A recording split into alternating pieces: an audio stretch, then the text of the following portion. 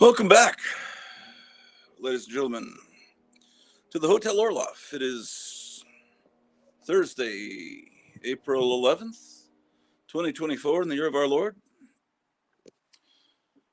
Well,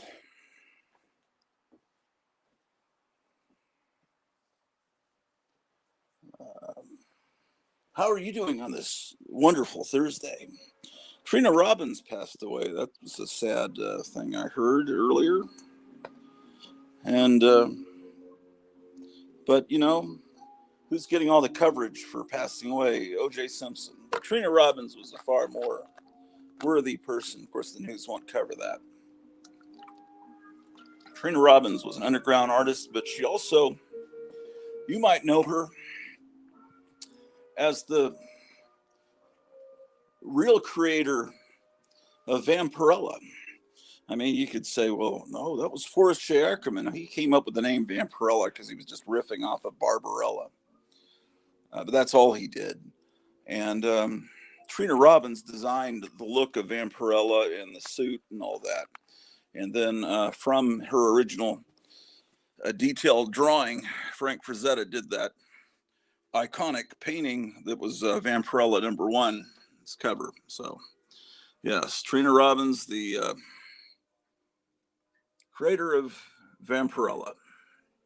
We'll give her credit for that. She was also a major feminist cartoonist and all that. And I think I've got some books by her. And she even drew a great, probably in the 80s, a great Wonder Woman miniseries, I think.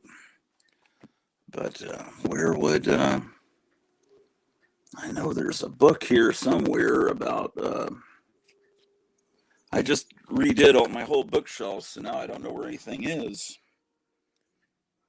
She wrote a book called Women in Comics. Man, where is that book? Anyway, if any of you want to come on, there's a link in the chat, or at least there was this morning. I don't know if YouTube scrubbed that or not. Is that it? No. Anyway, just trust me. Ramona Fraden was a great artist that passed away, I guess, yesterday. So how about that?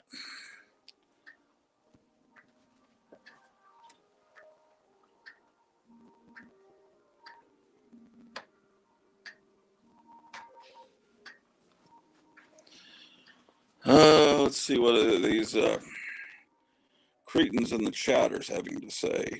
Let's see. Well, this isn't a cretin. It's Kevin at Gotham City Comics. I'm here at the store, he says. Graphic Man says, hi, Gotham. Anything wild arriving at your store today? And Gotham City says, Graphic Man, I got an original Topstone mask. And Missing Mars says, gratu, gratu, gratu. And my wife, Colty McNulty, says, I logged out of work for a minute to munch on something. Hadn't eaten all day. Missing Mars says, hi, Mrs. Gratu. And she says, overnight oats, the breakfast of health nuts. And she says, hello, our dear Martian. Munch, I meant. And the acquisitions of Dr. Five says, and so it begins. I was just talking to Dr. Fives. I was hoping to have him on tonight, but I don't think he can come on tonight. He said he could come on tomorrow night at 6. And I think he's the same time zone I am. So that would be tomorrow night at 6. So that would be good to come and see the acquisitions of Dr. Fives. And you need to subscribe to him because talking about Forrest J. Ackerman, I think his house is just as cool. Meyer Greenblatt says, R.I.P. Robbins. And my wife says, dang it, must go back to work. Toodles. Gemma says, did we lose Trina Robbins? Yeah, I'd heard she was sick for a couple of months, so that was something that was kind of coming. She was You know how she's an old hippie, so it says on Wikipedia her partner was instead of her husband. So I don't know if that means they were married, but her partner was, man, what was his name? He was a big comic book guy. I can't remember. I can't get to Wikipedia and research it because I'm doing this stream on my phone. So someone will have to tell me. Oh man, hold on. My phone is dying already. What are you doing there, Drew the dog? What are you sniffing, man? Whoop. Let's charge this phone up a little bit. So, the 11 pieces of filth in the chat. Identify yourselves. Who are you and why have you written on my wall? Let's see. One is Jumbo. Jumbo, you're welcome to come on if you're not at work. Myers at his son's house, and his son has got an amazing collection. It'd be cool if Meyer could come on with his son. We'll see how they feel about that.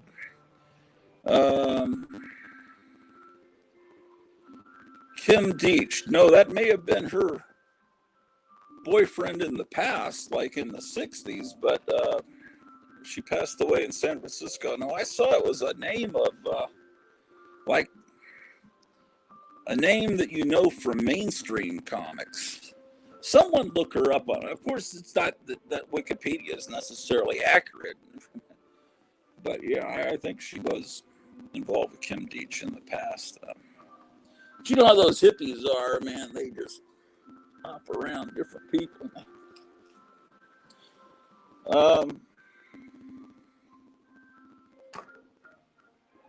She put out an underground comic for years that had women artists called It Ain't Me, Babe, or something like that, like the Turtle song, something like that.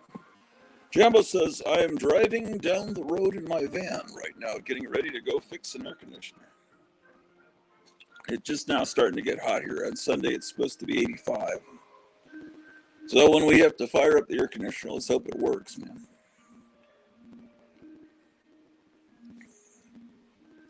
Yeah. Myers says, Steve Lealoa. Yeah. Yeah, I know that name, but from what I couldn't tell you. Oh, from Quack. Okay, yeah. So he's kind of there are the underground artists, then there are the ground level artists, and then there are the above ground artists that work for Marvel and DC.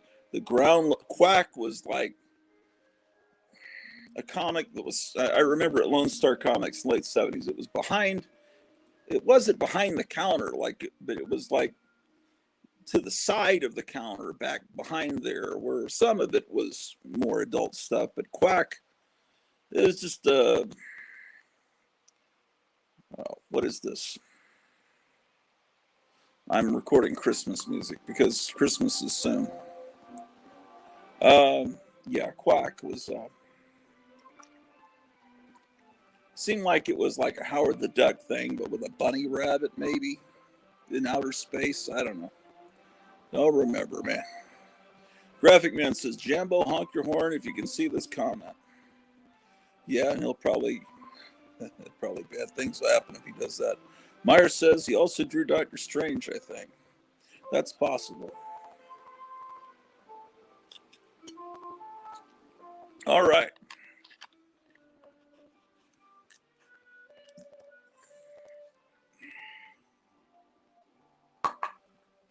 So, I'll put the link here again. Can't come on, going out to dinner with the kids. That's cool. Invite guests.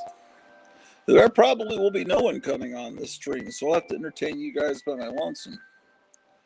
Let's see, copy. That's fine, but we'll have some guests tomorrow night. That will be wonderful. Post comment.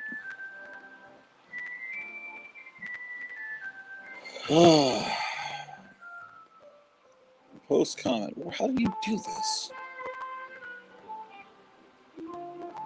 I see I have a package showing up. My email says it's a package showing up tomorrow that came from Illinois. So I don't know. That's probably something my wife ordered. I don't know. So,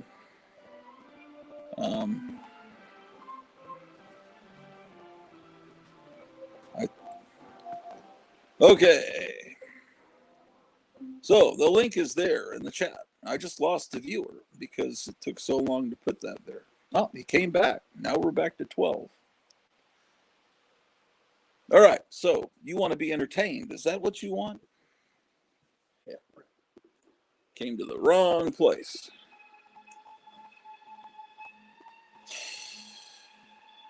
Should I pull out that? No, you all have it. The Wonder Woman 4-issue series from the 80s that was done by the art by Trina Robbins. You don't have that. You should get it immediately. Trina Robbins kind of had she was kind of upset with R. Crumb there. I remember she didn't like his sexism in his art. And I mean, she was very much a feminist, and she didn't like how she was a big Wonder Woman fan. She was not crazy about how Wonder Woman was depicted. When was that? Was that when were they? It seems like there was a British artist that was doing the covers of Wonder Woman in the 90s. They were really, I thought it was great art, but you know, it was kind of turning Wonder Woman into more of a pinup than I don't know. Those were someone would tell me the name of that artist. I can't remember the names of all these artists. Gratu, your package should be at your house Monday. Oh, cool. Yes. Man, some people are sending me birthday presents. I really appreciate that. Some of you guys are wonderful, and some of you guys are scumbags, but most of you guys are wonderful. Especially the ones that send me presents.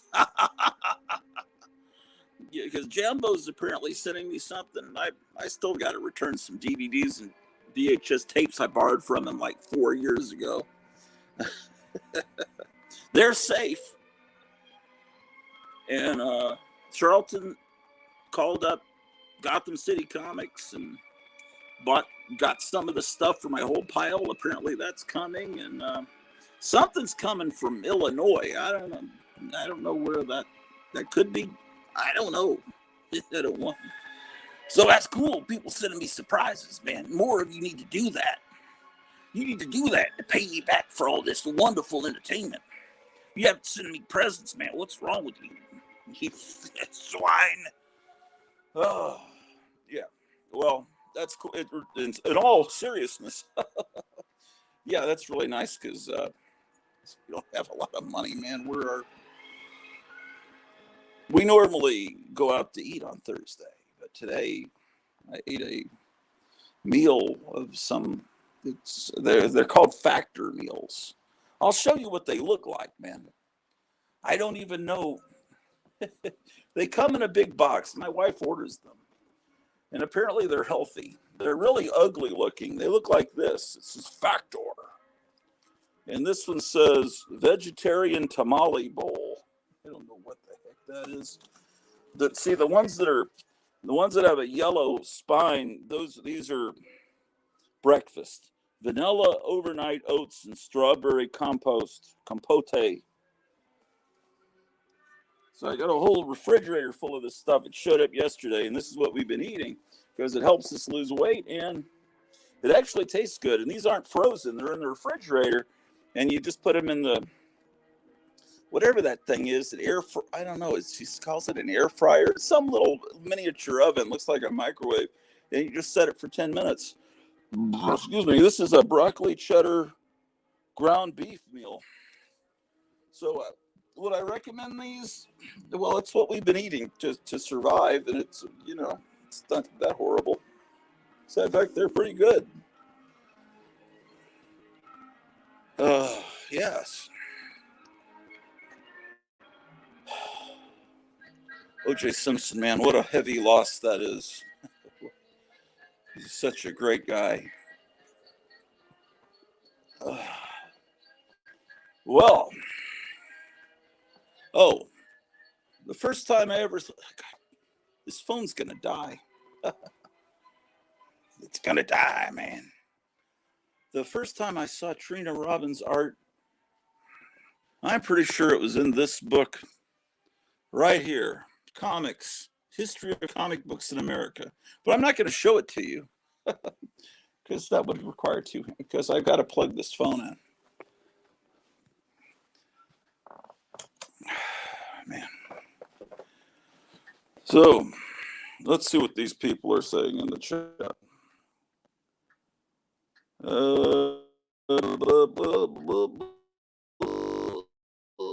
Meyer says, Lealoa inked Richie Rich. No, I'm sorry. Lealoa inked Rich Buckler on the HTD. Master of Quack Fu. Oh, Howard the Duck. Man, I don't know these acronyms. Howard the Duck, Master of Quack Fu. As soon as I saw Quack Fu, I wrote, oh, Howard the Duck. Jim Boy, honk my horn, Micah. And then Meyer Greenblatt, number 3, great cover and great issue. Yes, that was the first Howard the Duck I was able to find because the first 2 were snapped up by speculators, even back then. The acquisitions of Dr. Phibes. You should be getting a package from Gotham City Comics to your birthday. Are you kidding me? Man, you guys are, Jesus. You guys are really nice. He inked John Buscema on the interior. On the interior. That sounds very perverse. He inked him on the interior. Oh, man, that sounds just, yee. He shouldn't admit that in public. He inked his interior. Yes. Steve, that's where I know Steve Lealoa from Howard the Duck. And that's why he did Quack, because he was the artist. He was the guy that was okay. It all was making sense, and why Trina Robbins. It makes sense that she would like a cartoonist that did something like Howard the Duck. That's sort of anti-authoritarian, but it's not like R. Crumb kind of total. Yeah.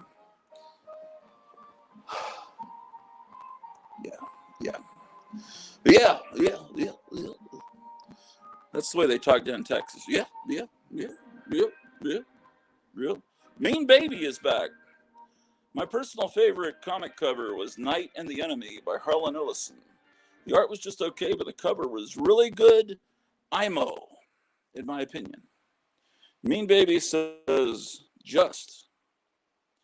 Oh, in the previous comment, he wrote Jut, but I didn't even notice it because your eyes just tend to correct that kind of thing automatically.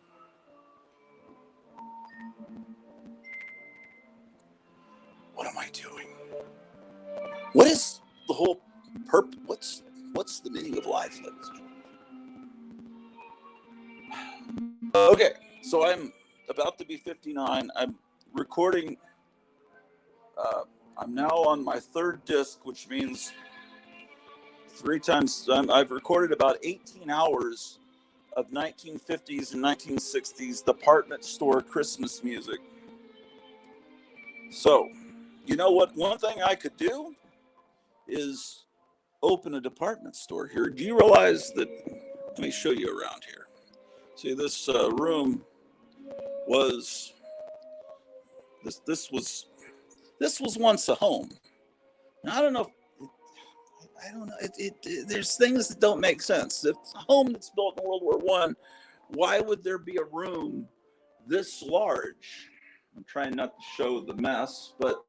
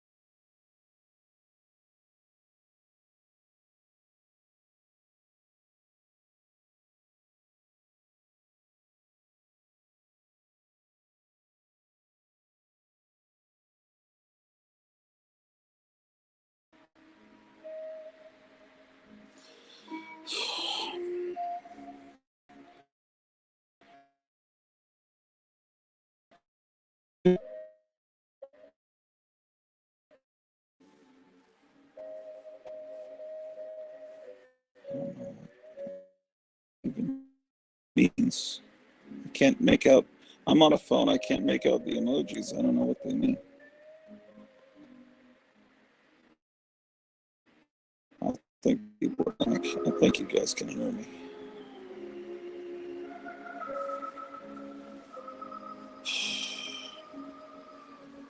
Right? You hear the music, but don't hear me, huh?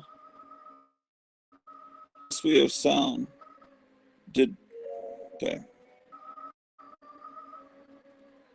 I don't know what's going on. Sound now. I think.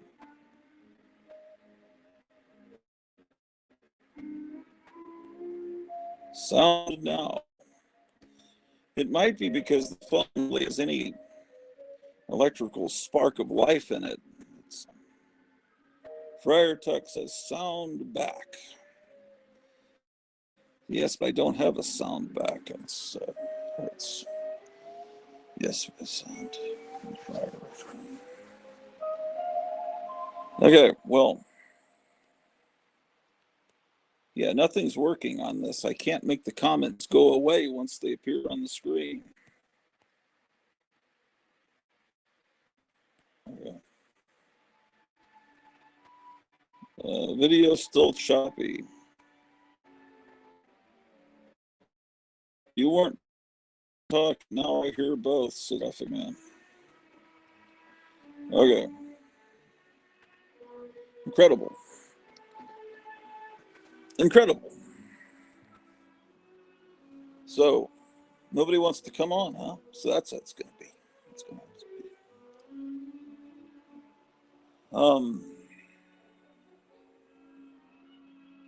What was I planning to do? I just realized I thought I had this freedom with this doing the StreamYard on the phone, and then I realized I can't not be plugged in for very long.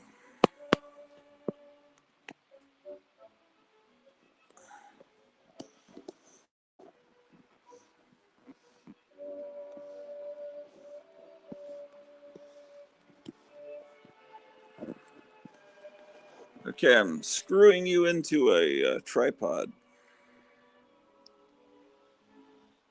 Meyer Greenblatt says, can you restart? Week back. No, what's going on is that the phone has hardly any charge. I don't know, man. It could just be my Wi-Fi. I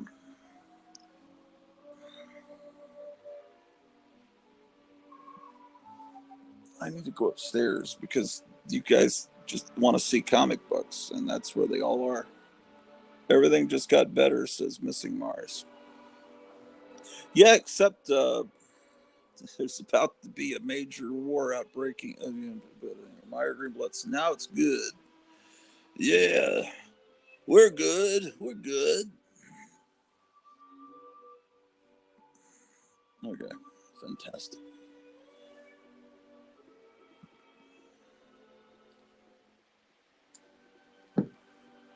All right. Shit. That would have been a perfect place to pause the recording on that. Fire Tuck video and sound great now. Okay, what I'll do is I'll stop the recording after this next song. Oh, man.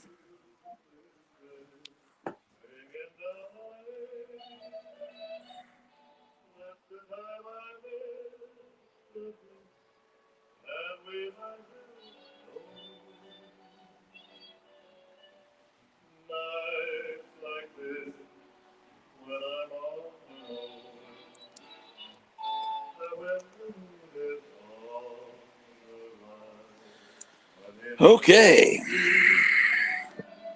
Well, what's creepy is, you guys know what happened to Ed Piskor, but every 2 days there's a new video that pops up on that channel. Even though he's no longer alive, they must have recorded I don't know how many episodes in advance, and it's really strange. And there was one that was really pretty interesting for me, I think yesterday, and it was like Mad Magazine. Oh, I gotta stop this.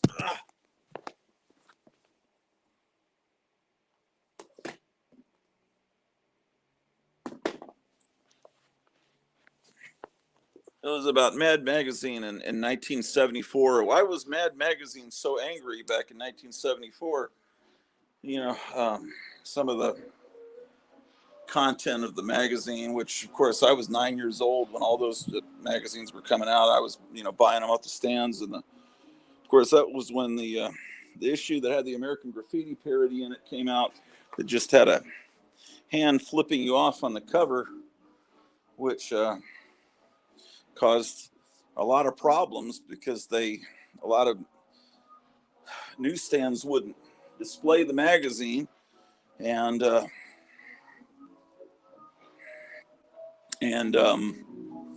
they had to apologize to subscribers. Imagine a kid subscribes to Mad, that magazine shows up in the mail, and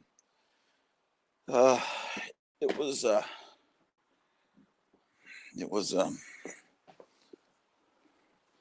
but that was a generational thing.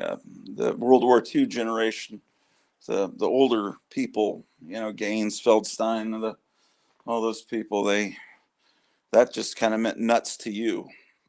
It didn't mean exclusively the F word to the people of the greatest generation. So, but by the 1970s, it pretty much only had that one singular meaning. And so, okay.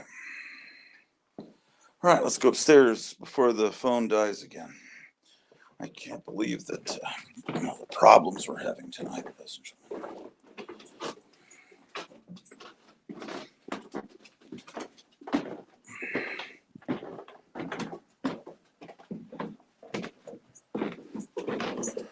It's been a weird week, ladies and gentlemen. Weird, strange, bizarre. Okay. All right. Okay.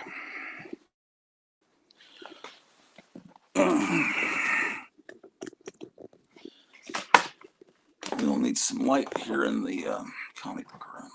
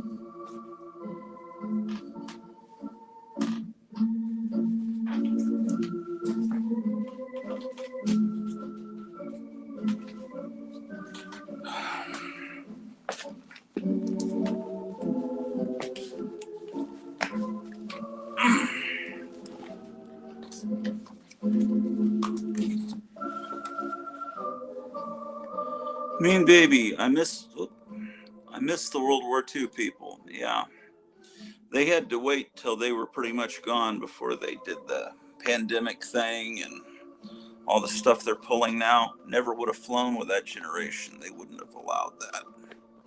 But now they've got a bunch of people that have been weakened with food they feed us, with our culture, with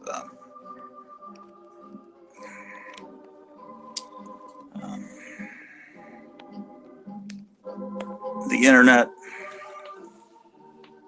All right. Fantastic. Okay, so I'm going to continue to try to file this comic, which I've had trouble with forever, forever few months because I can't find the box, the inbox back here. And despite the fact that it says Shield there, I pretty sure I filed this under N for Nick Fury. So actually,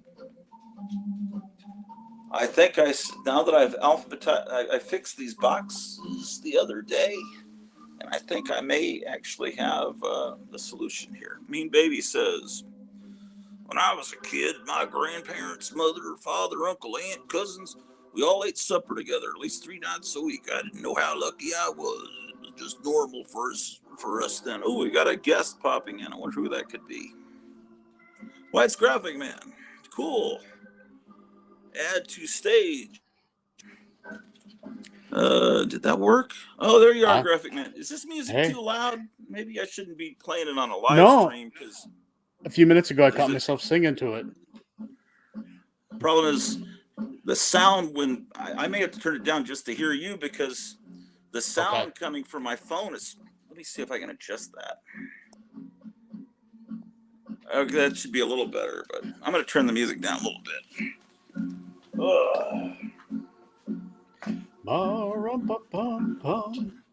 So what's up, Micah? Oh, nothing. I've just put something in the oven, and in about 40 minutes I'll get to enjoy it. So thought I'd drop in and say howdy to you. Yeah, what you cooking? I actually take fries and I bake them instead of frying them in oil. I just bake old fries and kind of eat them, with a little ketchup. Yeah, that sounds great. My wife likes sweet potato fries. She says they're healthier. Yeah. I don't know how much healthier. They probably are. Eric Breen says, "Hello." Is he singing hello? Yeah. Is that what that's? He's doing a hello like a. Oh, okay. Like an aristocrat. Some of these inside jokes I don't get. Oh, man. Move this Christmas decoration stuff.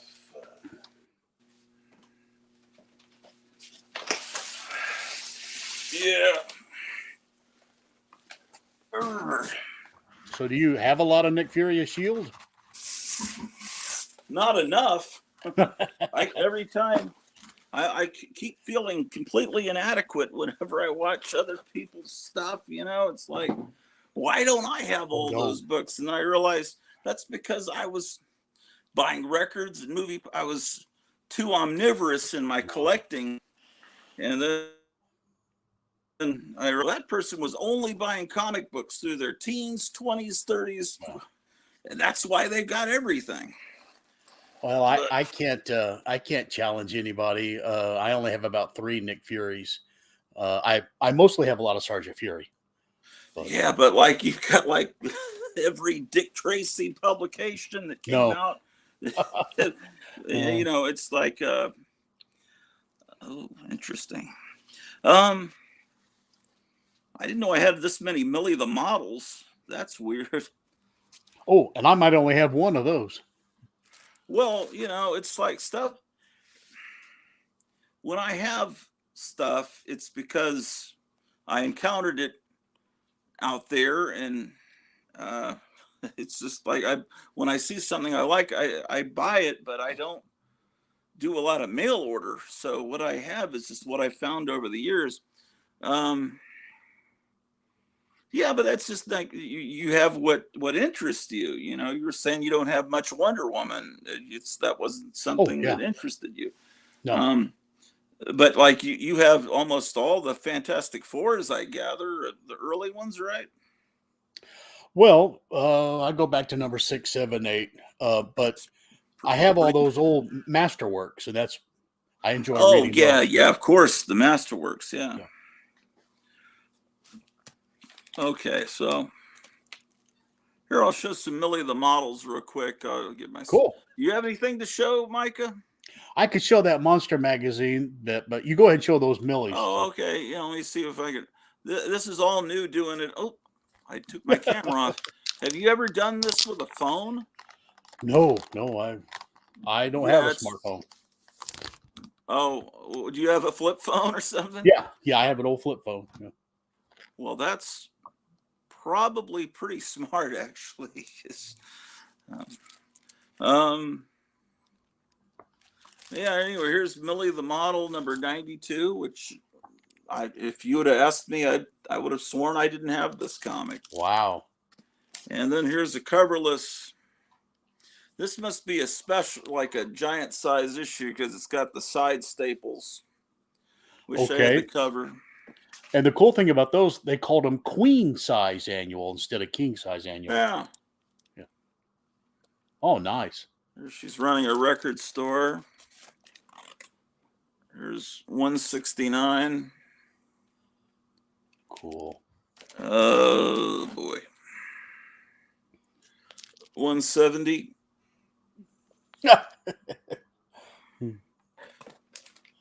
174. We're into the 15-cent era. When did I get these, man? Here's a great one that shows a drive-in movie theater.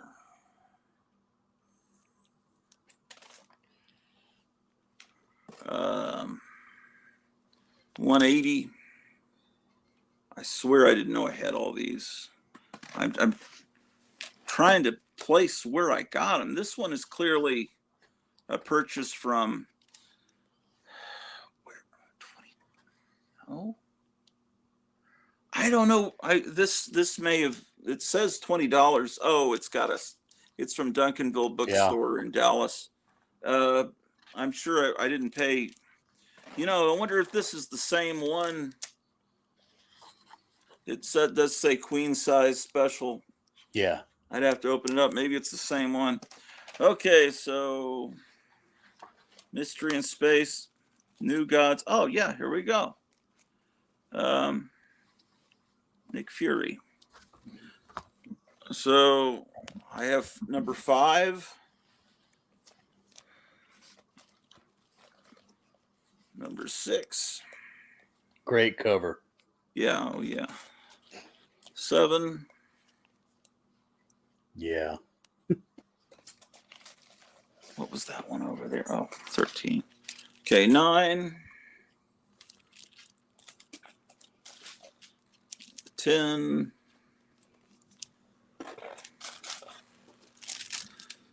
11. I hate holding comic books up. And then I'm putting in 13. So I'm actually getting something done here. Cool. Then 14. This one is a great Marie Severin cover.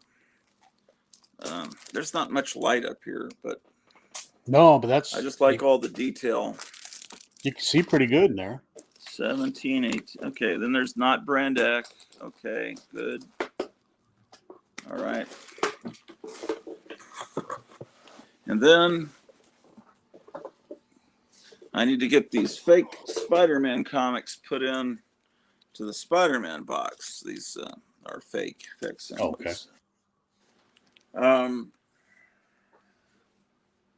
Yeah.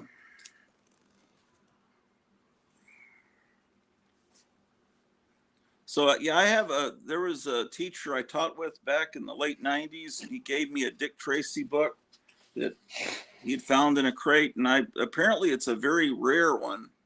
It's not in very good shape. I've probably shown it to you. I don't recall it. No. Hold on, let me find I'm trying to remember. Do I have? Oh yeah. Okay, so I put it under A for amazing. That's something I don't do in the Bronze Age boxings. I put all the Spider-Man under S, but then I realized, no, I actually put Peter Parker under P. I don't recall doing that. Yeah, I'll show you the Dick Tracy book in a second. I want to see your monster. Oh, were you watching the other day when a guy brought in some famous monsters into Gotham City Comics? I don't guess so. This is the Monster Bash issue with Gorgo. Yeah, I know, but you got it. It has Gorgo on the cover, right? Yeah, yeah. So a guy brought in some famous monsters, and Kevin was looking for ones that he needed, and I was telling him ones I needed. So I think he bought 3 of them. 2 were for me, and one he got thinking, because I thought, and he thought maybe you'd want it because it has Gorgo on the cover of Famous Monsters. Oh. So he probably can pop on and show it to you. But it's not like you have to buy it or something. It's just, we were thinking, well, if he just bought a magazine because I got the impression you were really liking it because Gorgo was on the cover because you mentioned that. Or maybe it just happened that Gorgo was on the cover. I don't know. Well, I like things that look like Godzilla or Gamera or something like that. Yeah, it's a great. Yeah, maybe there's people talking in the chat, but I can't. It's so tiny. The little people. Let's see here. I'll read your comments in a minute, chat people. Let's see. Adventures. Okay. So this is my pathetic Silver Age collection. Well, I've got a fake amazing adult fantasy 13. I mean, it looks real. It even has the price, but it's a J.C. Penney reprint from the 90s. So then there was no barcode. There was no barcode. Yeah, no, not they did great. The covers exact on those J.C. Penney reprints. That was awesome. So the oldest Spider-Man I have is 22. Okay. So I'll put this one in front of that. It's this fake one. Because I decided I'm just going to mix the fact. I was separating the facsimiles, then I just thought to heck with it. This is one I was looking for years because a friend of mine had it in 3rd grade or 4th grade. This is 32. And what am I trying to? Oh, yeah, okay. So 54. I mean, it's a pathetic collection. But I could never afford these, even in the 70s. 55. 57. Nice. This one I got just a couple of years ago. 58. 59. I guess I've got a pretty good run here right around in this area. 62. This one, I think you guys were showing this the other week, and it's really strange. It's signed by the person that owned it, signed their name, and it looks like an artist's signature. It's a very fancy signature. It kind of looks like Bill Everett's signature, but it's just the person that owned the comic, but they signed it in such a interesting way. I've never quite encountered anything like that. This one's not in very good shape, but I was happy to get it. Here's 65, 66. Oh, nice. 68. Okay, man. Maybe I have more than I thought, but because then it's up to 82. Of course, I have them all. I can read them all in other formats, but it's better to have the real thing. Here's 86. Okay, I'm trying to get in here to put this fake 101 in here. Here's 87. I got to take this coat off. I don't know why I'm wearing it. It's real windy and cold outside, even though it's not really cold. It's just the wind makes it feel. 94. Okay, we're getting there. 96. Yeah. Drug issue. And then, okay, so then I've got a fake annual #1, the facsimile. Cool. So I'll put the fake. This is when comics were $1.75. So this was done in the 90s, this reprint. So, and then I have #2. And then there's a fake one. This one is from the J.C. Penney reprints. And you can see that because there's a Stridex ad on the back. But if it's got a backing board and you don't take it out of the bag, you could be fooled. This is Yeah. Okay, wonderful. Okay, so that gets those two comics put in. All right, so what am I doing? Let me show you the Dick Tracy book, and then I kind of want to go downstairs, so I'm gonna turn off some of these lights. I'm just not thrilled about being in this room right now.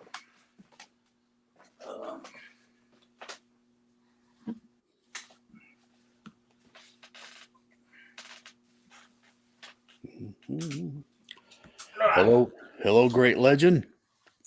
Oh, is he in the chat? Yeah. And Paulo and a few others. Yeah, everything's microscopic on my iPhone screen, so it's a whole nother challenge. Okay. Yeah, I'll click on all the chat here in a second. All right.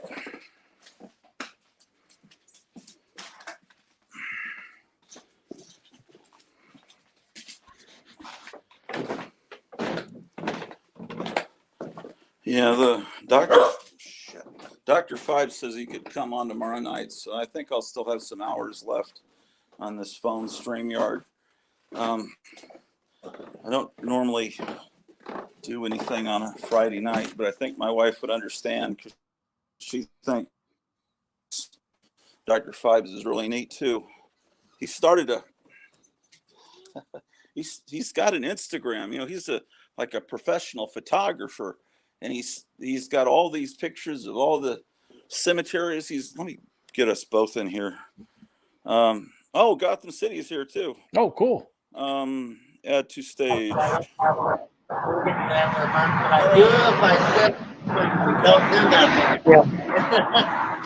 right, David. I'll see you later. Yep. See ya. He must be on the front porch of his store. How you guys doing? Hey. Good.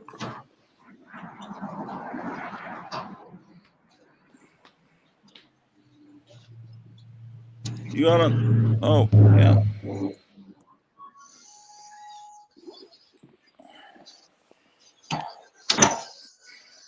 Friar Tuck says, slice up a potato into wedges, drizzle with olive oil, salt, pepper, bake for 20 minutes at 425. Probably Paul good. Says it's close to midnight. And then he says it's a Michael Jackson song. Okay. Eric Breen says, I'm sure you meant to say governor works. Instead of master I forgot work. to show you the Dick Tracy book. I don't know what he's talking.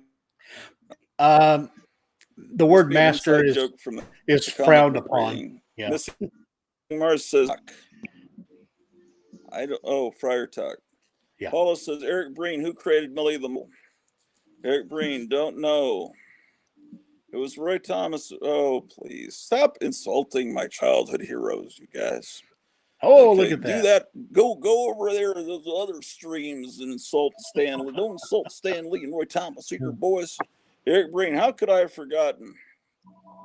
I mean, I'd rather just look at my childhood with fondness and not bask in how shitty a person Stan Lee and Roy Thomas were. But if you want to talk about O.J. Simpson, I'll entertain that. Paula says that it couldn't have been Ruth Atkinson because no woman who ever worked in comics before Kelly. I have no idea what he's even talking about. Eric Breen says, well, duh. And then the Great Legend Show says, Sir Gratu, good evening. And the Great Legend Show says, hey, fossils in the chat. Eric, Paula, Graphic Man, MM. I guess that's Marilyn Monroe. No, Missing Mars. Friar Tuck, Jambo, everyone. Hey, Gullis. Great Legend Show. Yeah. Okay. I missed all the other Great ones. Legend says, same, my iPad screen is only a little bit bigger. My vision and hearing are going on me. Legend, what's cooking, says Friar Tuck. And Great Legend says, tonight I am making calzones with chicken inside. Going T9, be great. The dough is rising. The Great Legend says, Meyer G.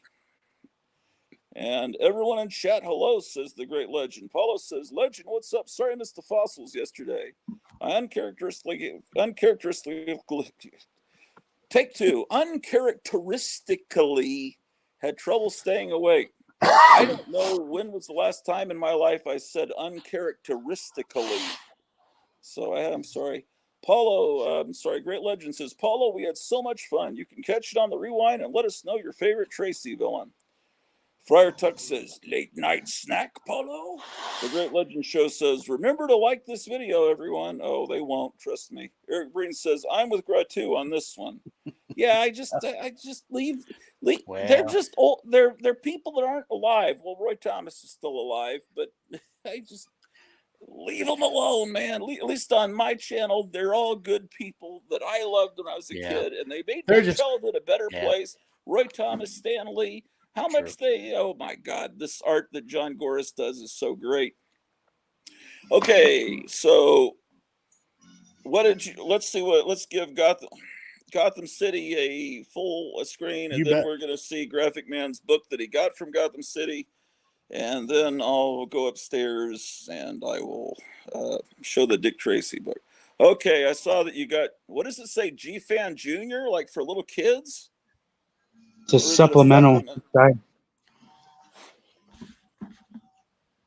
Is it? Oh, it's in the book, like a weekly reader? Yeah, sometimes they'll give you a poster, sometimes a little supplemental magazine. Yeah. The cover is really shitty, though. It looks like some fairway art.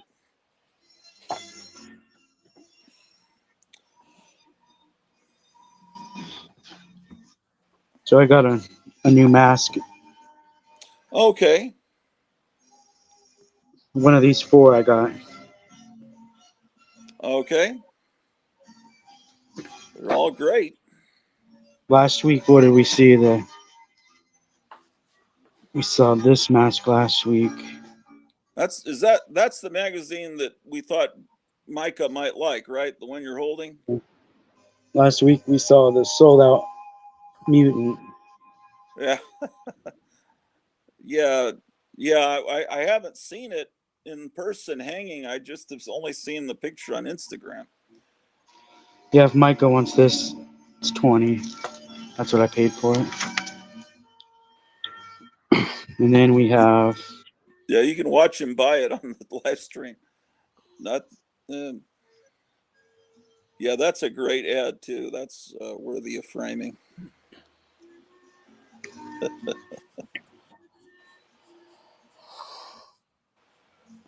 Oh, and I got these all put back together. Oh, yeah, he looks pretty good. I ordered a card back for him. I can put him in the package. Oh, wow. How much does that cost? It was like $13. Oh, man, maybe I should have one for mine. Let's see. The Great Legend Show says, Roy Thomas, I've talked to him, told him I love some Firestorm, currently collecting Firestorm. I love it. Paulo says, relax, Gratu, saying Roy Thomas created has also become a joke in the Geeky Puppet Show. That's why I thought that said something else. Roped in Eric. Yeah, well, I don't know the inside jokes in the Geeky Puppet Show. That's what that looks like, huh? Yep. Man, that's this one's been foam filled, otherwise it would have been deteriorated by now. Oh, so that's an actual authentic one that someone preserved that way, huh? Yeah. He's professionally foam filled. Wow, I didn't even know about that being a thing.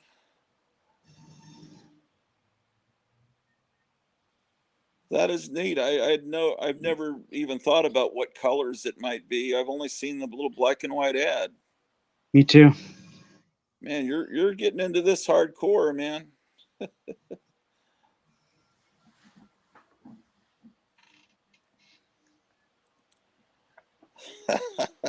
Joe Biden.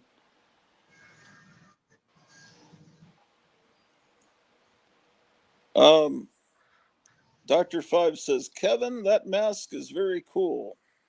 So Dr. Fibes, I can't look at Instagram, but you were saying tomorrow at 6 would be a good time to come on. Is that correct? And are you Central Time? I think you must be. Is Michigan Central Time, Micah? I don't think so. Oh, Great See, they Legend even Show put says. felt. They even put felt under the eyes, black felt. Oh, that's cool. Man, it's starting to be like undertakers are taking care of these masks.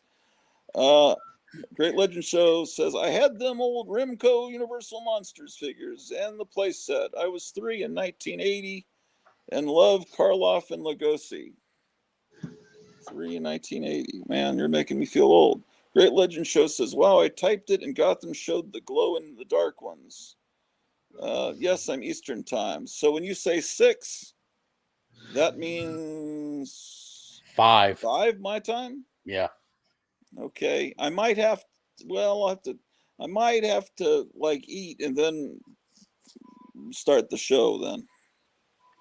Hey, could you show us the DC facsimile that came out this week? If you still have any for sale? Brave and the Bold. Oh, that one. Nice. Now that's it in my hold pile. Yeah. Okay, but didn't you also get the first Sergeant Rock? No, that one's new to order this week. Oh, you were showing me a picture, not something that you actually had in person. Oh, look at that. That's so beautiful.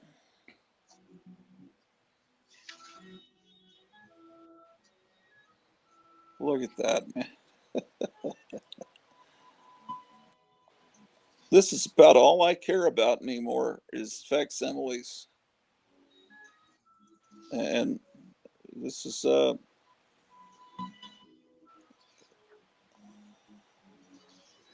it's about the only thing that's good since Joe Biden became president is facsimiles coming along. He says, yes, I'm Eastern Time. No worries. Later is better for me anyway. The Great Legend Show says, I love a good facsimile, a paper time machine, amen. This friend of my wife,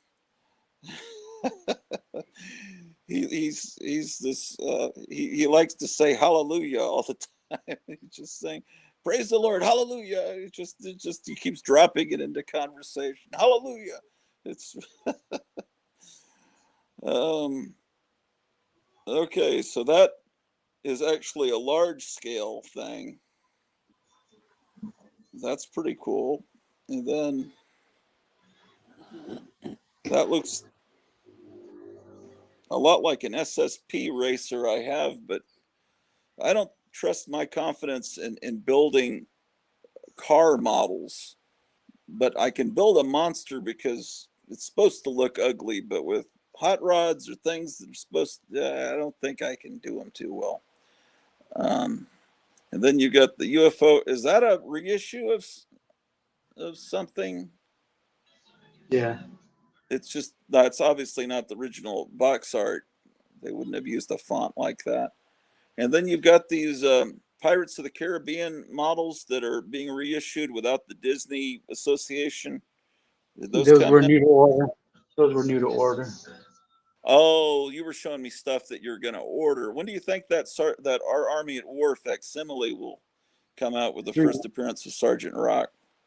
3 weeks. Oh, okay.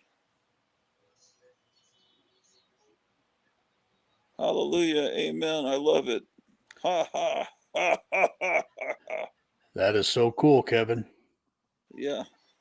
It's just, yeah, but will your wife let you hang it on the wall, Micah? I don't know. In the dining room. I mean, it's beautiful, but Yeah. I don't think many wives would think it's beautiful. She'd let me hang it before she'd let me hang that. Is that a sign print?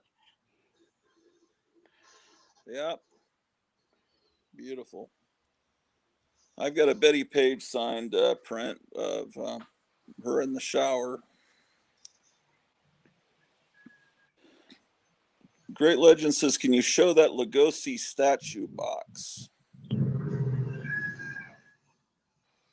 don't know what he's talking about. He's talking about the retro go-go ornament. Oh, okay. Yeah.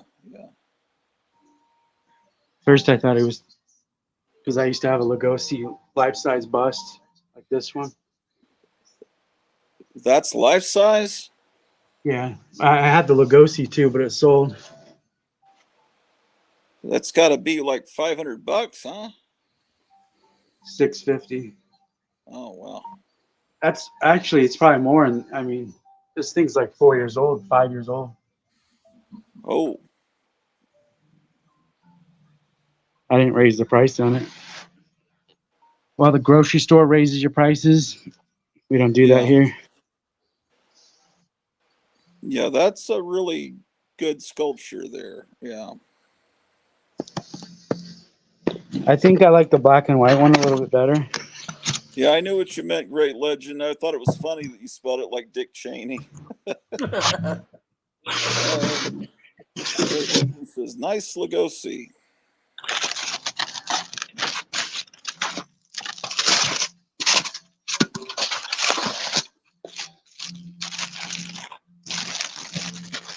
Is this supposed to be a Christmas ornament?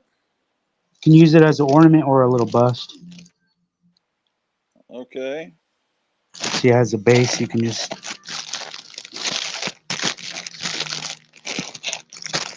You can put it on the base, or you can hang it from the tree. I wouldn't hang it from a tree. It's pretty heavy.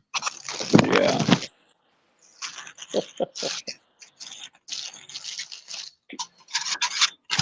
I think the black and white one's better though. Yeah.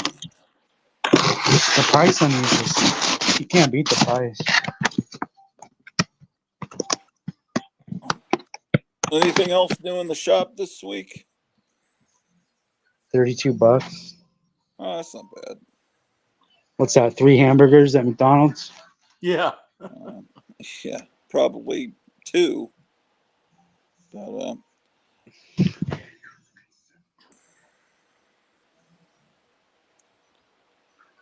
Yeah, with the price of food, it's easy for me to sell stuff now. yeah. So I'm selling you And stuff that you can have something to show for it. You could buy this for yeah. you could buy this for the price of a cheeseburger. $10. Wow. That looks like real damage on the cover. Oh yeah, look at that rust. Yeah. Yeah, I mean, it really looks like maybe is it like a foil cover? It really looks like 3D No, paint. it's spot peeling. it's spot gloss. They call it spot. They call it spot gloss, where it's matte and gloss. Okay, on camera it looks like That completely part is, real. yeah, that part's gloss, and this part's matte, so it kind of pops Oh, I out. see.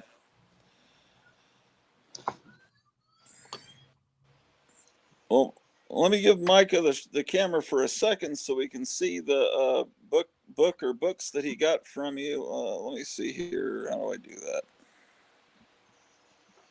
Well, Kevin's already seen all this, but for the people watching at home, I just couldn't resist this cover. So Yeah.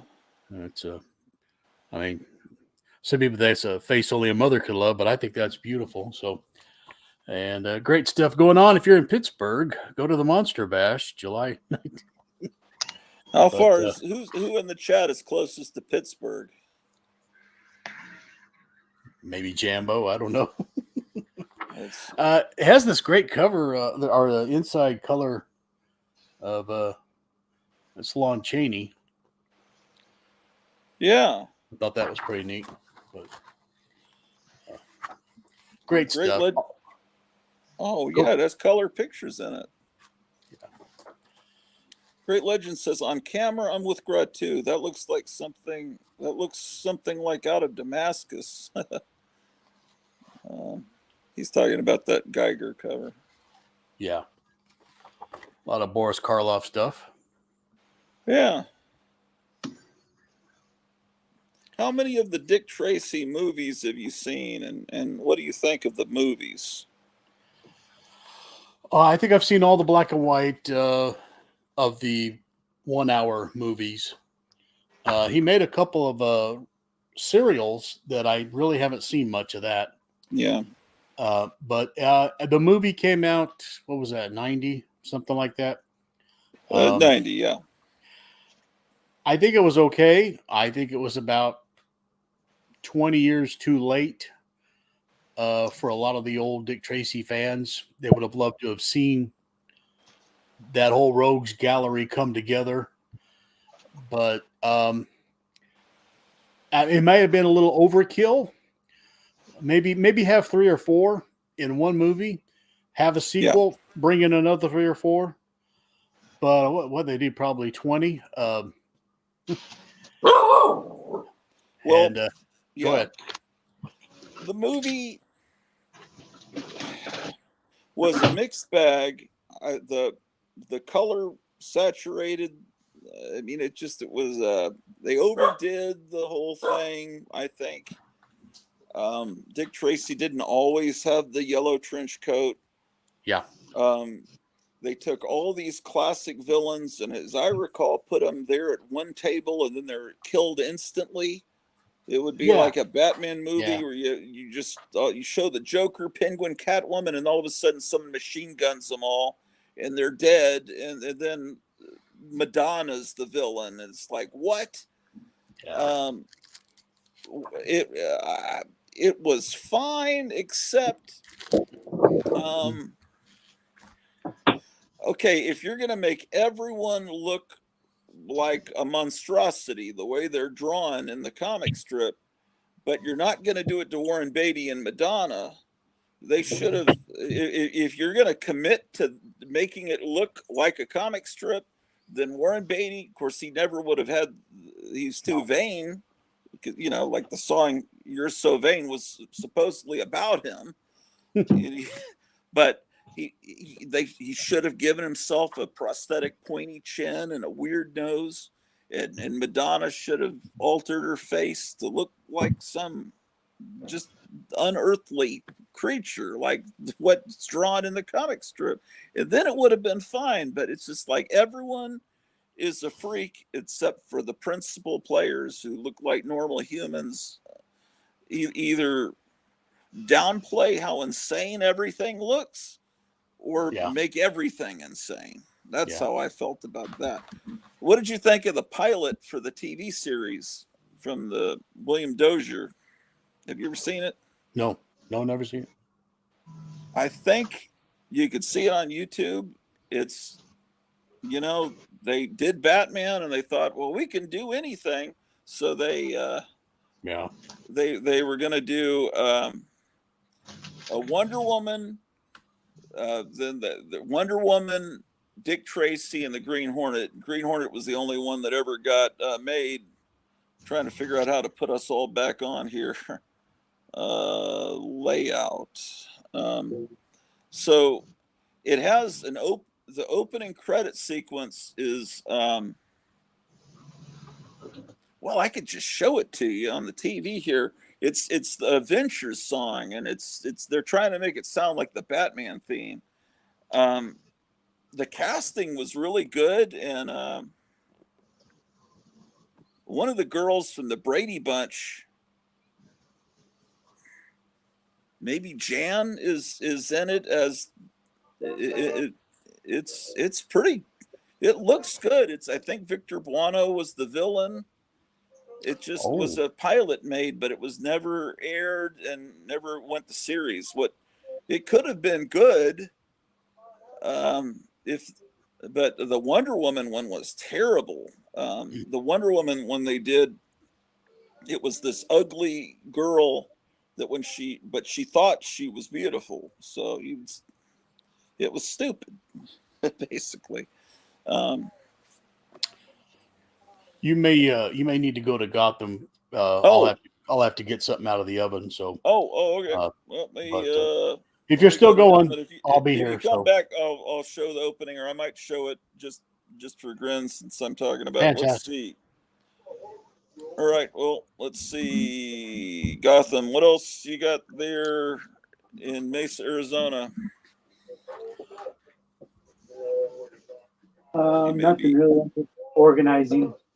Yeah. You guys sure have hit the news. I think that it's a setup, what's going on politically in Arizona, that the other side has passed an extreme uh, law to discredit the MAGA people, so they could say, "Look how bad these MAGA people are. This set women back to 1849." Is the way they're portraying, and even Carrie Lake is even saying this has gone too far. So it's let me. How do I do this stupid thing? I guess. Okay. What are people saying here? So Dr. Fibes has gone to the Monster Bash several times, and it's a great convention. Where's the Monster Bash usually held at? Great Legend Show says, I'm a fan of the second Black Cat with Lugosi and Karloff. Such a creepy movie for that time, yeah. And he says, please like this video. It helps with the algorithm, and you get more Sir Gratu. You can't ask for anything better. Amen. Hallelujah. Um, yeah, I don't know. I don't think much is going to help my algorithm. Okay. Oh, so YouTube's doing something weird where they're putting like screensavers on it. It says relaxing oceanscapes. I've never seen them do that before. Okay, so what I will need to do here on YouTube,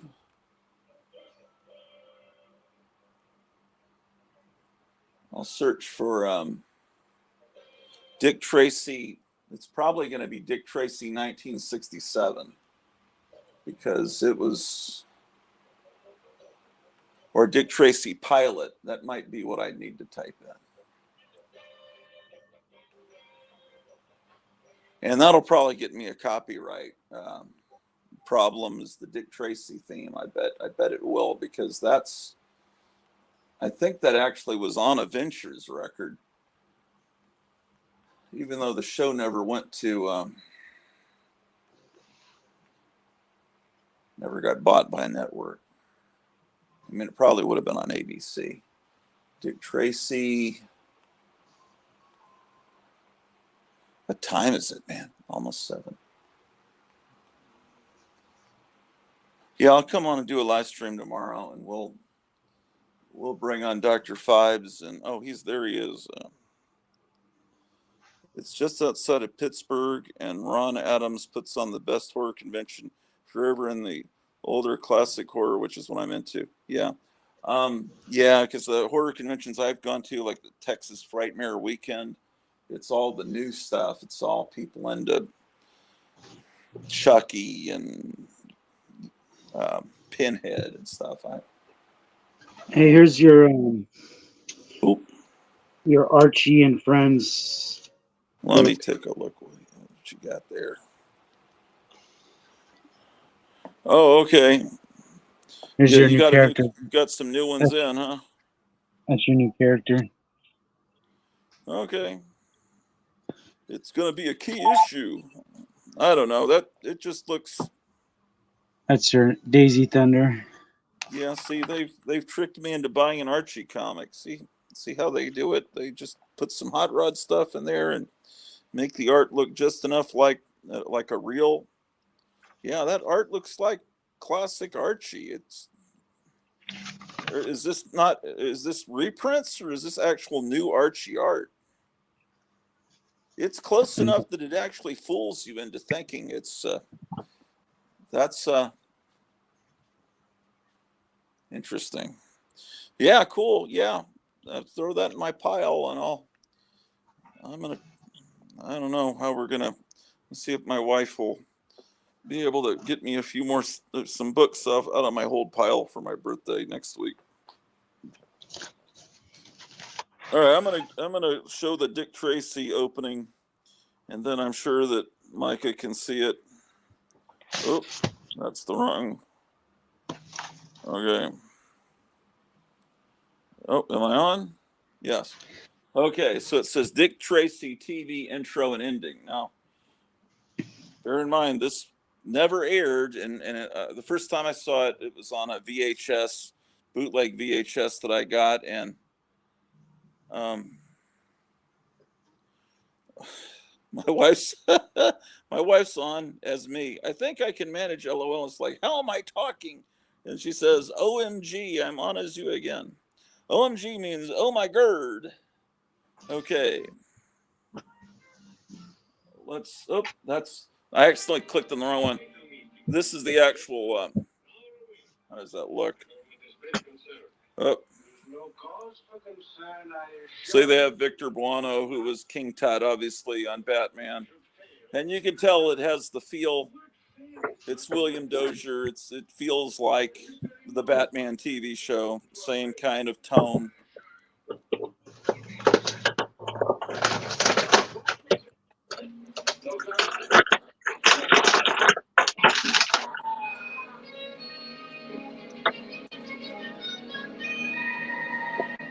Hurry, we're being watched.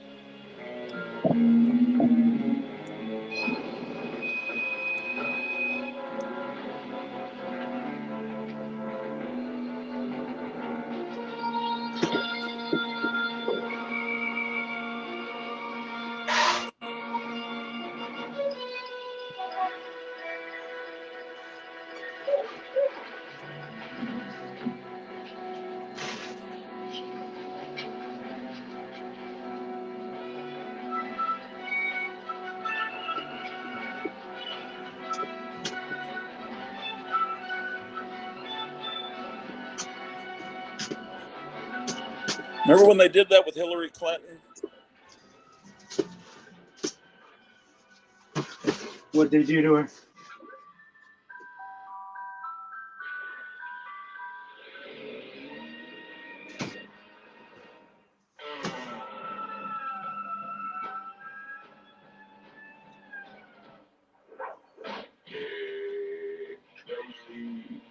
He's a good cop. He's a good cop.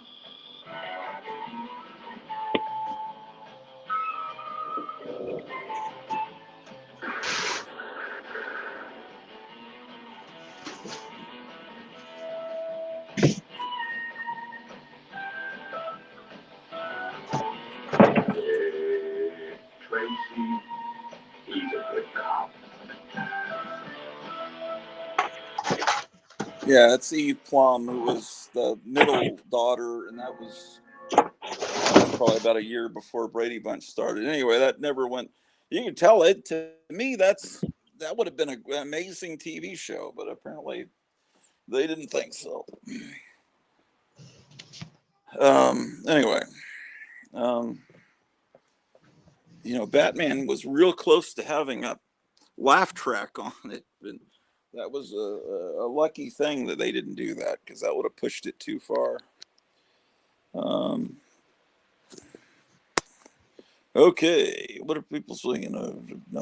Nothing at all. Okay, let's go back to a layout of people. So what do you got there? Let me see. Okay, we should always have the camera on at Gotham City, because what is is this the new pulp Batman thing? What is this? Oh man, they keep freaking tricking me into buying new shitty comic books. But is this? It might be. The art's pretty good. The writer's pretty good. Yeah. You pulled the first one for me, or maybe you didn't. I don't know. Yeah. Did I ask you to Yeah, pull the first one? Yeah, you did. Remember?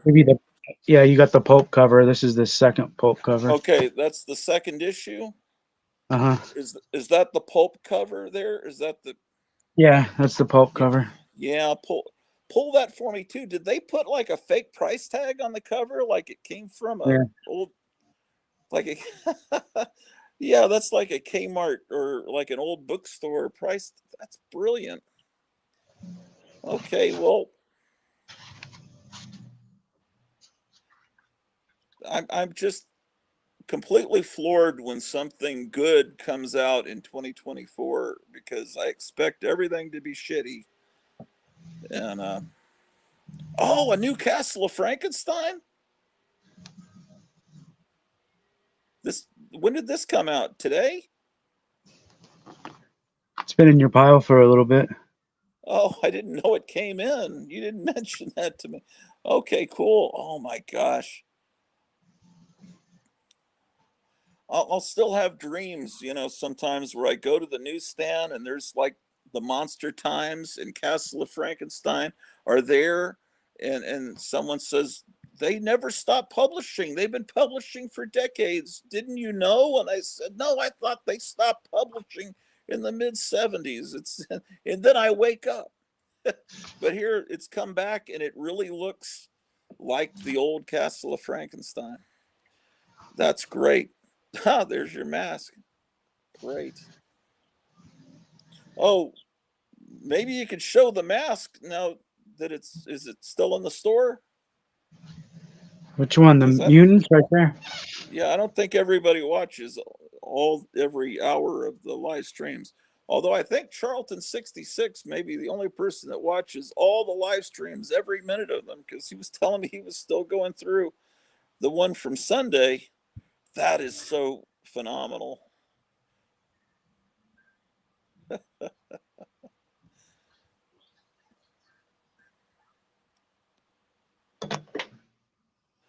Um, You got Dr. all these Five organized. says that was amazing. I agree that it's too bad they didn't do that TV show.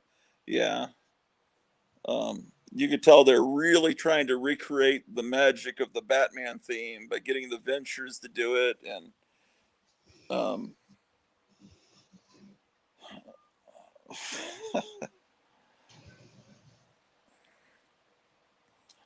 I'm trying to get my friend Randy to come on one of these streams. My wife and I talked with him the other night.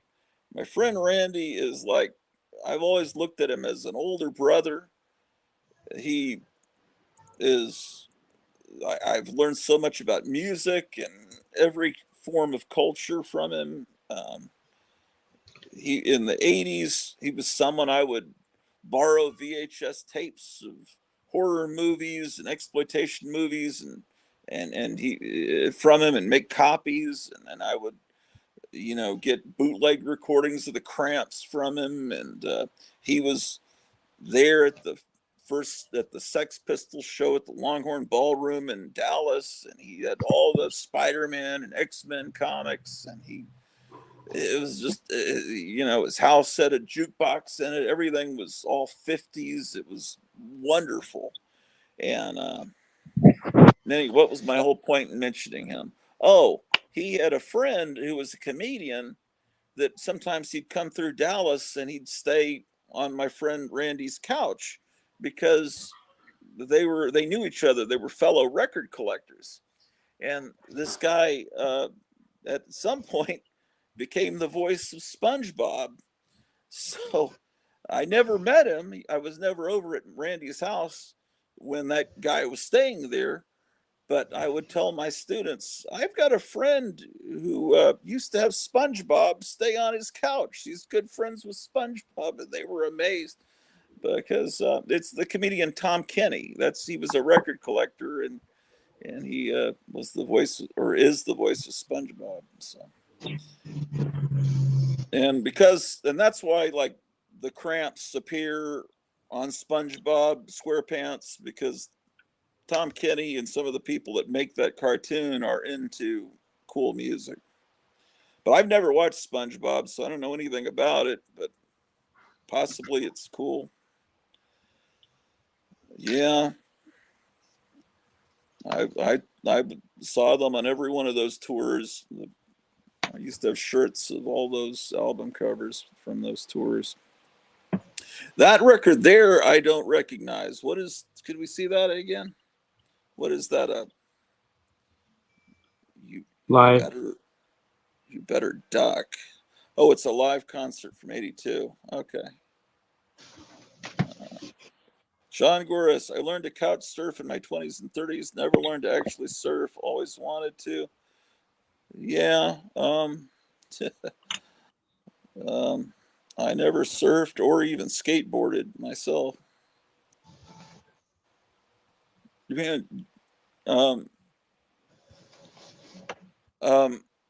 couldn't legally do it, John, but if you, well, maybe you could. What I'm trying to hint at is you've got these brilliant cartoons you've done of Ghost Tank, and those stickers that you're sending to Kevin at Gotham City of Batman. If you were to do a Batman cartoon, an animated Batman, that would be so great. I mean, I don't know what the legalities of that are. If you're not making money from it, I don't know. It seems like you could do it. I see fan-made Batman movies on YouTube. But I mean, it's not your creation. It's like Ghost Tank is your creation. But boy, would that be cool if that art you're sending to Kevin, if you could animate that, that would, I think, be incredible. What do you think, Kevin? You think that would you agree? Yeah, I'd play it in here. Oh man, yeah, those Batman drawings are great. What has Series been the 2 big seller today in your store? Series you 2 got of the these new guys. wave of those, or is that the old? That's the old wave. Next week they'll be in. Oh, okay. All right. Oh, shoot. What happened? Oh, yeah, there he is. I don't know if you can hear me. I Oh, was saying next week they'll be in Series okay. 2. If you guys want some, I know I have to talk to Captain Strangelove, see if he wants a set, because he got the first set from me. Yeah. This is your box and right here. Okay.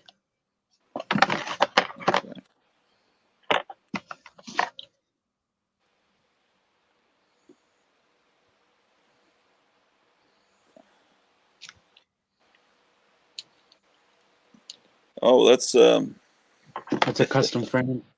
Yeah, that's neat.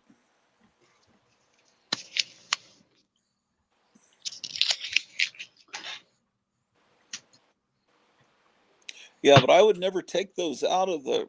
That's one toy that I would never take off the card, because the card is over Card shows the 50% of the coolness. Yeah, because you might not know who it is otherwise. Yeah. Yeah, it just. John Guerra says, that's an idea indeed. Been itching to make a Batman sketchbook. Never thought of animating it. Intrigue. That and stringing all of your Ghost Tanks together, at least even in a playlist on YouTube, so that people could watch it all like it's a feature film in order, would be another thing that would be really easy to do. Of course, Captain Strangelove pointed out the little thing on the back that You want to says, read it? what does it say? Okay.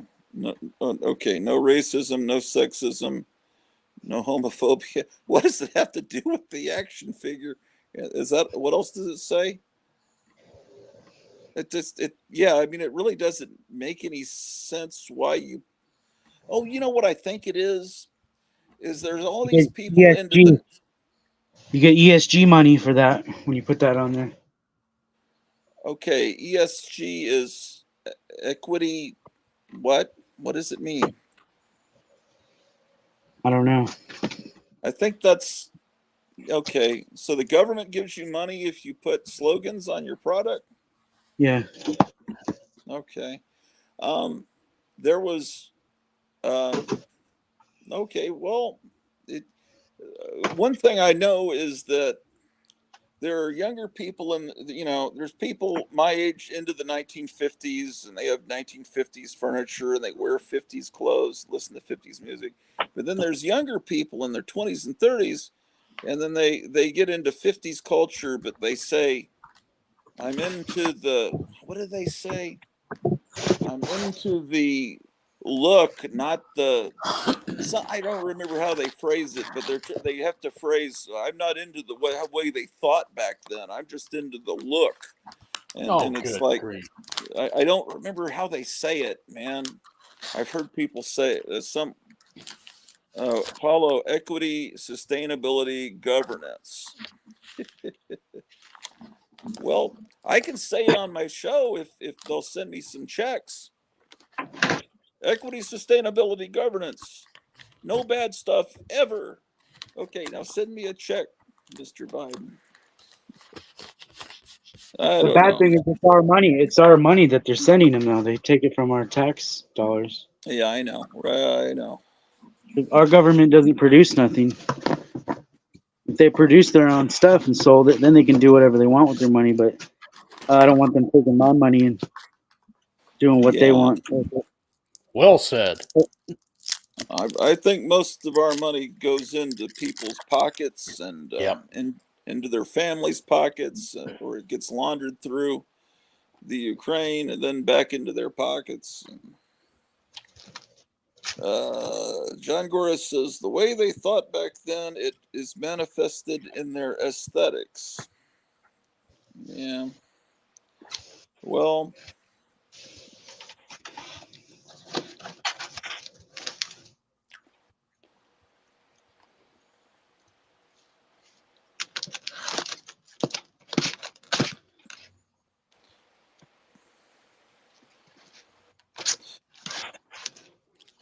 you still have, is this like your own stuff? What is this pile?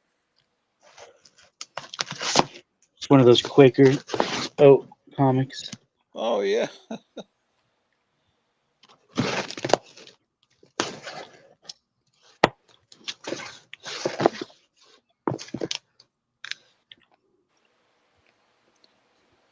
There's a Oh, I Wheaties. remember you showing that one. That's a There's a real Wheaties. pricey one, isn't it?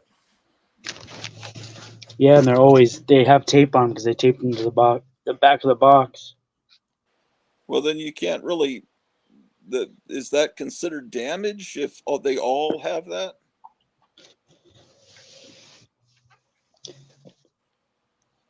Maybe you could remove it without damaging it back if you did it back then, Yeah. If you knew what you were doing. But this kid, he probably wanted to read that thing so quick, so he ripped it off as fast as he could. I think he ripped the cover doing it. Oh, yeah. Oh, wow. You're right. What is the Unknown Worlds there? I bet that's expensive.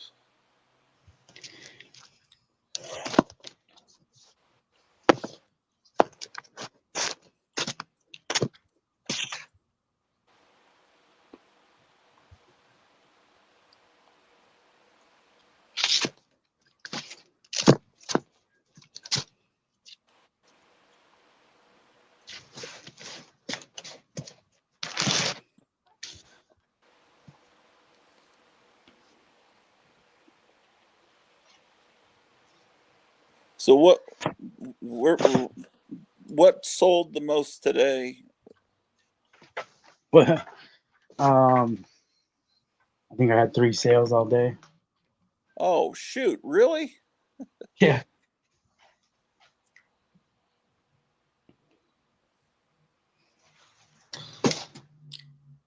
Oh, it's not New Comic Day. Today's Thursday. What sold the most yesterday?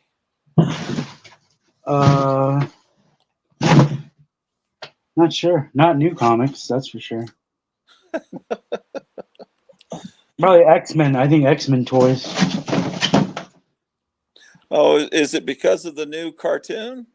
Yeah, X-Men toys are selling good. People are saying it's actually a good cartoon. I'm hearing people say positive things about it. What are your customers saying about it? Anything? They say they like it. Oh.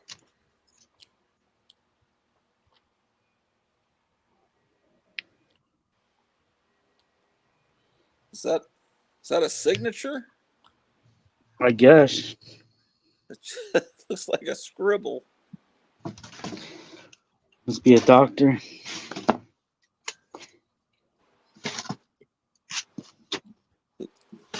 So, Micah, Charlton's coming on next week, huh? You bet. Yeah, I was talking to him last night on the phone, thanking him because he sent me a package, but that's apparently coming soon. And yeah, that's going to be cool. So it's going to be all westerns. Yeah, I'll show my usual Edgar Rice Burroughs stuff at the beginning, but yeah, he's got his new camera and new microphone, and so he's all set up now.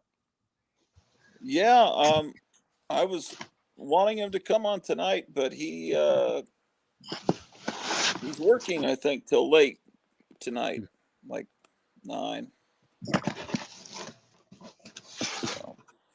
I'm signed too.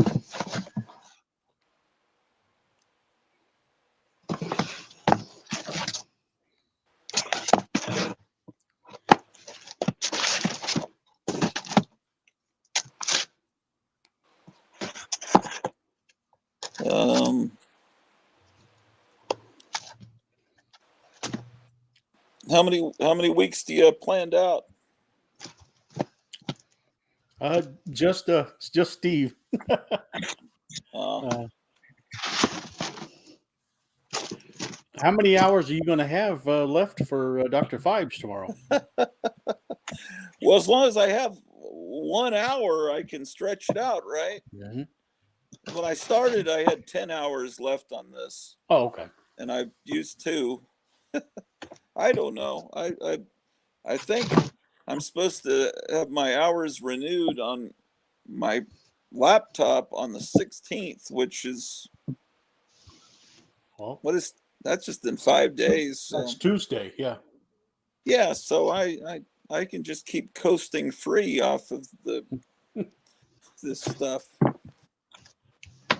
I don't know.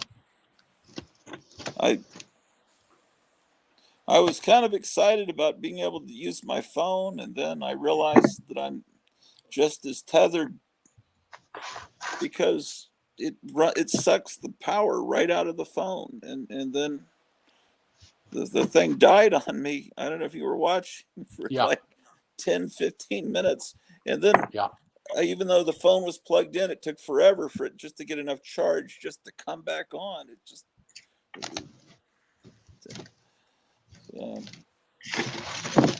what is I'm not really sure what this means. Kevin Everson says Eastern.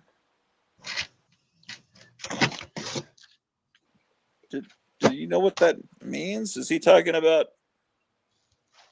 the time zones? Dr. Fibes is on the Eastern time zone? About an hour ago, you asked, is Michigan in the Central time zone?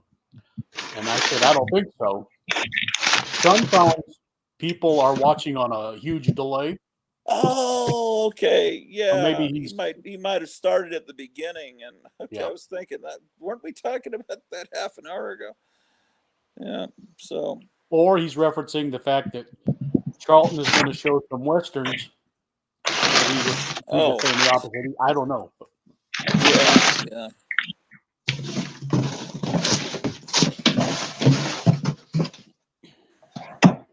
Do you think of a person and then try to think what would be good for that person to show, or do you think of a thing you'd like to talk about and then think what person would be good for that? Which way do you go, or either way? I think you'd be great for models, or little action figure models, or Aura, or Polar Lights. Okay. Yeah. I mean, yeah, I don't know. Yeah, I've got it seems like whenever I've done episodes where I show models, it's like I get half as many viewers. I don't know. I probably aren't, I'm not promoting them right. I don't think some comic book people maybe don't like that. I don't know. Let's see. John Goris says, Gratu, do you got the Night's Inn motel chain in your area? Had to stay in one recently. Night's Inn.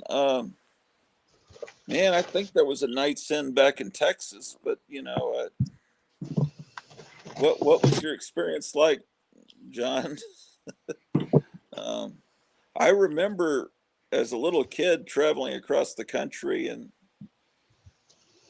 it just seemed like it was glorious to stay in a motel. Some of them just going into the lobby, to me, it was like going into a castle, and the air conditioning unit there, the hum of it, and how cold it would make the room.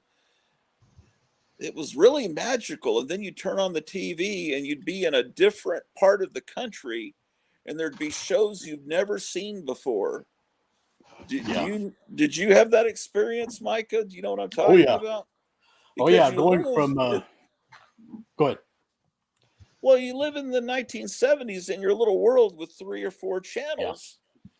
And then you hear from your older brothers about shows like the Addams Family, and I'm into Dennis the Menace, but I hear there's a Dennis the Menace TV series, but I've never seen it. Thank God I never saw it until later because it was so bad. I just hated the actor that played Dennis the Menace, Jay North. But you would go and then you'd see cartoons that you've never seen before because they just weren't syndicated. The local stations didn't choose that particular thing. And you just see things that was different. And I would pick up all the brochures in the lobby for the whatever cavern was near there or whatever museum. It was just a magical time. And one of the most magical things about it was, and this is something destroyed by I really think this is when everything went bad in America, is when the Holiday Inn signs were taken down with the beautiful neon and seeing those signs along the roadside. It was just beautiful. They banned neon out here for a little bit, and then they brought it back. Yeah. So they got rid of all the cool neon signs on Main Street, and then, like recently said, you could bring them back. Yeah, it just seems like I remember a lot of neon when I was a kid in downtown San Antonio. To me, it looked like Broadway, and there was even a street called Broadway. But then at some point, everything was plastic signs with fluorescent lights behind them. I guess it was cheaper, but it was sure ugly. Gary Davis is here. Oh, cool. I remember being introduced to Ultraman for the first time when we experienced cable TV on vacation in Reno. I don't think I saw Ultraman until I was maybe out of college. John Goris, on my to-watch list is some documentary on the maker of Dennis the Menace. Allegedly, he was a real SOB. I don't want to believe that. I'll watch the documentary on Hank Ketchum, but I just get so sick of everything has to be torn down. I don't want my idols torn down. What are we looking at here? That's I Venus. better give you the damn solo layout here. Okay, what is this now? Oh, you already have your free comic book day books already? Seems like every week I get a few different titles in. How much trouble would you be if you snuck some of those out to some of us? You're not supposed to do that, right? I better not say this. Listen to me doing it on live TV. I think what an idiot it's I not am. really. It's not really new stuff. It's all reprints.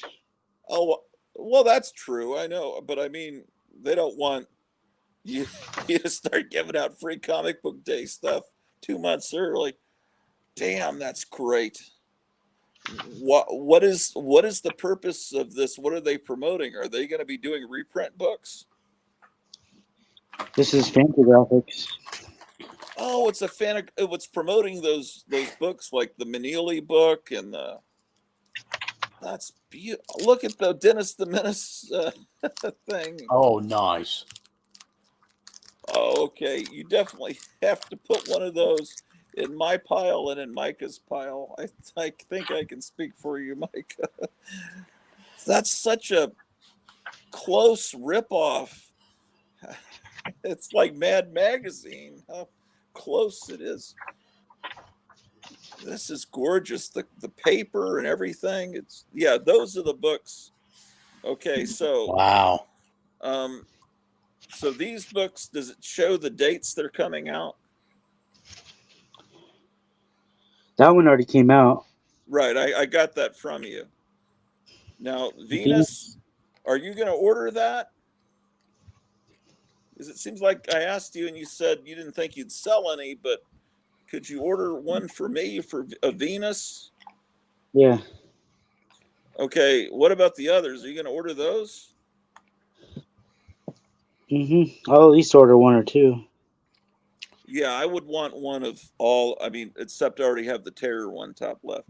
Okay, so that's what they're promoting.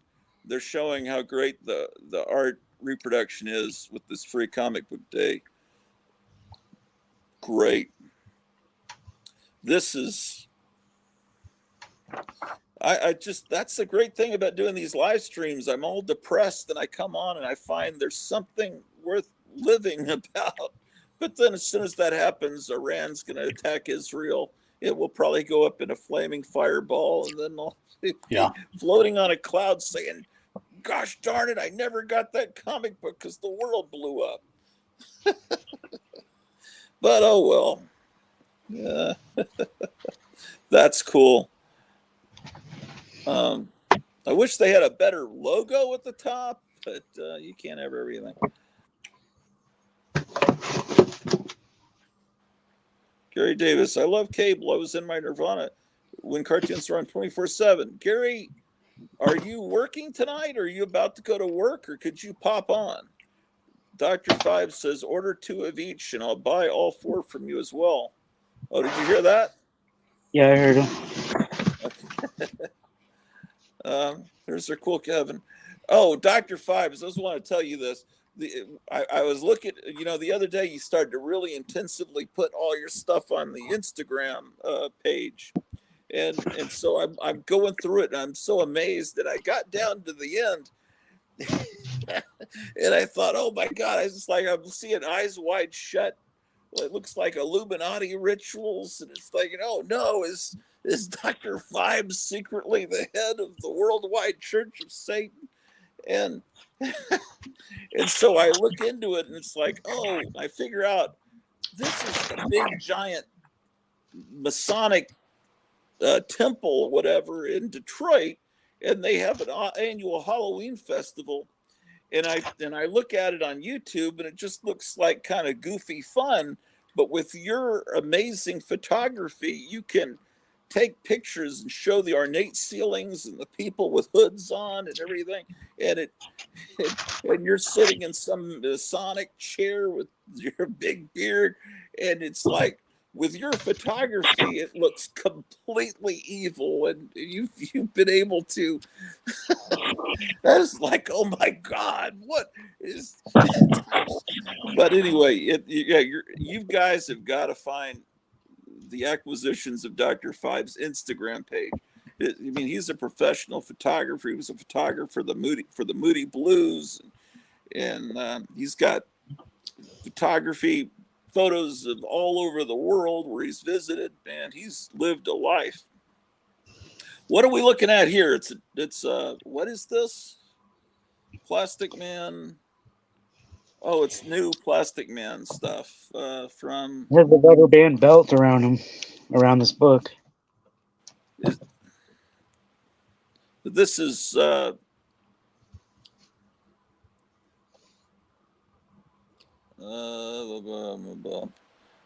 those Rubber are band. cool, Kevin, says Gary Davis. No, I'm off hanging at home. Come on if you want, Gary.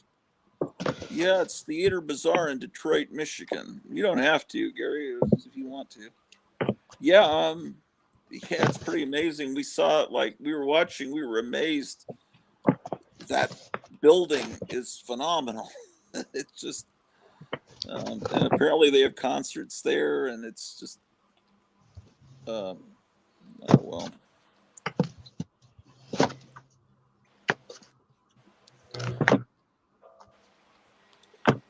This is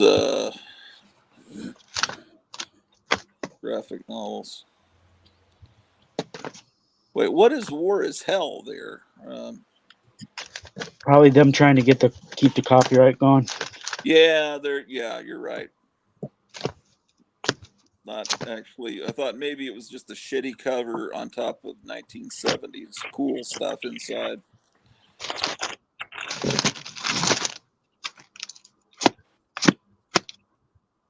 Yeah, that was something to be in 3rd, 4th grade and buy a comic with the word hell in giant flaming letters on the cover. It was like, should I really be buying this?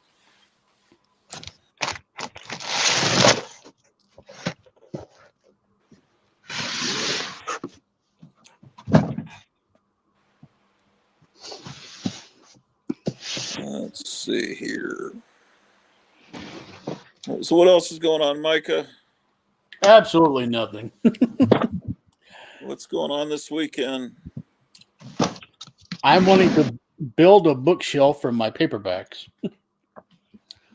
Oh, you can build bookshelves? No, so I'm going to fail miserably, but I'm going to try. Oh, okay. How many have you counted? How many Burroughs books you've covered now? 12 or 13 Tarzans, 4 Carson of Venus, about 5 John Carter, and about 3 others. 2 of the Moon series. Are they right there where you're at, or are they inside? No, they're behind a couple of tables. I couldn't get to them very easily. Yeah, I'm. Oh my gosh, what are we looking at here? What is that? Peter Bagg art? Yeah. Probably gonna get in trouble showing that, but ooh, that's probably terrible inside, right? Yeah. It's not reprints of old Aquaman stories, right? Nope. You're probably too honest.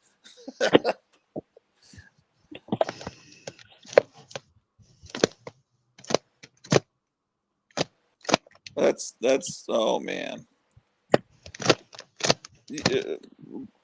Micah, you know about Ed Piskor? No, I can't say as I do. Do you know who he is? No. Oh, okay. Flip back to some of those Red Room books. It's something you will not want in a million years. Weren't those Red Room books that you just showed? Yeah. Okay. Well, anyway, he's this artist that has done these comics that are kind of real ultra gory stuff, but he also has done a retrospective of the entire history of the X-Men, and he is this YouTube partner. They do a show together that has done a retrospective of the entire history of the Hulk, and one about the Fantastic Four called Grand Design.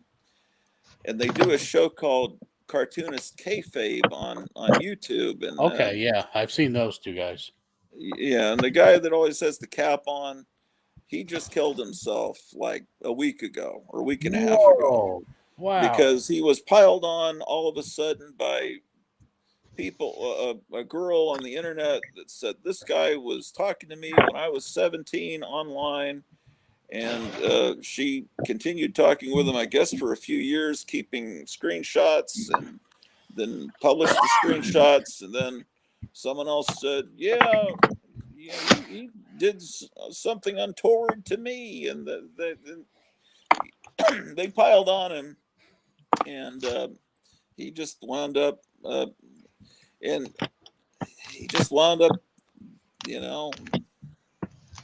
writing a letter and putting it on Facebook, and he was gone. But there's still shows coming out because they filmed in advance. bunch of shows, and so it's so anyway, that's been talked about a lot on YouTube and everything. Everyone's Wow. I could have had one of the very first. I wouldn't have done it, but I could have had one of the first shows on YouTube talking about it, because I got home from work and I heard from Meyer Greenblatt, and he said, this guy is apparently, I don't think you're supposed to say the words on YouTube. Unalive. Done something, unalived himself. Yeah. And so I look online, and Wikipedia says he is a cartoonist, not was a cartoonist. It doesn't say it. And there's one article about it, but when one article you think, okay, that's just some crazy crank, you got to confirm, see multiple articles, and they to actually confirm something's happened. So then I look at him up on Facebook, and I see his long letter, and he names names of people and what they did to him, and so I took screenshots of that, because I knew it wasn't going to stay up. It was going to immediately be taken down. And then a few hours later, I looked, Wikipedia said he was a cartoonist, and it was past tense all of a sudden. And then I thought, if I had gone on and did a big thing about it, I would have had thousands of views. But I don't want to take advantage of that, and I didn't really know the real circumstances. And I've enjoyed listening to that show. I know he's kind of can be a little obnoxious with his hip hop. He's not extreme with the hip hop stuff. He's a big fan of hip hop and did a whole cartoon series, the history of hip hop. I don't think he takes it to an extreme degree, but but then I hear Ethan Van Sciver, who has been exiled from the comic book industry for like 7 years, and he had the very first show. He was on it that morning, because when the guy was still missing, and had put out that letter, and he was saying, this guy goes through this for a week and does this. I've lived with this for 7 years, and I had to figure out a way to make my comic books now that I've been fired from DC because the crowd demanded it. And he said, this guy was always part of that. He was always slagging me. So he was part of the cancel culture, which I didn't know, which isn't a respectable thing. He was, and then it came back at him. So these people eat themselves alive. But I don't have any ill will for him or anything. I hate that happened. His comic book is well drawn, but it's more interesting than most stuff that comes out today. But I could be really entertained sometimes listening to those guys talk, especially during the pandemic when you were so bored. But anyway, right, I'm missing out on topics. August Aesthetic says, I think I'll get that Plastic Man book that was shown. Oh, was that for sale there? Yeah, Kevin? you could buy it from me. Okay, so maybe pull that for August Aesthetic, and if you want to give your phone number, he could maybe call you. And I put the link there. If Gary may be waiting. I see a little red dot. John Goris says those piss score comics must be gaining value past week. Yeah, maybe. Ed Piscore was murdered by the Whisper Network, says Paulo. Check out the artist that did this book. Man. He makes books and bookshelves. Says Great Legend. I was wanting to call him Johnny Legend for a second. It was a different person. Self-delete is the term. Okay, I don't even want to say any of the terms. YouTube is stupid. Eric Green says, fortunately, the woman who led the digital lynch mob, Alex DeCampi, is okay.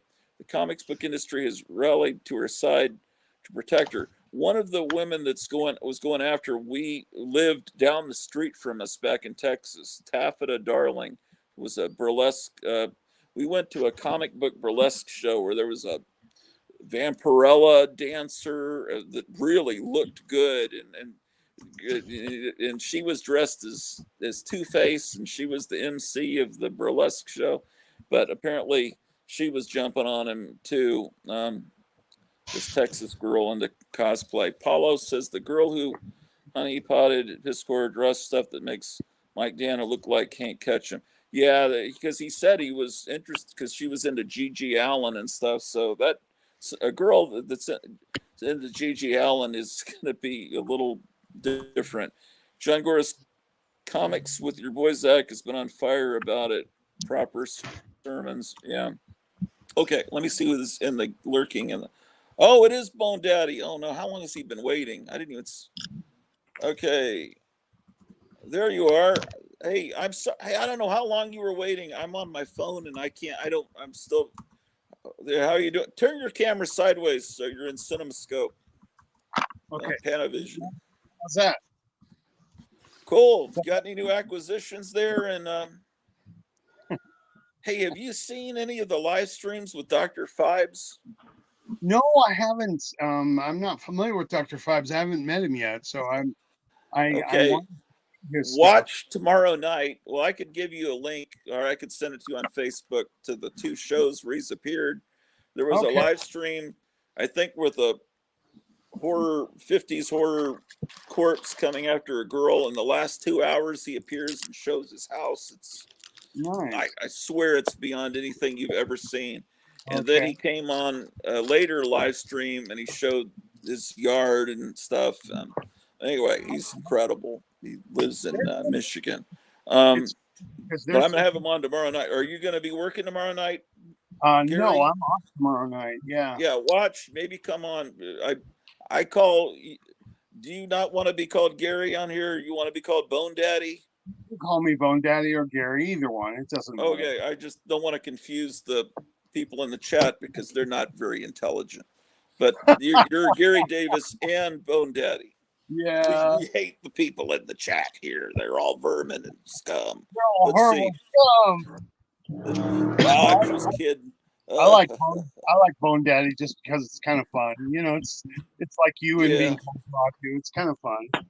See, Graphic Man says, Eric, was any of these rumors true, or is it a toss-up? Not trying to justify anything here. I have no idea what to think about it. What rumors? What rumors? What are you talking about? Like what I was saying? The girl accusing him of anything back when she was 17 or whatever. Oh, well, I think he was just talking to this girl and who was an artist, and what he said is, hey, you know, he said, oh, you're a naughty girl, because she was like talking about her horrible comics that she drew filled with torture.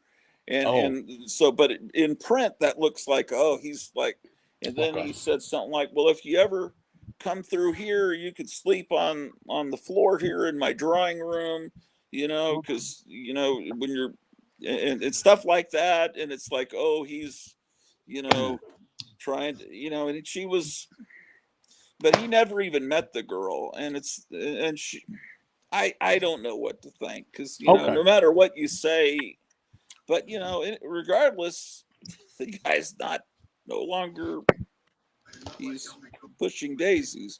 So that's not a good thing. Dr. Five says Gigi Allen was a real peach who accidentally, some of his music is actually a lot of fun.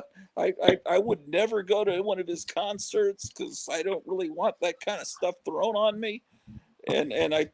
But I never listened to his music when he was alive, but I hear it now, and it's like I'll use it on my Instagram all the time. It just I go, I hate people.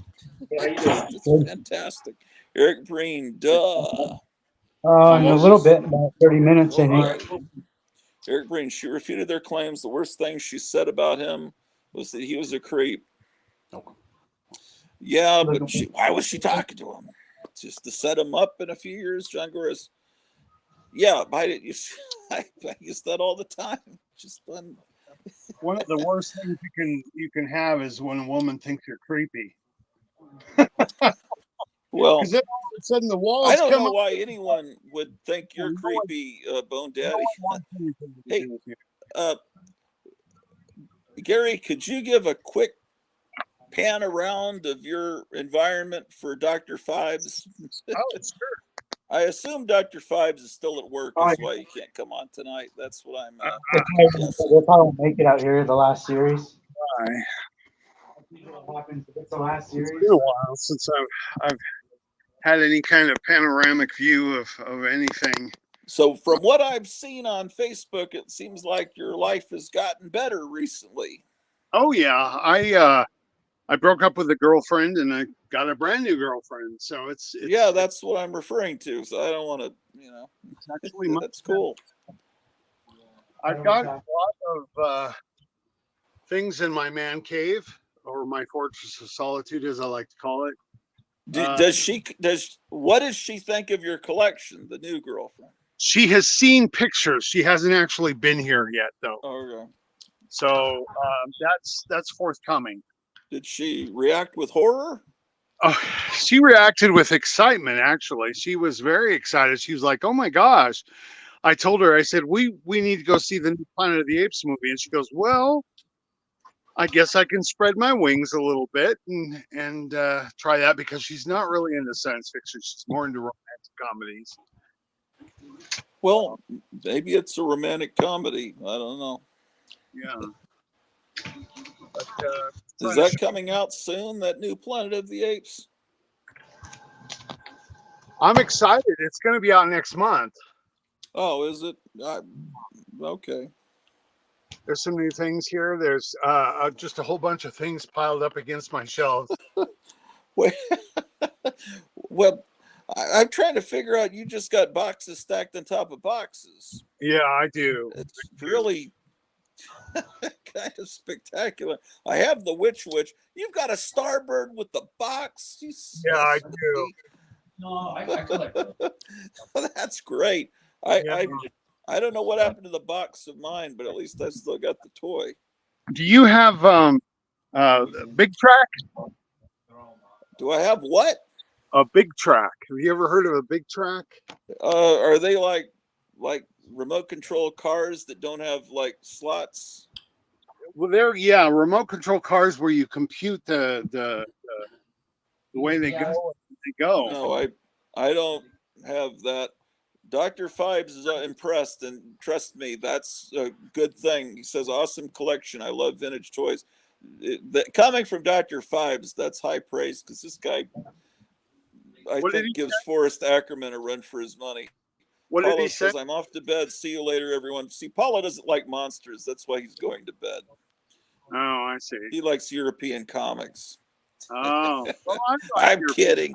Lead Paint says, "Hey, girls." Lead Paint, you need to give Dr. Fibes a chance, because the other week, Dr. Fibes comes on and Lead Paint's there in the chat going, "Who's this guy?" Because he's like a drill sergeant, just like, "Nice hair, bub." It's like, hey man, be nice to my guest there, Lead Paint. This guy is okay. I'm trying to Lead Paint's, a vet. I'm trying to say, hey, this guy, Dr. Fibes was a paramedic and a firefighter. He's seeing a lot of action too. Give him a break, man. Don't insult my guest. I've got to meet Dr. Fibes, because what you've said about him is, I mean, he's got an incredible collection. He can't come on tonight, but I'm going to do a live stream tomorrow. You need to wear a diaper, because you're going to shit your pants. Ship Creek Napalm says, "I spied a Nutty Mad on one of Bone Daddy's shelves." Yeah, I spied it too. Paulo says, "It's almost 1:45 a.m. Oh, I'm kidding with you, Paulo. Lead Paint, who? That's a friendly greeting in St. Louis. The guy that you were like freaking out about, Lead Paint, the other week mustache that was in his yard with the Scottish phone booth? You were like, I wasn't putting your comments up. Oh, well, look at that. Keep on trekking. Is that from the Monster Times? It is. I framed it. I framed it from the Monster Times. I always love that. I was lucky enough to find one of those on eBay, and the poster is in perfect. So I framed it. Yeah, it's very white. Monster Times was printed on newsprint, so it's hard to find something that white. Yeah, they did a good job. I mean, they took really good care of it. I was really amazed. Yeah, this is kind of a rundown of my little apartment here.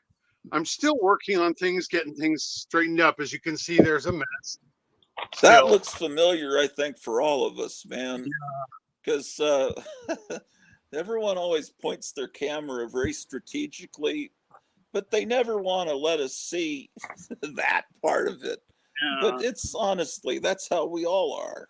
I don't mind. That's your temple of Darth Vader. That's so damn cool. I don't mind showing this stuff off. It's kind of fun. See, this was like the ultimate thing. I'd never seen anything like it. And then Dr. Fibes came along, and it's like, man, well. Well, I've got to see Dr. Fibes' collection because I mean, you've talked about Dr. Fibes so many times, well, and I've never met him or come across him. He's got the presentation where everything is lit perfectly, and he's got it laid out. It's so elegant. Let's see. Lead Paint says only Dr. Fibes I know is Vincent Price. St. Louis guy, by the way. Yeah, well, we all use fake names here.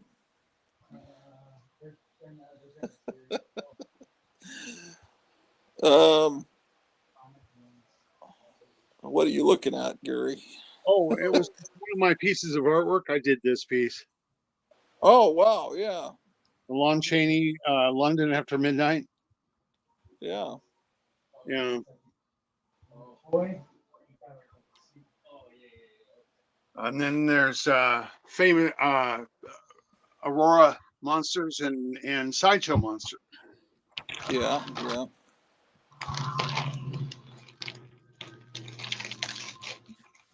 But yeah, there's a lot of things that still worked on, and I'm getting there. It's taking me a while, but I'm getting there. I'm a little bit nervous about the new girlfriend coming over sometime. Why? Because she might break something? No, because she might go, "Oh my God, what is this? What in the world?" Wait, how many did you didn't really show her extensive pictures? No, I showed her a few, and there she realizes there's a lot. Okay. Yeah, she realizes there's a lot. I mean, this is just my bedroom, as you can see. This is my got Planet there. I've got wall-to-wall shelves. This is what it should have looked like when they opened King Tut's tomb. Where did you meet her? At work?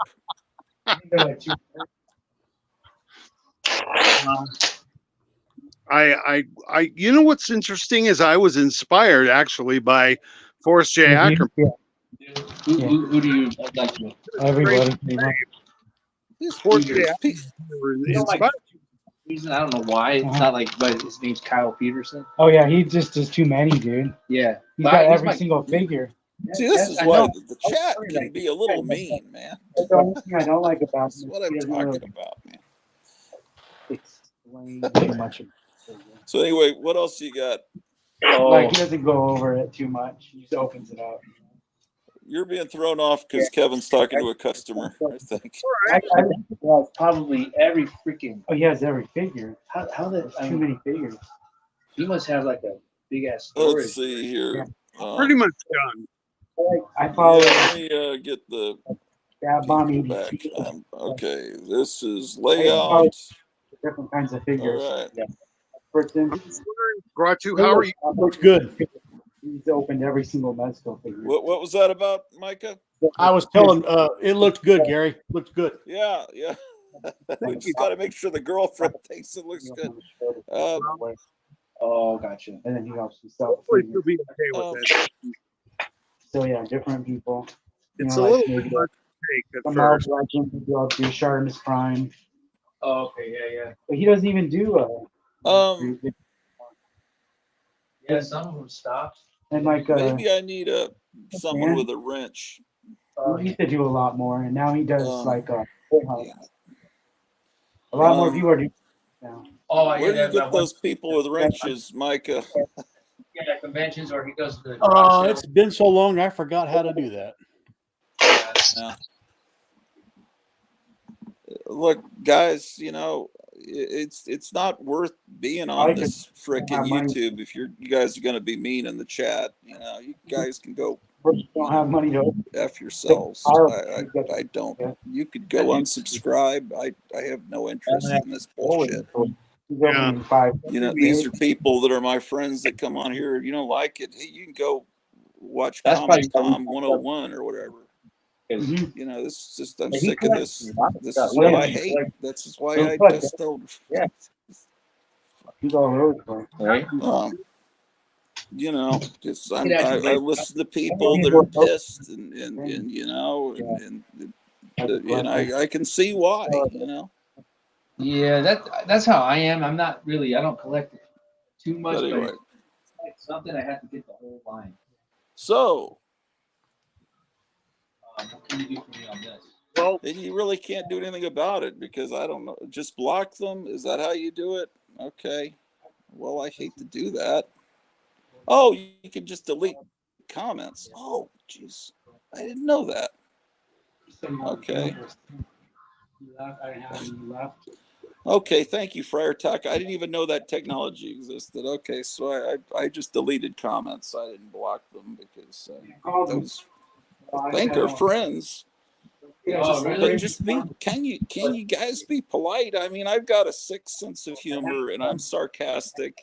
And yeah, I made a comment about nursing home a couple of weeks ago that caused the whole internet to be melt because I joked that because we always joke about being old and fossils, and I thought that was funny, and it just caused the whole world to break. And now I'm this pariah, I guess. But you know, don't bring that shit into my chat, you know, because my grandfather's temper comes out. yeah. You know, we're not all perfect human specimens like you guys in the chat. Yeah. You know, we've got flaws. That's why we're frickin' comic collectors that collect all this. We're not gods. We're not Greek gods and statues. Sorry if we're not Errol Flynn and, you know, whatever. You know, you could just we're just human beings, you know. We're just ordinary guys. That's one thing I like. And you know, I didn't mean to create all this problems and have, you know, people turn into Sergeant Friday, militaristic, and it's like you create I was just trying to. I don't know, man. Just. I mean, and I deal with all that shit. I should have been more worried about my cat that was about to pass away than, you know, people getting upset that I've never met because I make a little joke. And I'm not in 7th grade anymore with people tattling, and I just I'm not interested in it. I have friends that I like to talk to, and that's all I know. You know, stop effing with people, and you know. I mean, I have a new friend that comes on. You know, Dr. Fives. People make fun, like this guy is cool as hell. It's like, yeah, but the people in the chat, why don't you do your own shows so we can see what you look like? You know, no, you don't. You just want to put your little comments there and then say, why didn't you read my comment? I used to comment on your show. I don't do it anymore because you didn't read my comment and you didn't like it. And it's like, I did a funny joke about about Joe Biden. Did you read my funny joke about Joe Biden? Why didn't you comment on my joke about Joe Biden? And I never saw the joke about Joe Biden. Sometimes YouTube won't let me see the comments unless I go to a special. They hold them for review because you said the S word or something. I don't know what to tell you. Frickin' leave me alone, you know? I don't like to see all my friends fighting and angry at each other and shit, you know? There's a group of friends that I loved, and now everyone's fucking fighting and pretending that there's nothing going on. It's a bunch of bullshit, to be quite honest with you. What I miss? Well, people in the chat, you know, I was pissed the other week, you know, one of the good followers of the show was insulting Dr. Fibes because I guess he thinks he's a pretty boy or something, or I don't know what the frick. And then it's like, don't come on my show. And all these trolls.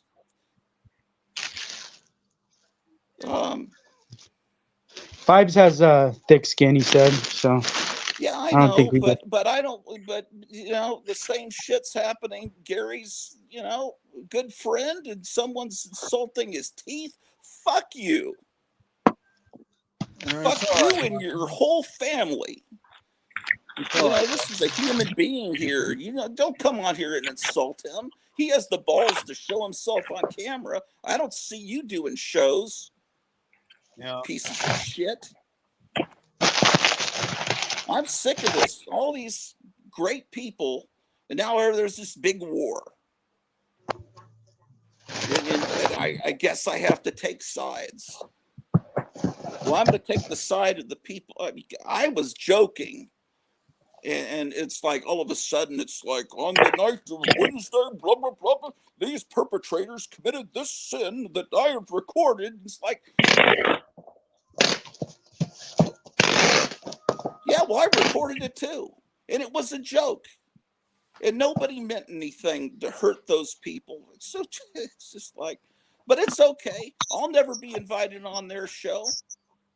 I'm not part of the inside. I've never have been part of the cool crowd since I was in fourth grade. I was never part of the cool crowd. I'm not part of the cool crowd now.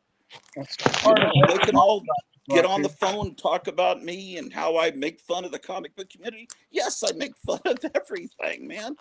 You know, I'm not, and I talk about politics, and that's just my personality, and you can go off somewhere else. And you know, this has been brewing. My cat died that I've had, and that affected me more. I mean, I came on the show crying and apologizing, and nobody ever called me. Micah called me. No one else called me. I don't know their numbers. How am I supposed to apologize to them?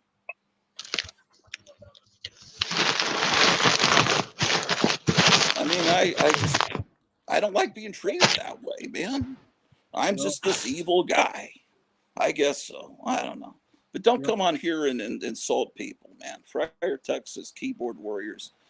Yeah, I don't need that shit in my life. I'm just coming on here to talk to friends because I don't know anyone here locally. I have friends. I have these great friends here and some more that can't come on. But I guess I'm overreacting. I don't know. But I've been through hell, I feel like, the last couple of weeks.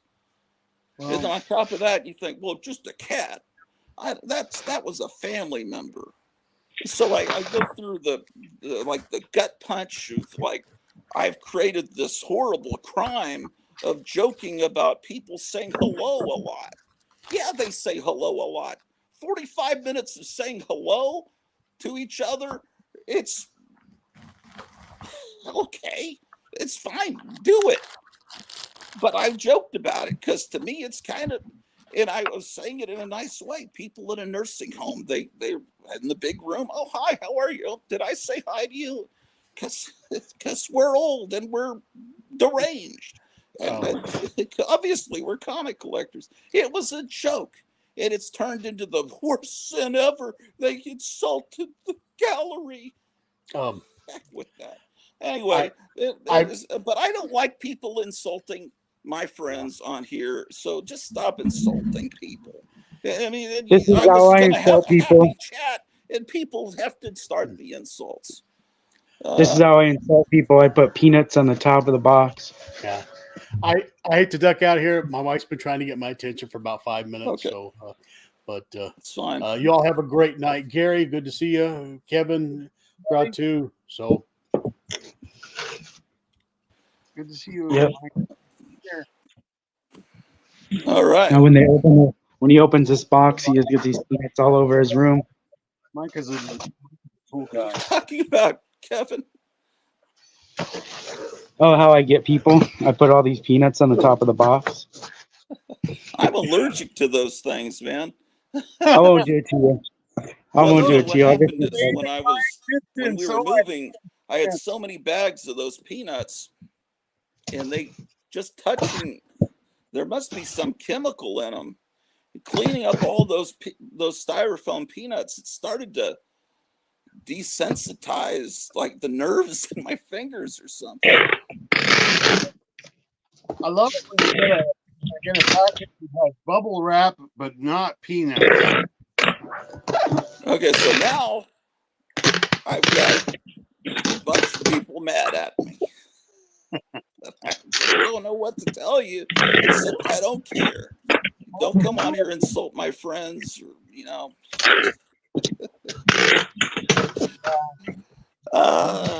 But it feels good. I was told, don't talk about it. Don't let them win. Don't talk about it. All right. So, whatever. You know what? I one of the things I love about your blog is the fact that you just do things the way you do it, and you don't give a shit. You know, you just do things. Briar Tech says, I believe they have a dyeing agent in them, the peanuts. No, drying agent. A dyeing agent that makes you dye. Lead paint. Who's insulting anyone? I don't know, because I deleted the comment, lead paint. I just well, oh yeah, well, oh, that was okay, never mind. I just, hey, you know, I have a question. who's talking to me? Was that you, or I can't see anything on this tiny phone? Bone Daddy. Oh, Bone Daddy, yes. I have a question. What was your first Aurora model kit?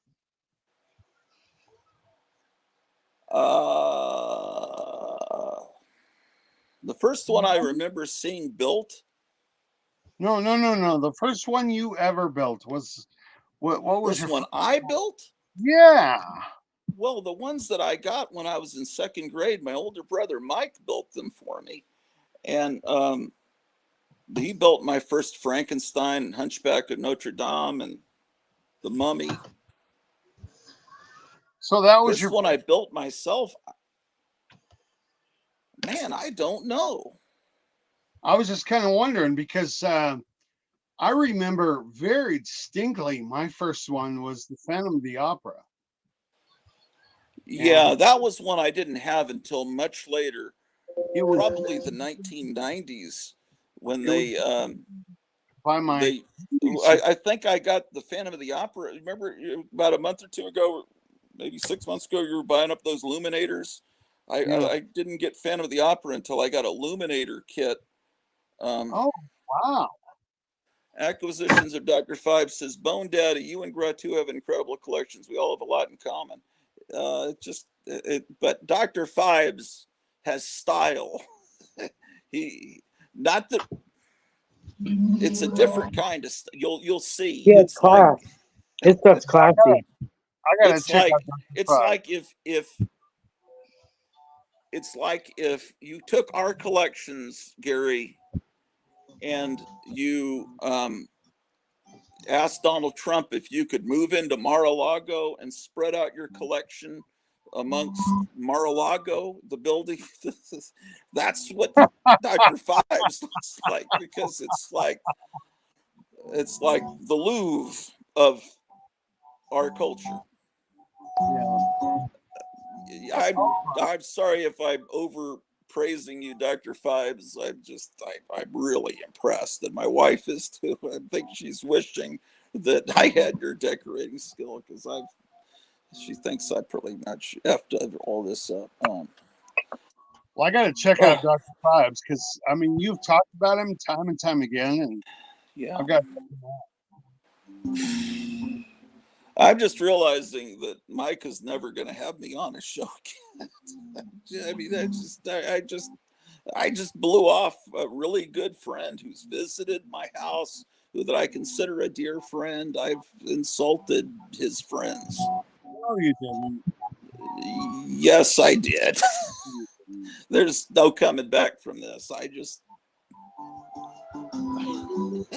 And it's all because a couple of people in the chat pissed me off. Yeah. And it all came out, because it's not just going to be, hey, you shouldn't do that, people in the chat. No, it's all going to erupt, and it was all going to erupt eventually anyway. Yeah. No, don't even think that, because no, I mean, it's all gone. I mean, it's been gone for weeks. The 4-color fossils where we all meet, that's gone. It's night. The Beatles have broken up. We were the Beatles. It's that, Yoko Ono has entered the building. Oh, everyone has different tastes, and some people don't care for the way we have our house. Yeah, you're the most tasteful of all of us, though. Yeah. Because women can see your house.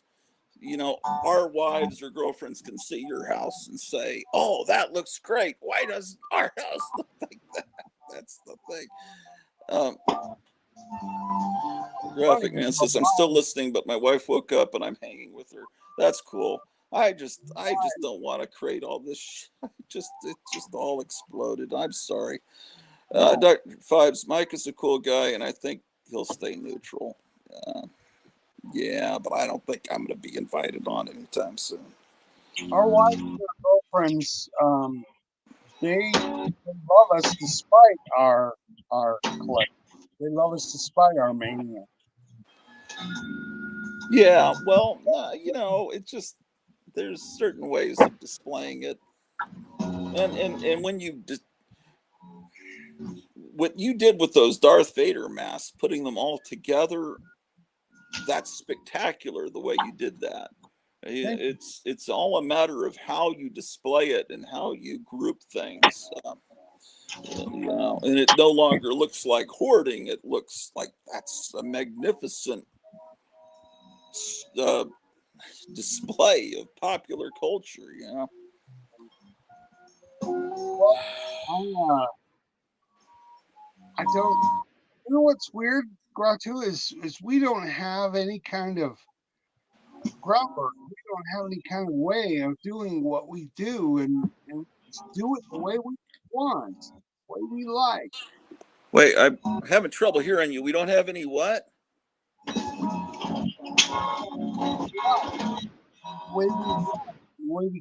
The way we can.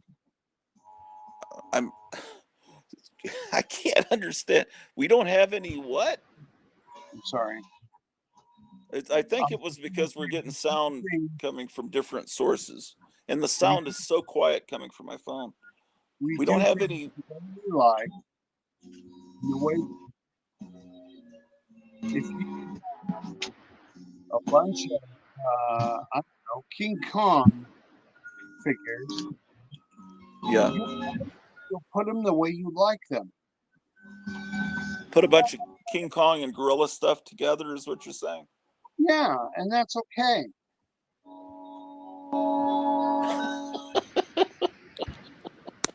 Yeah. I mean, I think that's the way you're supposed to do it, is group like things together. Yeah, one of the things I like about the way you do things is, I mean, you do things kind of together, but then occasionally there's something that's not really in place. You know, you do things a little out of place. And I was thinking about that the I other day. I And I was think thinking, wow, I think that Missing Mars might be right, that the ambient sound from the store is making it where your voice, your sound is cutting out, Gary.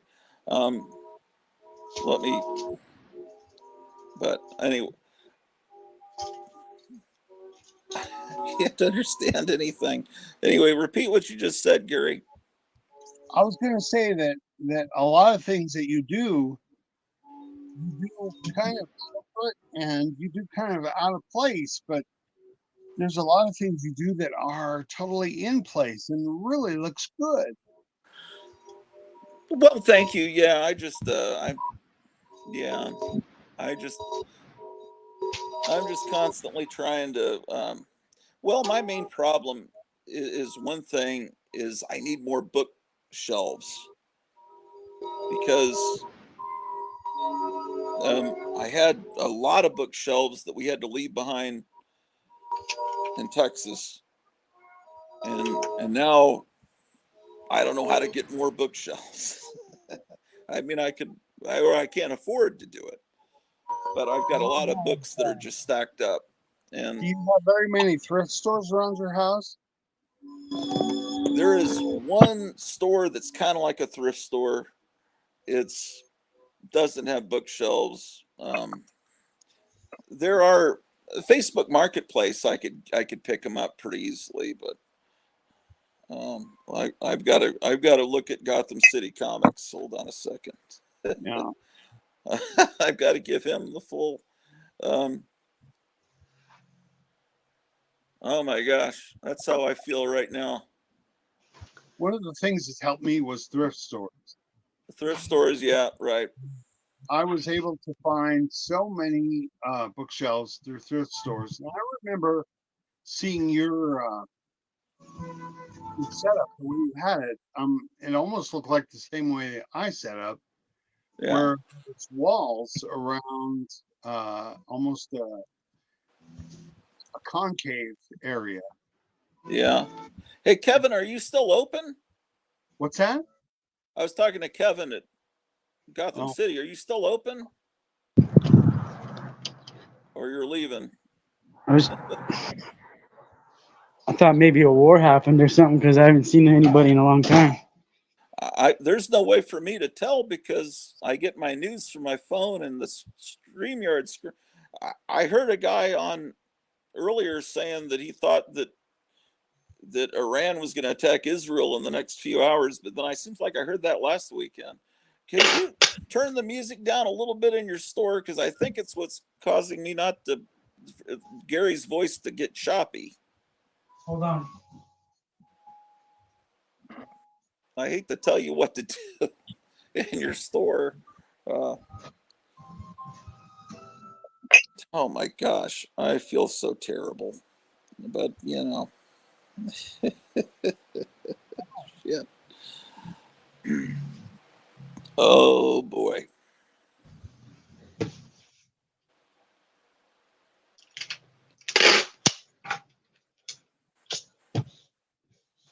Yeah, I would have thought a war started because I had 4 customers all day.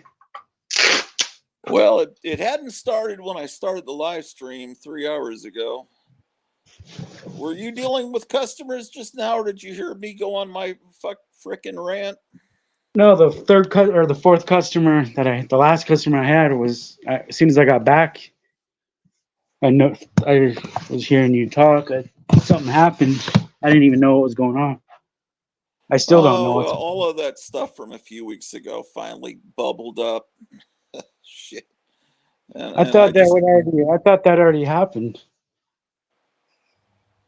no, I did a live stream where I apologized. I was near tears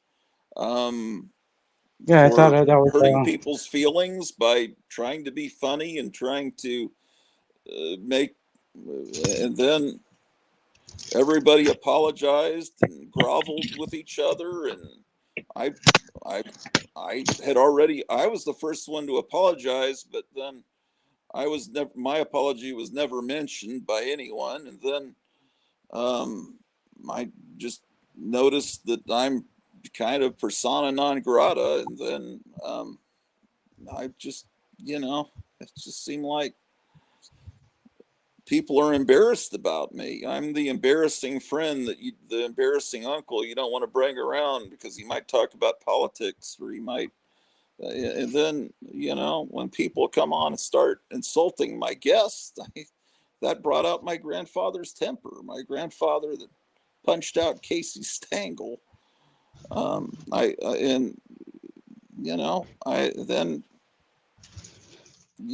Then I'm. Is that a facsimile or real? That's a print. Oh, okay. I was thinking that's a pretty high dollar. Yeah, so I think I probably have pissed off half of the group of people that I hang out with. They're not going to want to come on here anymore. And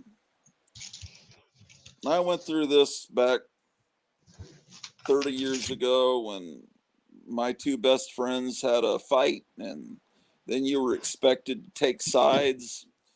And I always I just took let the everything, side just let of, it blow over. Just let it blow over. Just stop oh, fueling the fire and just it'll go away. nah, I I don't think it's going to go away because I don't know. I mean, sometimes I don't know. Well, we'll see. I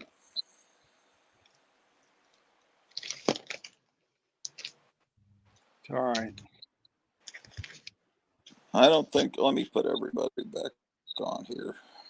I get so fascinated because I can never go in a comic store, so I'm so fascinated just looking at. Uh, it's interesting to me. Oh, what happened to Gary? Did I just kick him off or? Oh shit! I don't know, man.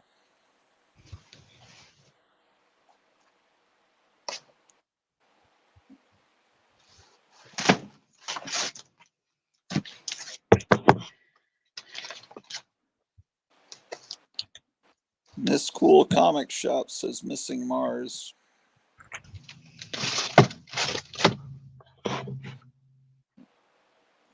Yeah, what do you want to talk about? Missing Mars? I'll talk about anything you want to talk about. I don't know if he saw my message earlier, but I got um something from him like a couple of weeks ago, so I'll be returning that. Okay. I don't know. Did you see his message, Missing Mars? Missing Mars, does your name mean that you're missing your home planet of Mars? That's how I interpret it. When your birthday, meaning me? Are you talking about me or Kevin? Oh, he says I did. Thanks, Kevin. Okay, just making sure he saw my reply. Yeah.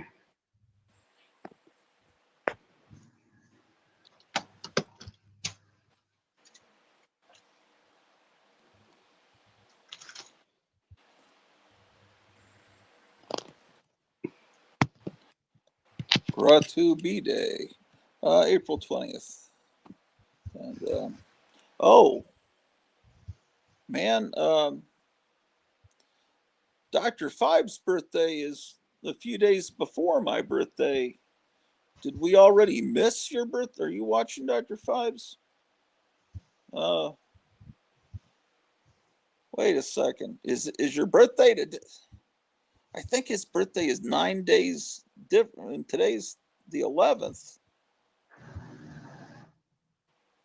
Um, my name has an unlikely origin.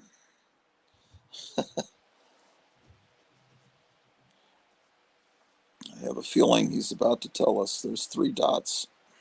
Missing Mars. It sounds like a band name, maybe. It was, April 9th. Oh, man. Well, happy birthday. I'm so sorry. I was my wife said the other day, I think his birthday was 2 days ago. So your birthday was on Tuesday. Oh. What did you do for your birthday, Dr. Fibes? Missing Mars says Pat Travers' original bass player was named Mars Cowling. He's since passed away, so I miss him. Oh, see, I thought you meant the planet Mars. See, I'm thinking science fiction. Friar Tuck says, I may be sending Kevin a message through Facebook about his Charlton books for sale. Oh, okay. Then he says, thank you, Dr. Fibes. I can show you guys this convention. Oh, what old man con? Let me get, I hope I didn't hang up on Gary Davis. I'm gonna help my friend set up again. Oh, wait. It's this Sunday. Oh, you're going to help Is it your this friend Sunday set or up, you next say? Sunday? It's not this Huh? Sunday. It's the following Oh, Sunday, right? next Sunday. Yeah, okay. Yeah, I'm helping my friend set up so we can. If you want to go live, we can. Oh, yeah, probably. Where is Scottsdale to you? This is like it's real close. It's like 10 minutes away.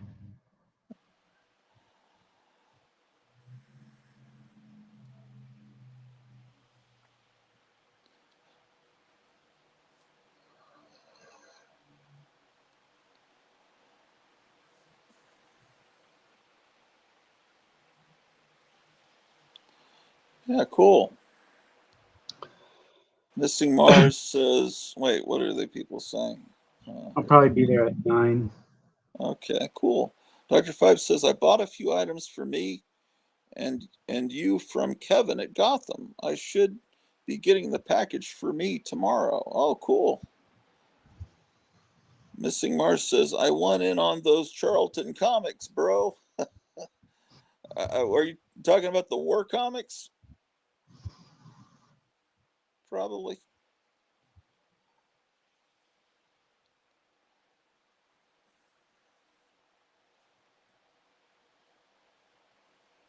Yeah, that's neat.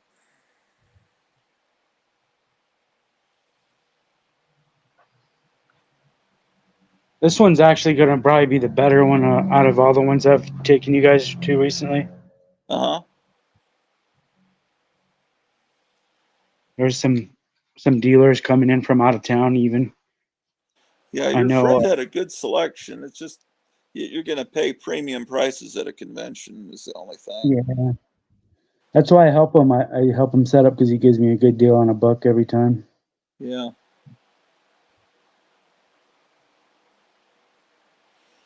But yeah, I never buy anything at a convention. Yeah. I mean, if I saw a good deal on something, I would, but that's hard to find a good deal. Right.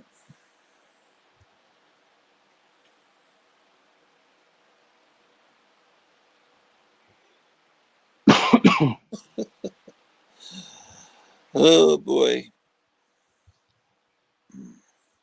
Yeah, every couple of years my temper comes out like that.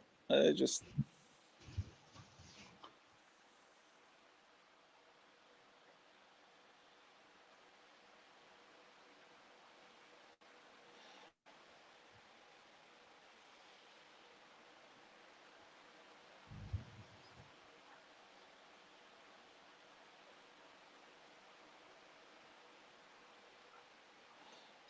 yeah, because um I mean, you're torn. Someone's been in your chat for years. They've sent you a package with cool stuff, issues the cool monster magazines, and then they're insulting the teeth of one of my friends who's on screen, and and I'm supposed to just, well, that's okay. I mean, at a certain point, you just say, hey, man, what gives? You don't do that. You don't insult people's looks. People can't help how they look. You can insult people for being stupid or babies or pussies, but don't insult people for how their genetics.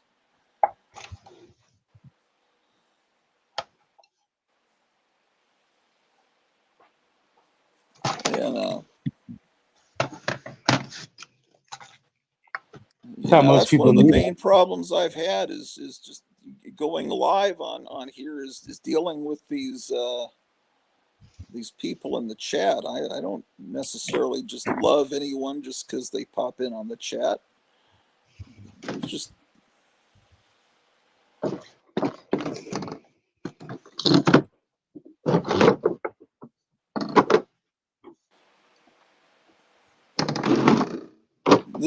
this is the channel where this is the channel where we hate most everything. This is Mikey's channel. Mikey, who hates everything, including life. Notice that the thing that they thought Mikey would hate is called life cereal. But it turned out Mikey actually liked life cereal. He actually did like life. And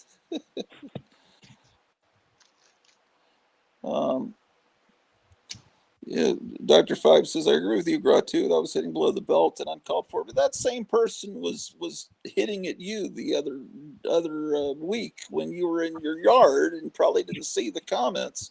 And it was like, yeah, I wasn't putting them on the screen, but I was like, hey, man, I mean, you've got to, it's just not right to do that to the people. Missing Mars, Cinnamon Life, my favorite. I never tasted life. That sounds like a philosophical statement. I mean, the cereal. Oh my gosh. That is a prized possession. You got to like somehow incorporate it with your sarcophagus back there.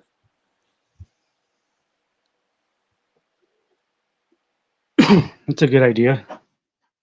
Maybe where you open it up and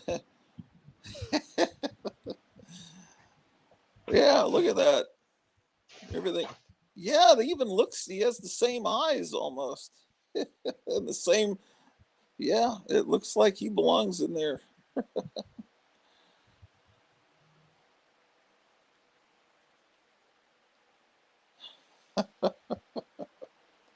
This cheers me up, seeing things like this.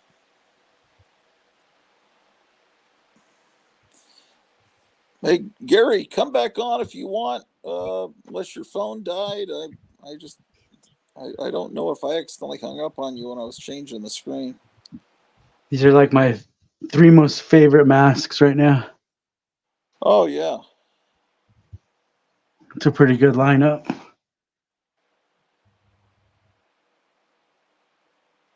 Lead Paint was saying that he thought that he had done it intentionally. I don't know that he did or not. I don't know, man. I'm not really that mad at you, Lead Paint, but just don't insult people because if they're on the screen, I've deemed them okay. They're like friends or potential friends, and it's like I don't know how to handle when people are being mean to them because it's not like they're new recruits or something. It's like you're all worthless and weak. Drop and give me 50. It's like they're just a bunch of geeks like us, and I don't. Lots gets lost in text. Boy, that's hard to say. Lots gets lost in text. Believe me. Yeah, I know. That's why they invented those stupid emojis. Lead Paint puts the dashes. That's where the chat's supposed to stop, right?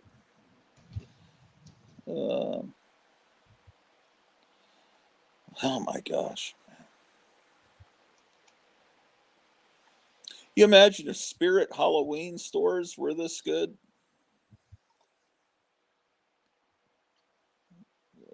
to me, those stores hardly have anything that's interesting to me. Yeah, that's great. That dead man. I can't even imagine. I never would have dreamed that the dead man figure would ever be made. Look at that.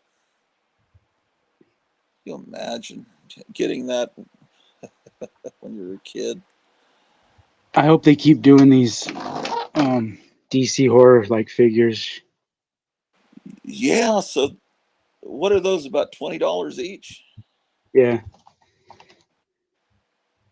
Look at that. Are they? Oh yeah, I sure could.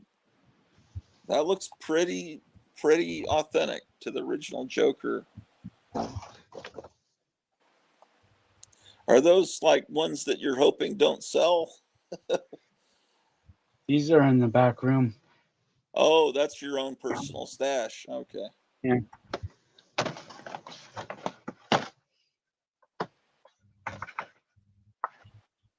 But they wouldn't sell anyway. Migos don't sell.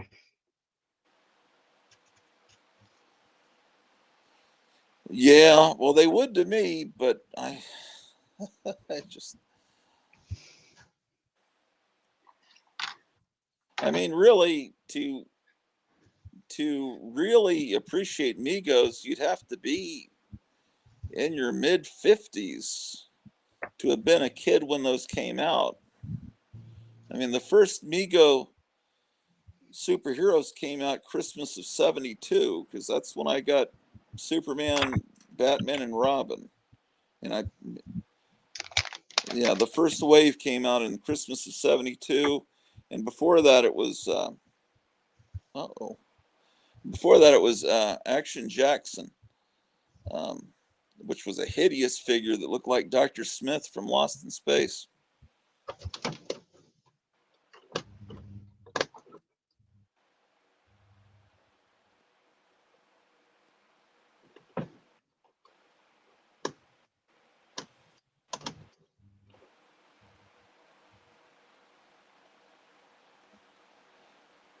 Yeah, I can't even imagine what it would have been like to work in Detroit or Flint. Yeah, it's such a crime what happened to Detroit. I've seen old footage of Detroit and how beautiful, and just that Masonic building. Holy smoke, that must be one of the most amazing buildings in the United States. Why isn't that like one of the wonders of the world? What I saw of that on YouTube. Did you see the trailer for the new movie? No. Yeah, it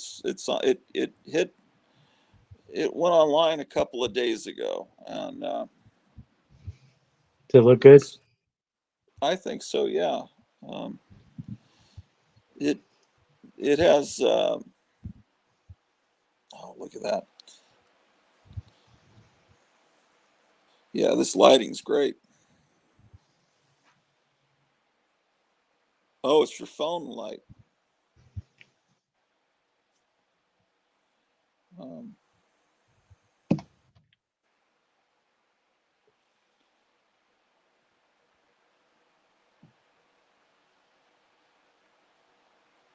well, Dr. Fives, the next time there's one of those big monster bashes, uh, maybe I could figure out a way to get out there and go with you. I would love that. Um, oh my gosh. Nancy Pelosi mask.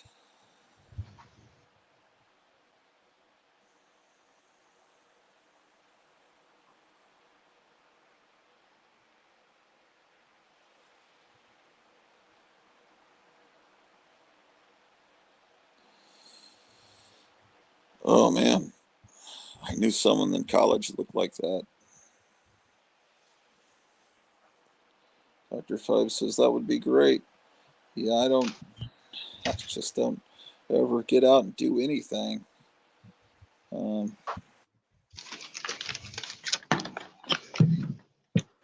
I think, well, I'd like to take my wife somewhere, but then what do I do with my dog and my cat? You know, it's like, I don't know anyone to take care of them so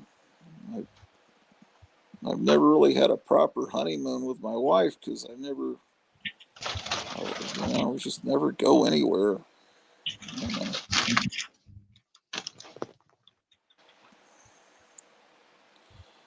Oh yeah, this lighting's perfect.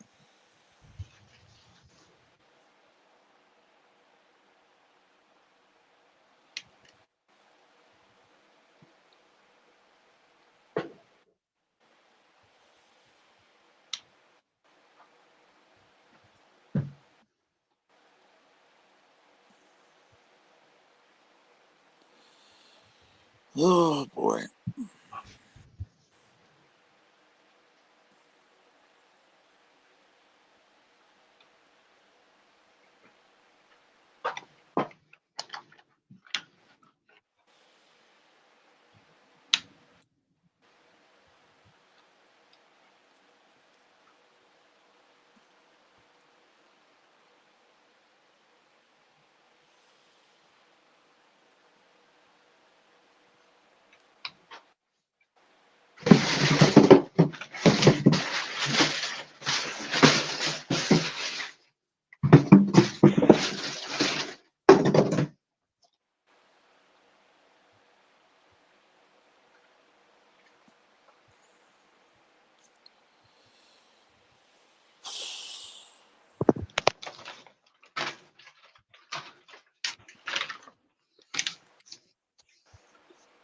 Pitch black in here. Yeah.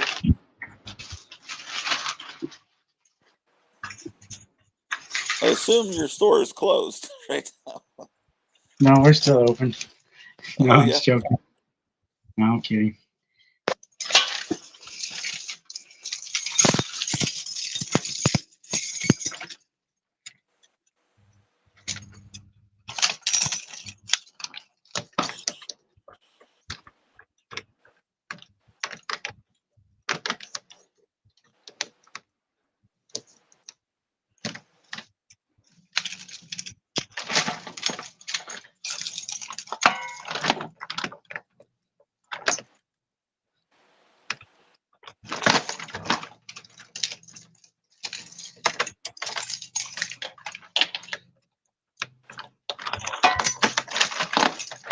So Dr. Fibes, I think it'll be okay for me to maybe do a live stream tomorrow, 6 o'clock my time, which would be 7 your time, and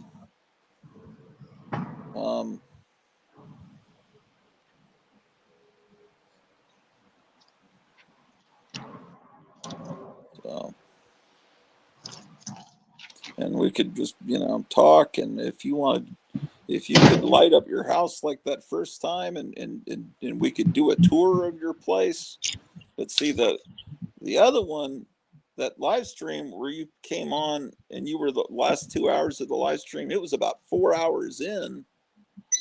And so I don't know how many people have ever sat through the live stream far enough to see that amazing thing at the end. So if we were able to start with the tour and recreate that, Exit now.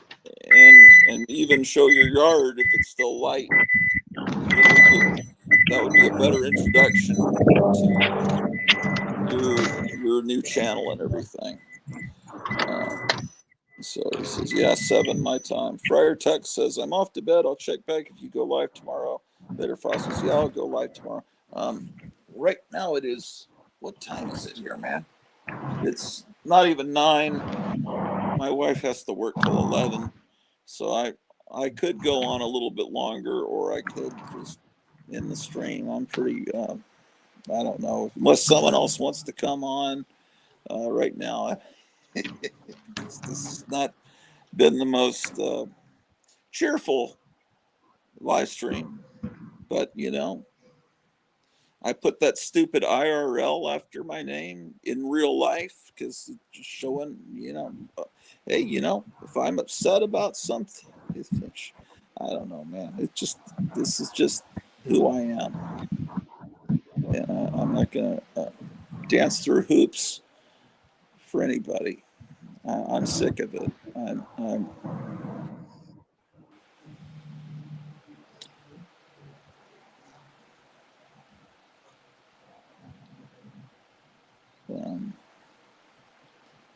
at a certain I think point. my phone's cutting out. Oh, yeah. I'm starting to robot. Yeah, you're probably leaving your Wi-Fi of your store and going to the Wi-Fi from the satellite. Yeah, it's Missing starting to Mars robot. says later, Friar. So, if any of you 18 human beings watching have any requests, of entertainment I could give you, I could probably have enough charge in the phone by now to maybe, if you have some requests or something, or if you'd like me to tell you a If you're bedtime still on, story. if you're still online when I get home, I'll come back on. Oh, sounds good. Yeah. Okay, that'll be cool. Okay. All right. I'll All talk to you right, guys later. bye. I'll put the link in the chat again. Ain't nobody's gonna want to come on, man. Nobody's gonna want to come on here. Let's see. How do I do that exactly? Guest. Invite guest. Copy the address. Yes. Copied. Okay. So then I go to the chat.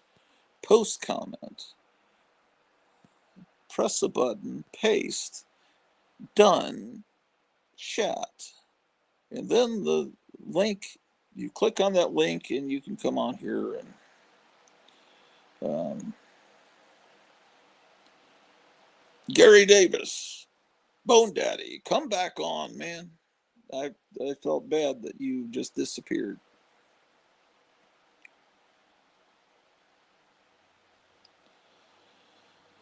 Oh, let's see what's on television, ladies and gentlemen. Just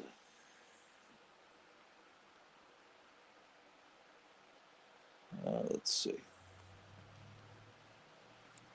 Has the world gone to war? Let's see.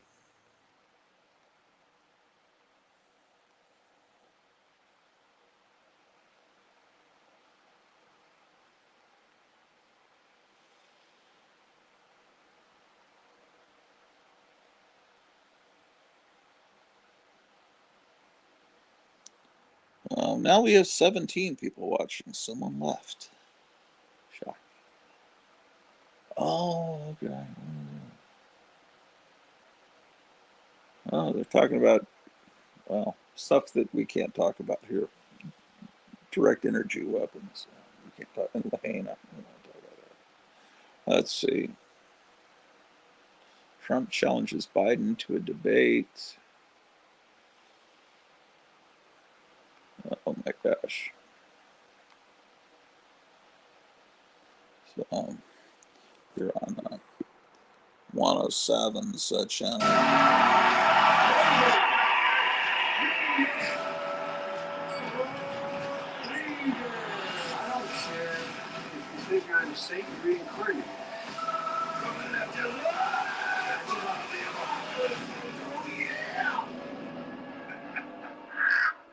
It's impossible to fast forward through his opening. And if you live in an apartment, that opening would probably get you evicted if you played. He's got 107, a new interview with him. How about that? Oh, we lost another person. Good riddance. Let's see. What else could entertain us? Let's get back to YouTube. Oh, let's see what this live stream looks like. Let's see. Let me see if the camera, I'm going to wipe the camera off with my shirt, make sure it's all crisp. Am I more in focus now? Sometimes with Meyer Greenblatt, I say, would you wipe the lens? And all of a sudden he's in focus. Because I'm just, okay. Missing Mars, what time you stream tomorrow, Grad 2? Where are you in, or what time zone are you in, Missing Mars? I'm in, it'll be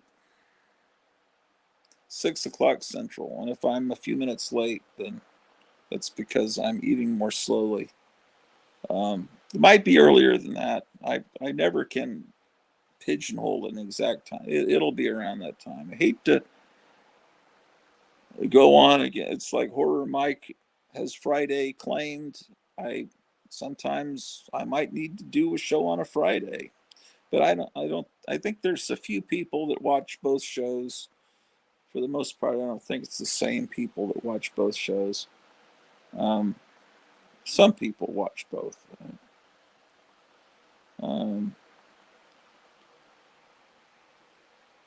What?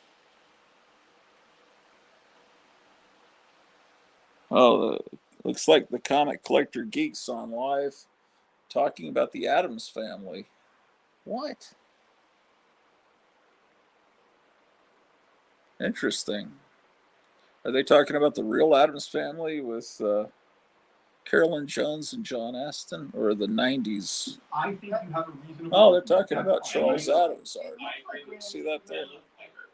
And so the thing is, though, it kind of doesn't, but I see what you're saying. So, like, Granny Frump's character is, her hair is long and gray. Okay, all right. Yeah, I'll watch that later.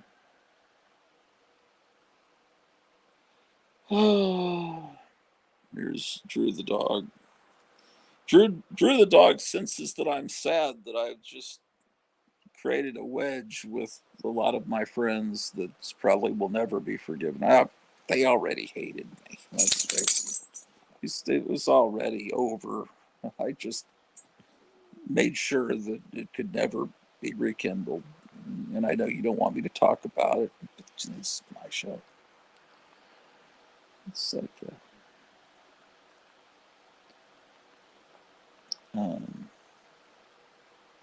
sometimes it's good that the Beatles break up, because if they hadn't and they'd continued on into the 70s and 80s, think how bad their music would have been.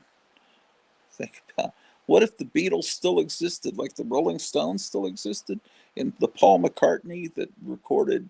What if Simply Having a Wonderful Christmas Time was a Beatles song? Would you have liked that?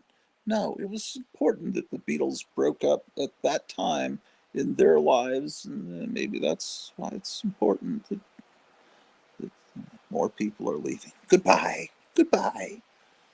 Goodbye, people in the chat. Goodbye. Goodbye, Mr. Bond. Let's see. We're just going to watch TV here. You 12 people. 12, that's all Jesus needed, was 12 friends, man. That's all you need. Really, most people don't even go through life, they don't ever really even have 12 really good, solid friends. So you 12 that are watching right now, you're my apostles. So,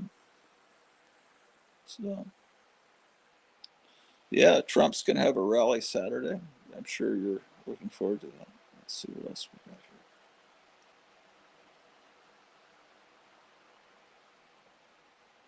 So someone's got something. Speaking of the Beatles, there's something it says up there on YouTube. Can you see that there? It's really happening. Sons of Beatles confirmed. Sons of Beatles, new album confirmed.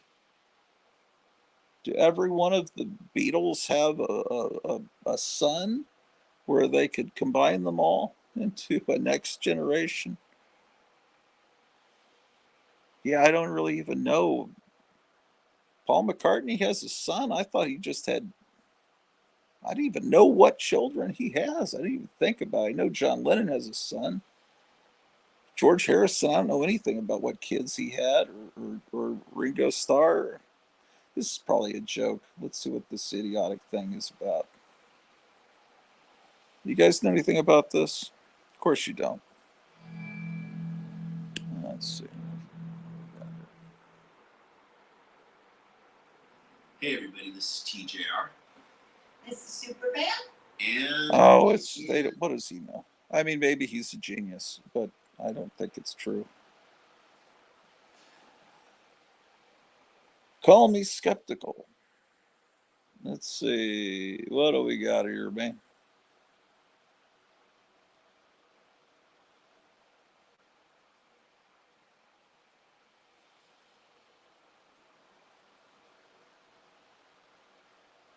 There's the world-class bullshitters have a special on G.I. Joe versus the Transformers. The G.I. Joe versus Transformers, the movie. That's for a different generation than me. That discussion. Now here's how to transform into Marilyn Monroe with this modern makeup tutorial there on the. That must be because my wife's been watching my channel, and so the algorithm is delivering a video like that. Oh, we've got a few more viewers. We're up to 15. How about that? There's an interview with Candace Owens. Let's see.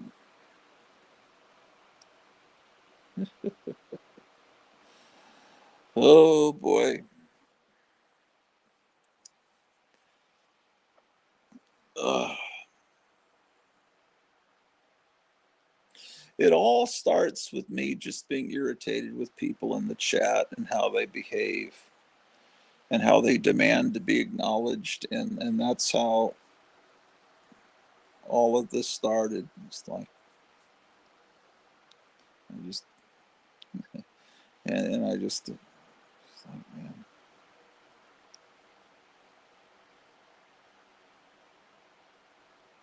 One time, this guy just, I put a link there in the chat, you know, anyone can click on it to come on. This guy comes on, Meyer and I were on, I think it was last summer, and some guy comes on, it's like, we've never seen him before, and he says, yeah, I've been wanting to learn about comic books. I don't have any. Would you tell? And so we're trying to tell him, well, what are you interested in? You know, what kind of. He says, well, I know that Stan Lee is a tremendous artist. It's like, what are you talking about? Yeah, we just like afterwards were saying, I think that was like a Fed that was like coming on our show just because I said I like Trump. They were probably trying to say, who is this weird guy that likes Trump? But we got to investigate.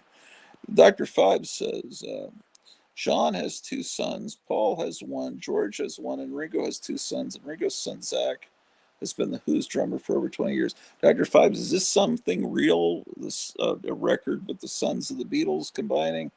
Because that could make millions if they all actually did do that. That would be a surefire way to make some money for sure. But I just don't know if it's the first I've heard of that. I mean, it's the National Lampoon Radio Hour. There was a National Lampoon Radio Hour syndicated on FM radio stations around 1974, 73, 74. And it had John Belushi on it, Bill Murray, Brian Doyle Murray, Christopher Guest, thank Harold Ramis, Gilda Radner, a lot of the people that later were the Saturday Night Live cast. Um, um, Michael O'Donoghue was one of the writers, and all Lorne Michaels did is he just came in and hired the entire cast, basically, and some of the writers. And then all of a sudden, he was the genius behind Saturday Night Live. But all he did, all that was the National Lampoon Radio Hour on television. But anyway, one of the episodes of National Lampoon Radio Hour, it was like they kept promoting there was going to be a Beatles reunion at the end of the show. Every station break, they said, coming up later, Beatles reunion. And at the end, what they did is they took 4 solo records and played them at the same time. So you hear Live and Let Die and just different songs by the 4 different Beatles just played over each other. And so the Beatles were reunited. And of course, Lorne Michaels doing a similar idea on Saturday Night Live. He came on, and this was probably the first season of Saturday Night Live, maybe 75, 76. He comes on, and he has a check, and he says, basically he's asking the four Beatles if they would reunite, he would give them this check for $500. They only have to come on and perform 2 or 3 songs on Saturday Night Live, and he'd have this check for $500 for them. And the story I've heard, it would have been the ultimate story. Of course, it didn't work out. Was that Paul McCartney was visiting John Lennon in New York, and they were watching that show, and they were close enough to the NBC studio that they could have gotten there that night, and they almost did it. They almost just came and, like, we need the $500, man. If they had done that, it would have been so spectacular. It would have been the ultimate thing, but they didn't do it. I don't know. That could be an apocryphal, false story, but I've always heard that story. But it's something that didn't happen. So, but on an alternate timeline, that would have been the greatest story. Dr. Five says, I doubt it as far as the Sons of the Beatles record they're talking about on YouTube. They have said they wouldn't, but things change. Yeah, especially when you realize that your wife wants a swimming pool. Anyway, that story is true. John chickened out at the last minute. Oh, man, he shouldn't have. It would have been so great. Yeah, I thought that was a true story. Oh, boy.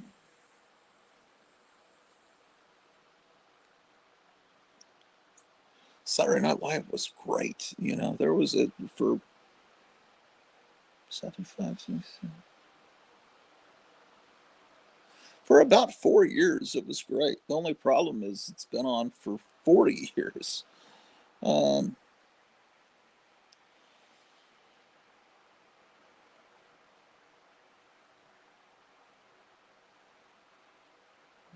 Okay.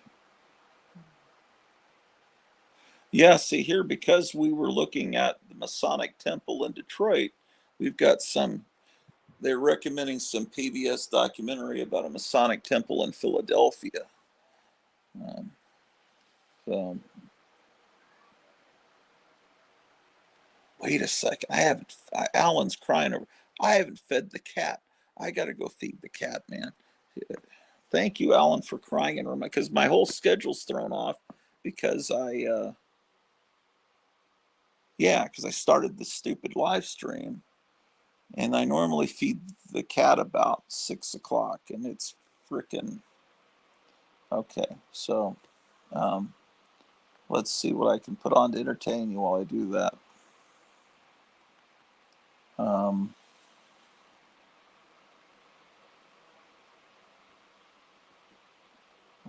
boy. Oh, let's see what this live stream looks like.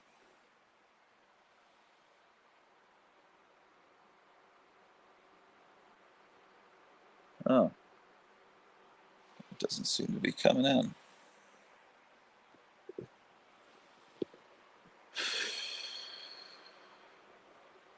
Oh, how about that?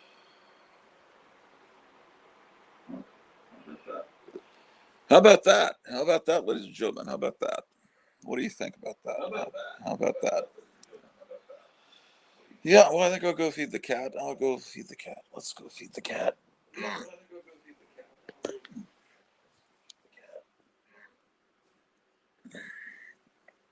Drew, will you entertain these? There's 15 people watching, Drew. Your job is to entertain them. There's 15 people watching, Drew. Your job is to entertain them. Where are you going, Drew? Where are you going, Drew? Where are you going, Drew? Where are you going, Drew? Your job is to entertain them. Where are you going, Drew? Your job is to entertain them. Where are you going, Drew? Entertain them. I will be back. I shall return. Entertain them. Entertain the. How many people are watching? 14 people are watching Drew the dog. How about that? 14 human beings. 14 lost souls.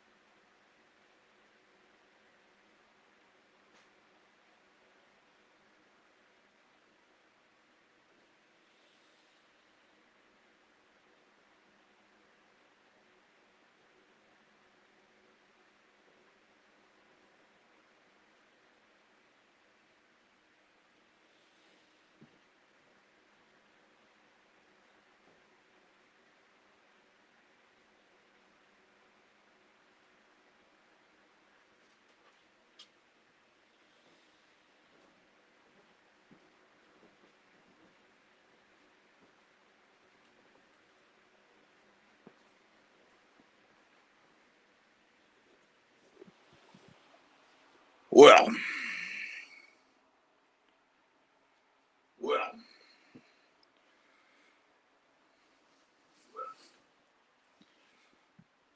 15 brave soldiers watching.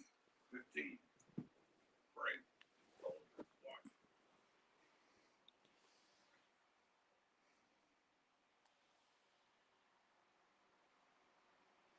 Better get into shape, men.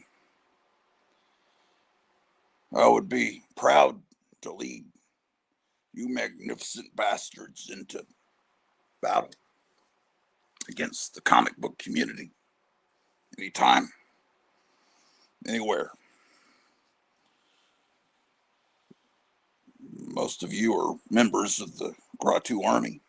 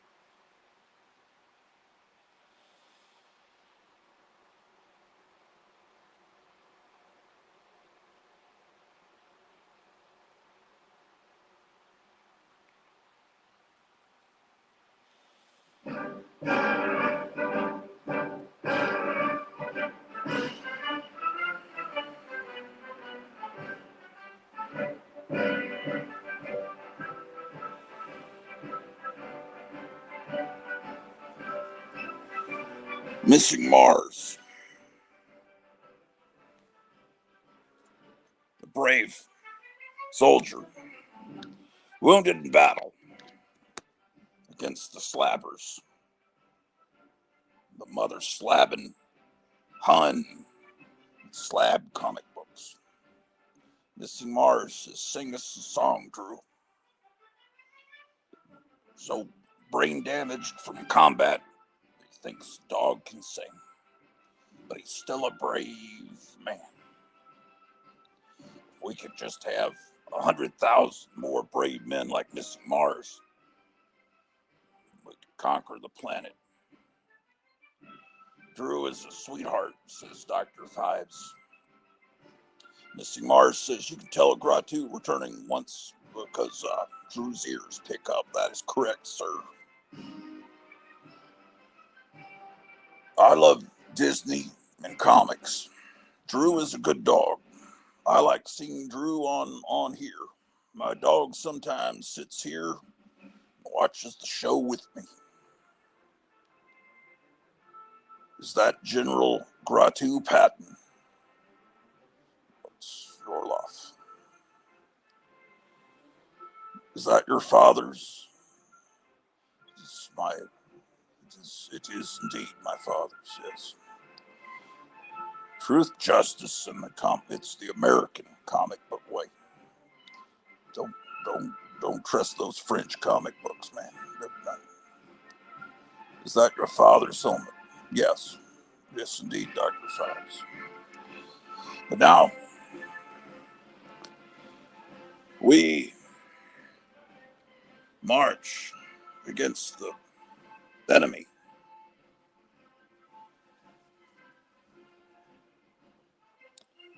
So,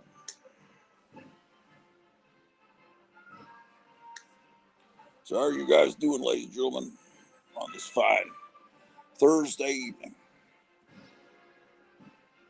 All 17 of you. Here to see comic books. If you think I'm going to hold comic books up for you, you're watching the wrong show. I may not ever show another comic book in my life to you, worthless and weak specimens, worms.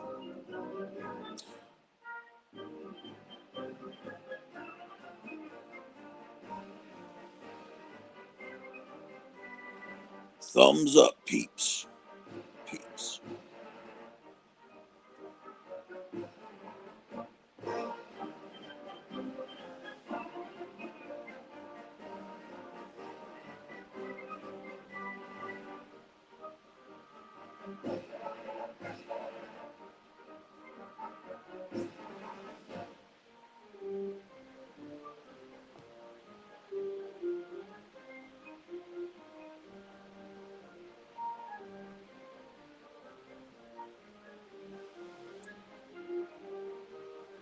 Why are you here? Why are you here? Why do you exist? What brings you to YouTube on this particular evening? March, April, whatever the heck month it is. April 11th, 2024. Where were you at? April 11th, 1917. Where were you at April 11th, 2000 BC? You remember where you were, what you were doing. You remember. It wasn't to look at comic books.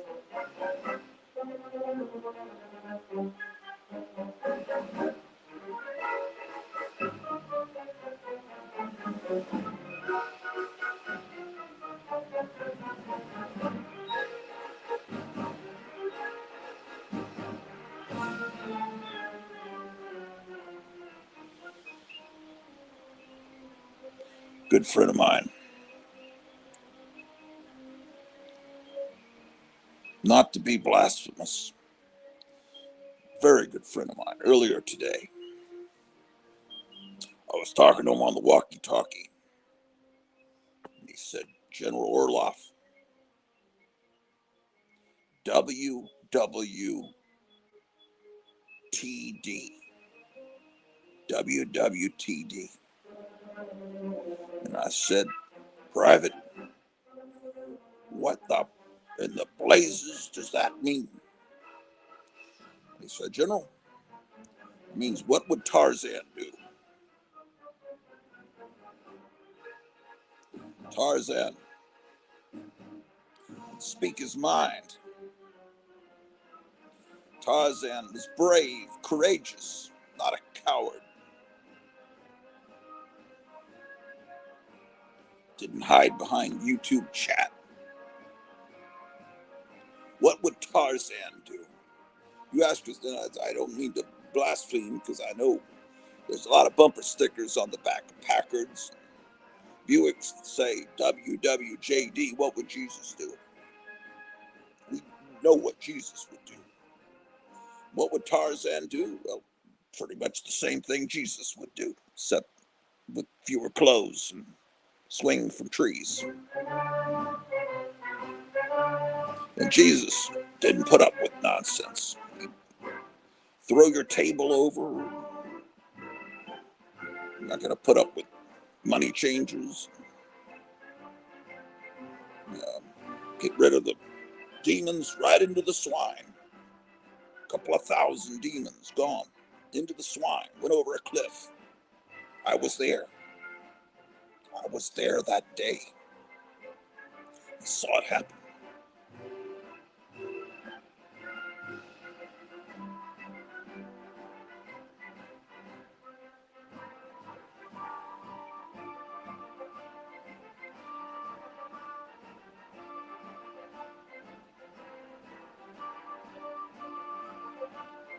What do you want now that you're in this army? What do you want to see? You want me to talk about these movies? I could talk to you about these movies. I could talk to you about the records in these jukeboxes. Do you even care? It's important to you. I think I'm joking about those Holiday Inn signs. When those Holiday Inn signs were taken down, it was the beginning of socialism in our country, communism. Where did Ronald McDonald go? Ask yourself that. Same place the Holiday Inn signs went and the big boy statues.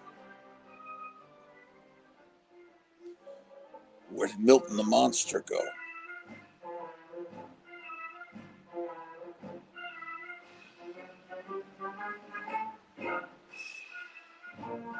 Ask yourself that, mister.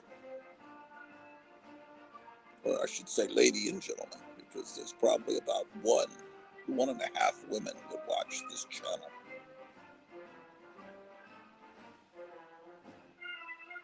The half woman is missing the lower part of her body from a landmine in Iwo Jima.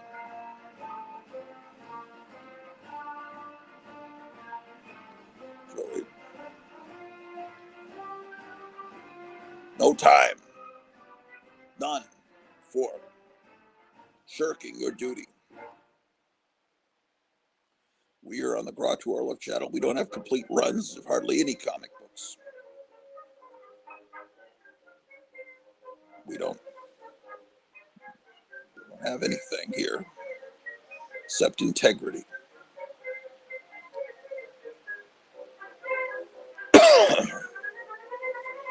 And sometimes we cough.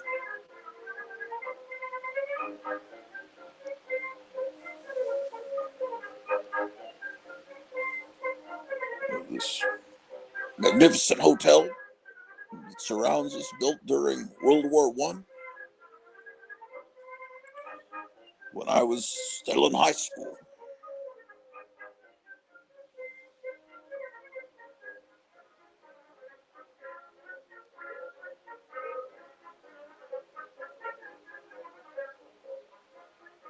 Man, what do you think's going to happen over the next year? What do you think's going to happen over the next week? You're going to wish that the world ended Monday with the eclipse. Didn't end, did it? You thought it would, didn't you? You were kind of hoping it would, weren't you? Well, it didn't. So what are you going to do now? Now that the world still exists.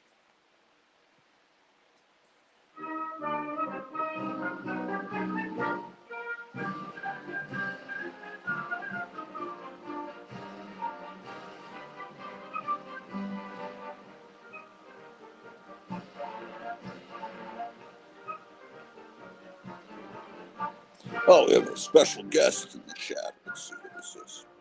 Oh, it's Kevin Johnson, Colonel Kevin Johnson of Mesa, Arizona.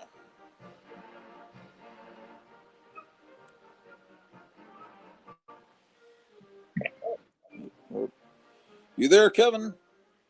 Yeah, yeah. You didn't pay your light bill again, right? Always dark on the square of Gotham City Comics. I probably need to turn the music off. I got too many devices. Shit. I'm sorry, what? Too many devices on. Yeah, I know. It's hilarious. There's no chat movement at all here. There's 19 people watching. People don't chat here. I'm so glad. I mean, I don't mind if you chat, if you're not going to insult people. And I wish Gary would come back on. I don't know if his feelings were hurt or not, man. It's a bunch of bullshit. I'm in war mode now, man. Don't think it's stolen valor. I'm not really in the military. For those of you who think I'm pretending. This is my father's helmet, I guess from Vietnam or whatever. Maybe from his whole career. I don't know. I mean, that shows he's a colonel, right? I guess. What do I know? I love Disney and comics. Says Gary had a great collection. You show. Oh, it's a great collection. It's tremendous. Then people are making fun of his appearance and his girlfriend. The heck with that. You save your cyberbullying for your little high school friends. You don't do that. Not on this channel. Not on the Orloff Inspirational Network.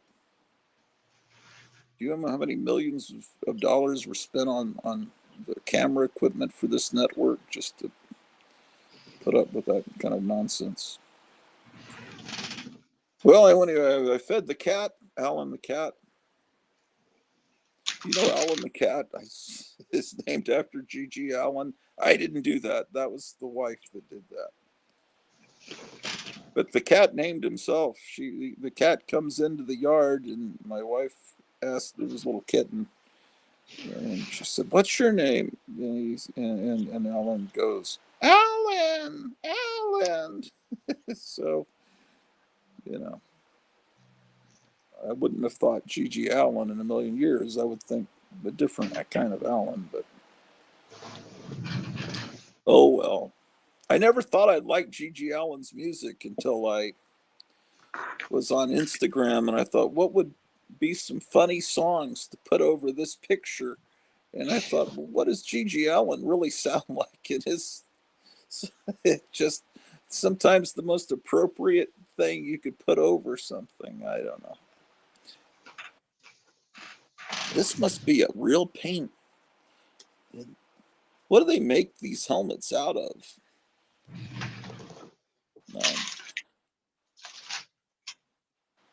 To wear these all the time, I guess people get used to it. They have to be steel. They have to be made out of steel, I would think. Yeah. Oh, well. I always heard stories that you could cook out of them. Yeah, I don't know. What the real old ones? Yeah. You could I flip need it to watch upside more down. John Wayne movies. I can't believe I was such a pussy a few weeks ago that I was in tears apologizing for some stupid joke. And all of that's been scrubbed from the internet. Every bit of that's been taken down. So all the only thing that's left is me like talking about, hey, I can't talk to my friends anymore because we don't all get together anymore because some people's feelings were hurt. I just, I'm not. I gotta stop being a baby, man. I gotta like get. It's just like my father jumped out of airplanes. My brother jumped out of airplanes. Meyer jumped out of airplanes.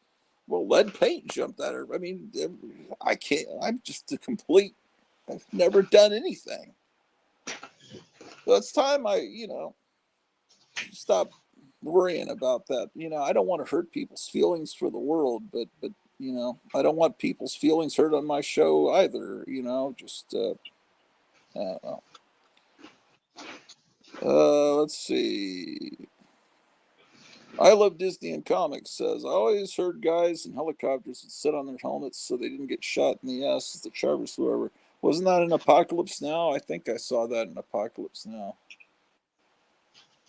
Probably. Yeah, I don't know. My father said the most realistic war movie he ever saw was when we went to see Saving Private Ryan. And he said, but what that doesn't, it doesn't, obviously a movie can't convey the smell. And he said that war is mostly silence, the most complete silence you can ever imagine. Oh man, look, I look like a Roman Caesar now. Shit. I look like, who is that fucking, I mean, that freaking idiot, what's his name, that supposedly invented Facebook, when we know that he didn't do that. Whatever his name is, Zuckerberg, he's his hair done like a Roman emperor.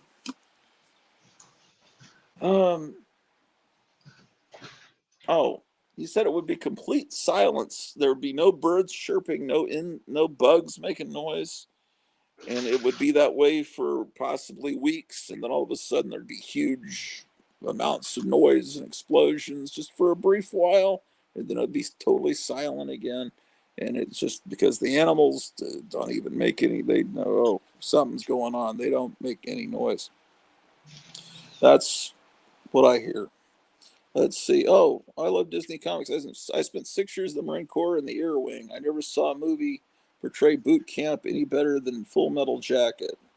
Yeah, I don't think that boot camp is like that anymore, from what I understand. I don't think they're allowed to say the things that they did then, from what I understand. I don't know. I never even could even imagine being in the military, but I was just always a wimp. But that's great. I didn't realize that. I love Disney and comics. That you're a Marine veteran. That's great. I have nothing but respect for veterans.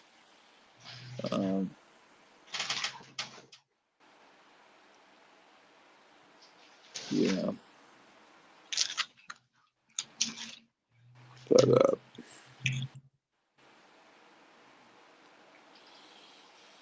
yeah.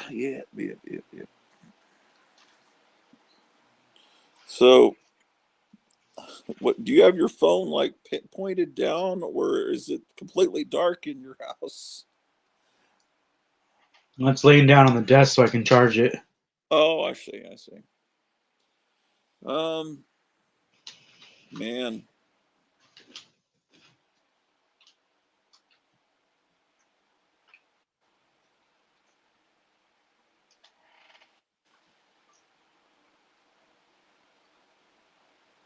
Yeah, I was talking to Meyer Greenblatt earlier today, and he's visiting with his son, who's 30 years old, and his son lives in a different part of California, and he's sending pictures of his son's cat and his son's bookshelves, and he's got all these collections of underground comics, and he's got a really cool collection of action figures. He has that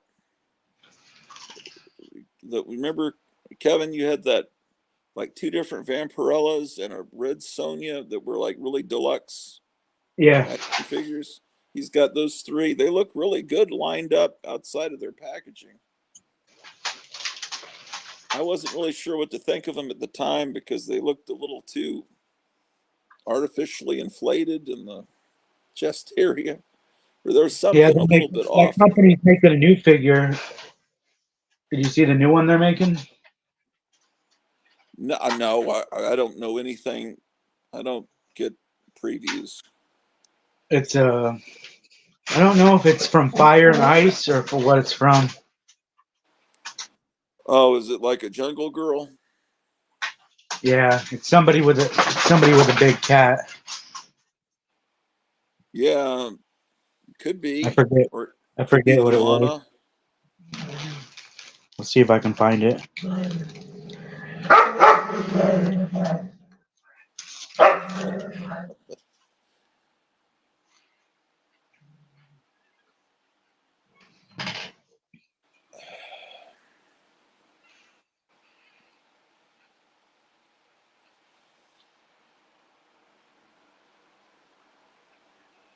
Oh my gosh.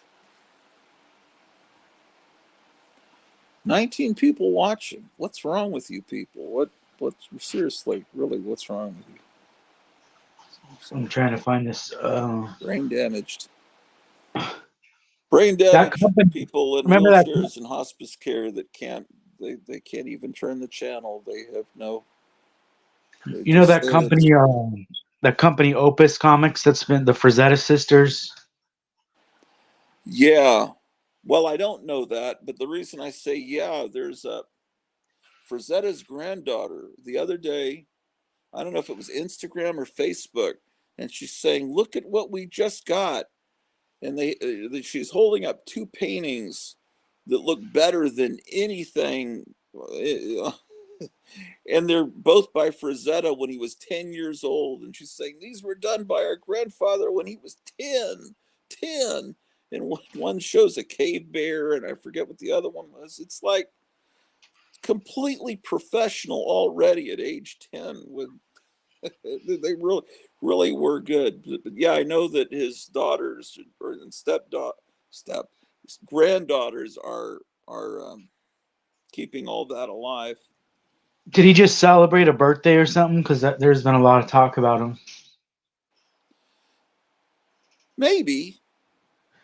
Kurt Hammett showed. I saw Kurt Hammett had a picture where he's looking at two paintings he bought, and I guess he was the first person to pay like over $1 million for a comic book original art.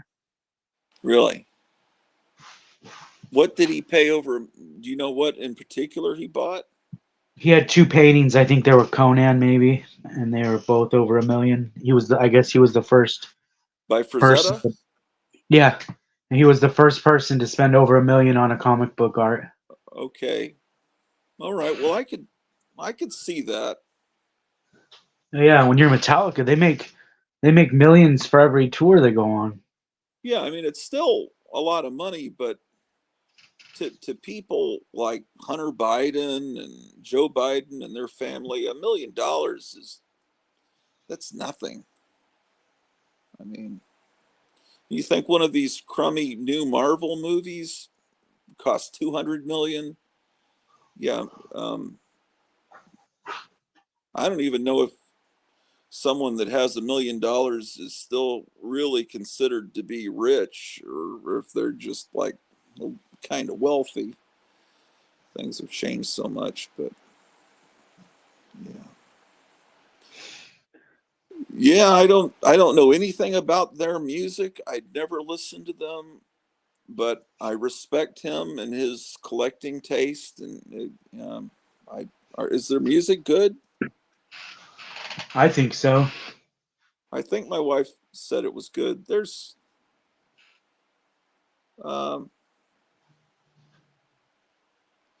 I mean, I listened to it at an early age, and it was like I liked it.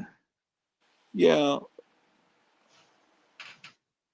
I think the first time I heard one of their songs, it's like scared me. Well, what's the band where the lead singer goes on Alex Jones? He's like real conservative, so he's kind of hated now. Is that Megadeth? I don't think it's Megadeth, but there was somebody that I remember seeing on the show before. It was a band I could have sworn that starts with M. And I just can think of Megadeth and Metallica. I think some of those bands let them use the music. I think both those bands do. No, I don't mean the bumper music. I mean a guy that's actually gone on and talked with Alex Jones. That's like I want to say that was philosophically aligned with him. I can't remember his name, but he was like I know who you're talking about. He's been on there a few times. Yeah. Anyway, so as far as rock stars that collect comic book art and appreciate that culture, there's Danzig, there's Kirk Hammett, there was Lux Interior, Rob Zombie. Who else is into that? Well, about Glenn Danzig, I just heard a story about him. Really? Because the Misfits have an action figure coming out. Uh-huh. And it would have already been out, but Glenn Danzig is holding up the process. Okay. They didn't have the paint just right for him. On a figure of him himself? Yeah, of him himself. So they have to keep going back and forth until they get it just perfect, because he has to have it. Basically, what the guy was saying was he's really a pain in the ass to work with. He was saying that in a nice way. Yeah, but it is a figure of himself. Maybe Yeah. he cares I about think the he end. cares about it. Yeah. That maybe he cares about the end consumer. But then, if he And I cared figure that all much, rock maybe he stars. wouldn't direct his own movies. Maybe he'd I hire a professional director to always direct figured it. all rock stars are like that. Like they would request, I want Skittles, and they have to all be the green ones in a bowl Yeah, backstage. yeah, I've heard of all that stuff. I mean, hey, if you can get people to do it, then do it. Yeah, yeah. I saw. I know someone that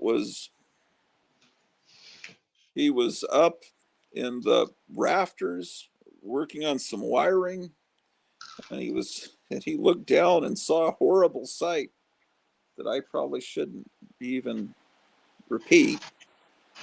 He saw Stevie Nicks, who apparently can no longer take cocaine through her nose anymore, and she was having someone blow the cocaine in, into an orifice. And he looks down and sees that I won't mention, but he looked down and saw that and was like, "Oh, I can't unsee this," because she's not Stevie Nicks from 1973 anymore. It's basically an elderly lady.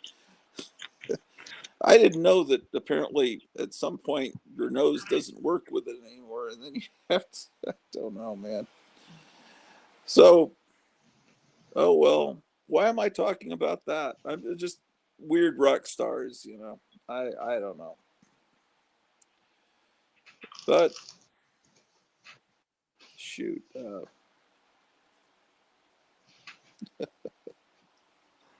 this still is the trying to find worst this live action stream figure. ever. What? I'm sorry. What? Still trying to find this action figure to show you. Yeah. Okay. Boom.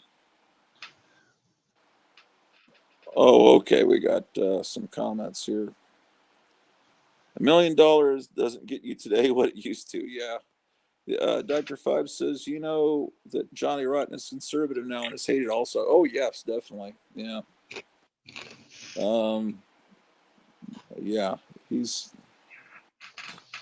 It's so weird that now punk rockers buy into the government line and get upset with people that don't do what the government tells them to do. Van Halen, no brown M&Ms to make sure promoter read the entire contract. Okay. I imagine Joe Satriani, guitarist, probably likes comics. His Surfing with the Alien album cover was Silver Surfer, wasn't it? And didn't Molly Hatchet use Fraser's art? You mean, oh, I think the spell check corrected Frazetta.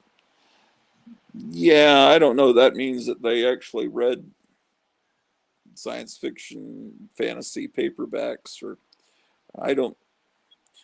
The Silver Surfer was popular with a lot of non-comic book people, with a lot of hippie crowd, people that just thought he looked good on a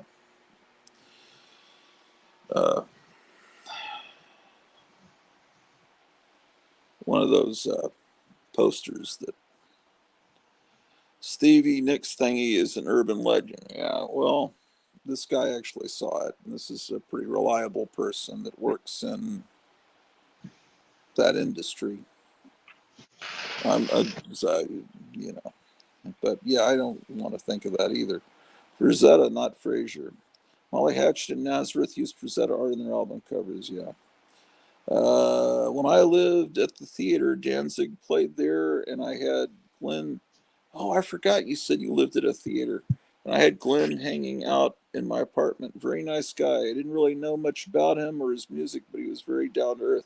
When you come tomorrow on the live stream, tell all about that, because my wife will love that story, because she's a big fan of Danzig. So that'll go over real well tomorrow. Dr. Fives, try to think back to everything he said and all the things he liked, because she'll want to hear that. Cool. What the hell was I talking about? Anyway, I have nothing against Stevie Nicks. Her music was fine. It's just, I'm not a big fan of drug use. But,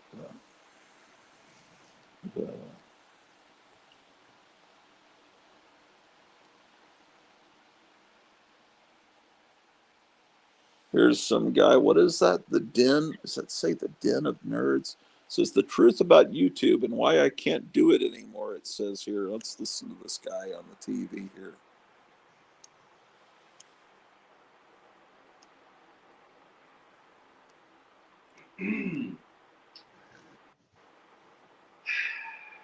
Uh-oh.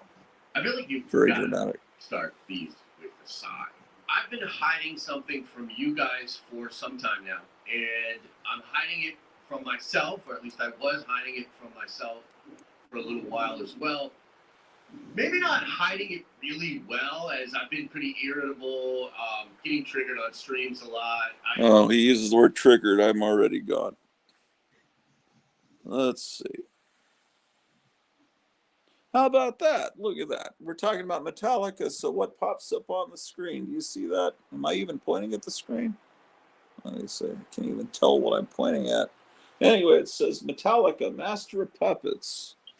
So they listen to what I'm talking about, and then they give me that. Nice, very Orwellian.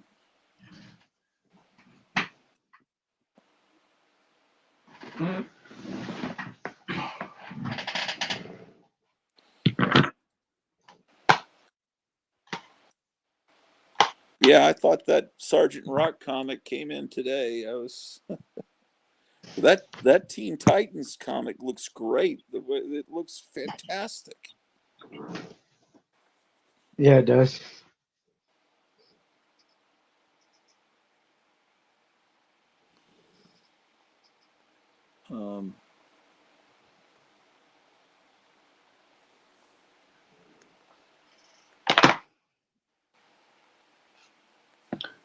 You're doing a live show tomorrow?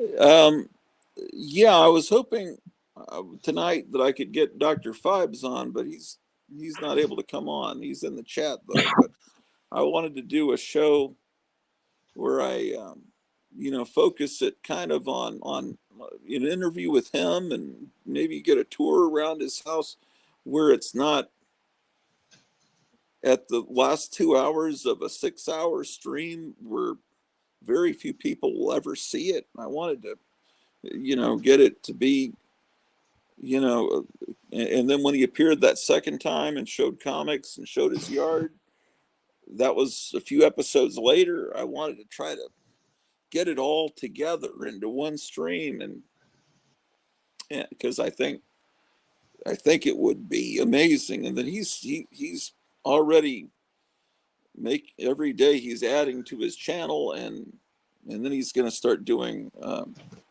videos showing his collection. And that's going to be just outstanding. Let's see what the Tourette's girl's doing today here on YouTube. Hi guys, I like the Goodwill. You're done. Oh, I finally found that figure. What's that? It was Fire and Ice. Fire and Ice. Okay, yeah. Your mom, Goodwill. Yeah. Hey, Groucho, is your phone dying because it's starting to robot? Well, I don't know. It looks okay to me, but then the other week when I was filming, it looked okay when I looked down at my phone, but then when I watched on the TV later, I could see that, like when I tried to see how far can I go? Can I go outside? Can I go in the garage? And I thought, wow, I can go anywhere now. But when I did go outside, it was all, am I turning into a bunch of Lego? No, that was the sound. It was starting to robot sound. Oh, I think it's because I'm playing this girl in the background. And when you had music playing in your store earlier, it was making it impossible for me to hear Gary, because his voice was cutting out. I know that iPhones do that. Oh, let's see that. Let me give you full screen. Oh, that does look good. So that's the But same does it company that. yeah, does it come with that backdrop? No. So it really is just the girl and the, oh, wow.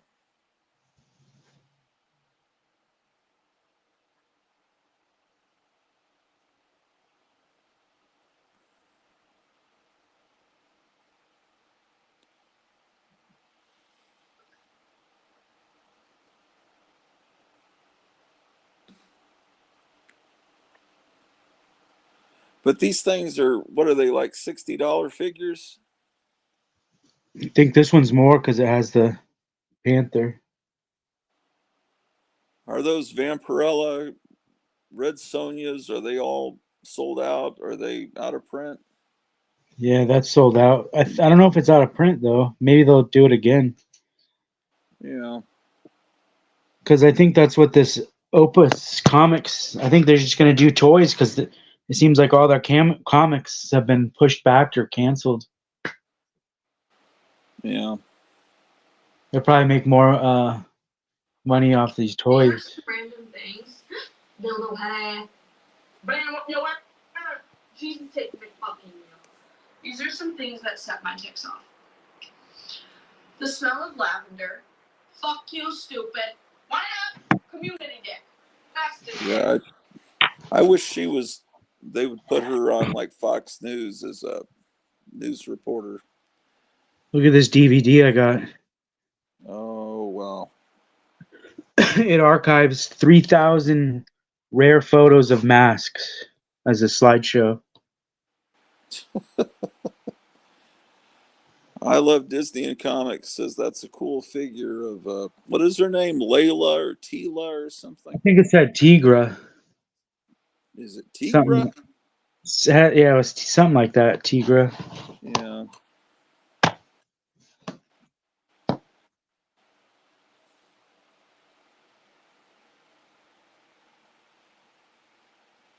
I like the eyeball one. That's pretty good. Yeah, 3,000 masks. I mean, it goes on for hours. Wow.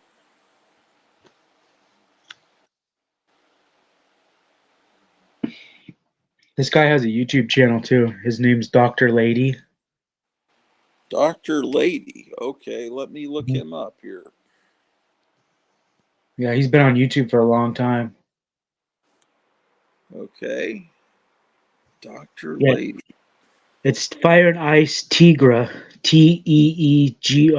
Tigra. I think that's how you say that name. Yeah, that, for decades, that's what I thought. The Marvel character. I bought the first appearance in Giant Sized Chillers, the Werewolf by Night, and there was this girl. I thought her name was Tigra. And then years later, I realized it must actually be Tigra. But to my fourth grade mind, it has to be Tigra. And that's how I pronounced it until maybe 3 years ago. But maybe I should go back to the way I pronounced it as a kid, because the heck with people. How do I know they're right? Let's see. I love Disney and comics. Yeah, it was the female character from Fire and Ice. Yeah, definitely. You can watch Fire and Ice on Tubi. I was watching it this morning. Yeah, yeah. I saw And it on there. I think it's on YouTube also. I think. Oh yeah, I did see it on YouTube before. That's better than you don't have commercials if you have YouTube Red. Yeah, right now we don't have commercials. That is great. That's why I'm going ape recording all this music off of YouTube, because they doubled down with the commercials. They've gone nuts with the commercials. Yeah, because now it's like $15 to not have commercials. Yeah. It used to be 10. Yeah. Dr. Lady. Oh, there it is. Maybe. Oh, is he like a horror host with long hair? Yeah, and his wife is she does like the hair work on Mask. Allergies or sinus problems? Are you currently Is using that him? medication that Yeah, requires that's him. not just once, but Okay. 2, 3, or possibly even 4 times a day? Does the Okay, I'll subscribe to him. He could very well be a Biden voter. He sounds like a Biden voter. But He here could I be, am but being mean. I lecture people about being mean. Here I am being mean. extreme pressure? But it's all right. I need to be nicer. he doesn't talk about it if he is. Yeah. Yeah, it was the female character from Far. Okay, I already read that. Yep. Yeah, well, that's good. I need to. And what was the other thing I was supposed to look up? You're telling me about the other day. Creature. It wasn't creature feature. It Oh, was. creature features, because that'll be on tomorrow night. We gotta maybe do a watch party. What time does that start? Let's see. See if they already put it up. Sometimes I don't watch it because the movie's not good enough. Yeah. Sometimes they'll play like new movies, not new, but like from the '90s or something. Oh yeah. That's upcoming. The Boy Who Cried Werewolf from 1973. Looks like that's tomorrow's show. Oh, I'll watch that. I've never seen it. Yeah, I don't think I have either. But I remember seeing commercials for it. Okay, let me subscribe to this guy. I'm already subscribed. Okay. Do you watch this every Friday night? If it's a movie I'm interested in, yeah. Does it come on after Horror Mike? Or is it Yeah. on at the same time? No, I think it comes on right after. Okay. Or maybe during. Wow.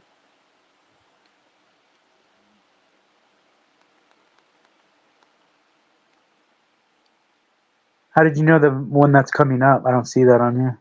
Well, when I went to it, it showed it and it said Oh, I upcoming. see it. When you hit the community tab, it's under there. I don't know. It might be different on my TV set.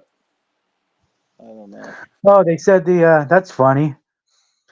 It says the Super 7 owner, Brian Flynn. And he's the guy that I was just telling you. He's the one that told the story about Glenn Danzig's complaining about his figure. Uh-huh. Well, I think he's very self-conscious about his looks. And Yeah. so, I mean, this guy, Brian Flynn, is very interesting too. He's the owner of Super 7, which started off as almost like a Godzilla type fanzine in San Francisco. And they opened a little boutique. And I know Myers probably went to that when it opened. Hey, have Probably. you seen they released pictures of the 3 of the new EC covers that Jay Stevens drew, the Dwellings guy, and they're like cartoony, and they're kind of takeoffs on actual covers from the old EC. Have you seen those? Oh, they're for the new EC that's relaunching? Yeah, I guess they have variant covers, and one of the variant covers is this kind of cartoony, goofy, take on EC. Uh-huh. Like the Hana Fear cover where you see the different horror hosts, ghoul lunatics, whatever, and they're all kind of behind doors. And you know that cover? He's got one where they're kind of, it's, I mean, if I was doing the show on my computer, I'd pull it up on my phone and show you. I'll pull it up. Was it on Oni's page or was it on Jay Stevens' page? You probably, if you go to Instagram and go to Jay Stevens Instagram. I think that's where I saw it, either that or on his Facebook. Look, I think tomorrow's is actually this movie, and you were looking at Saturdays. Oh, does he do one Friday and Saturday? I think so. Tomorrow's is Horror Planet 8 from 81, and then this is the one that you saw was Saturday, Yeah. Oh, that's Saturday. Oh, okay. and They this both one is look gonna. fun. This one's gonna be. They're gonna be watching it with Brian Flynn. Oh, okay. So, yeah, Brian Flynn. He's pretty interesting. He likes all the same kind of stuff we do, Yeah, I would and he think so. just made a ton of money. Was able to produce his own stuff, but right now he's in some controversy where people think that he's getting like almost kind of like what happened to Vince McMahon, kind of pushed out of your own company Yeah. for bad decisions. Yeah. Did he get But pushed out of his own company, Vince McMahon? yeah, Really? but right now but Flynn, he's been on a few different interviews and he said, no, that's not true. Well, What you're didn't hearing. you?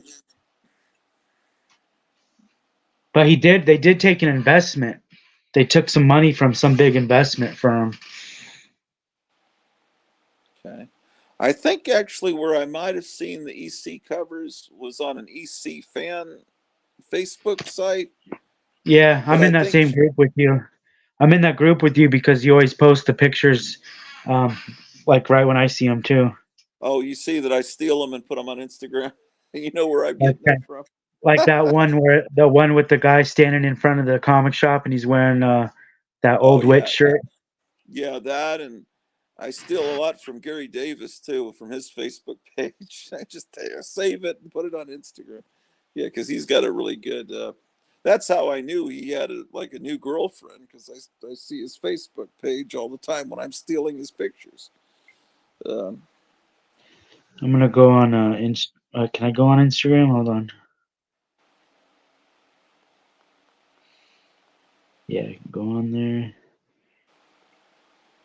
I don't think I've ever went on Jay Stevens' page. He's got a page. I sent him a message probably a month ago to see if he wanted to come on my show, but I don't think he's ever seen it. He's probably like super busy, but you know, like, Jay Stevens comics. There, I found it. yeah, maybe you could show it on to the screen here. Yeah, well, I'm gonna follow him. But on the EC page, a lot of the people were not really that keen on the art. You know, they wanted it to look more like the traditional art. Yeah, those But guys are super purists on there. yeah, Those guys are pretty elite, you know. yeah, a lot of those people are. Yeah, I've noticed that. Very snobbish. Here's him drawing. Okay, well, All right, hold on. Let me get you on here. with the hands in the grave.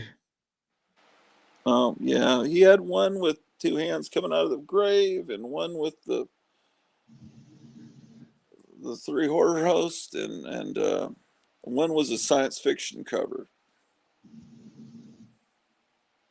Yeah, what's neat is that he actually draws with a pen Oh, instead of on a computer screen. Okay, there they are. there's the theory. Yeah, They're all three are takeoffs of I like really. it. I just, you know what? I really hope they're kid friendly Yes, right. because they look Well, like they're as kid they look friendly like as they're the made. original ECs were.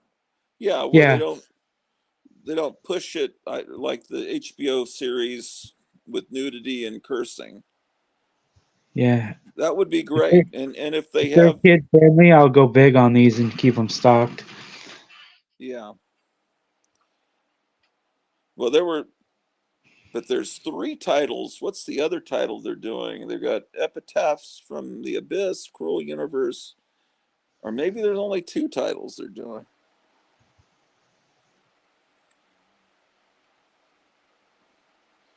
Were we talking But about R.L. Stein last time a little bit? I was talking to you.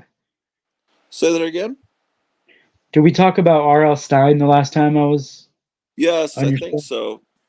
Yeah, because I think after I got off the phone, I looked at one of my Tales from the Crypts because he does a foreword in there, Yeah. and he talks about reading the Tales from the Crypt and how he got into them. He was, I guess, back then he said he would go to get his haircut every week. He must he must have had some fast growing hair, but he would go to the barber shop and they had Tales from the Crypt there, and he would grab them and go in the corner and read them. Well, yeah. Well, He said see, I know he's probably an older guy, because he was editing those Scholastic magazines when I was in second and third grade, R.L. Stein. So, yeah, he was probably a little kid when EC was coming out. And the reason he was getting his hair cut every week is he probably had a flat top, or like his head was like buzzed yeah, real close. yeah, like a military cut. Yeah. Yeah. A lot of kids had them that way. Yeah, that's what I was thinking. Because this was pre-Elvis, the Yeah, all the comics code came almost to the day that the first rock and roll record came out. It was just like all the energy of all those pre-code comics just transferred into the explosion of rock and roll. It was just like I've always said, it's like whack-a-mole. They hit the comics down, and then the rock and roll music popped up in its place, and they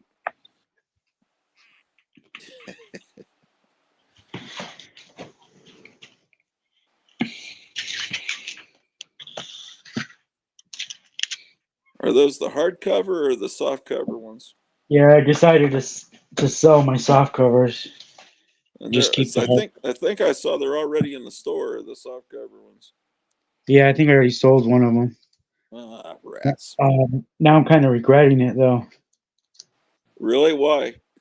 I just realized because one of them had a. Oh no, it's the same. Oh, you thought I there thought were it had. slight variations? I thought one had a different foreword in it. Uh,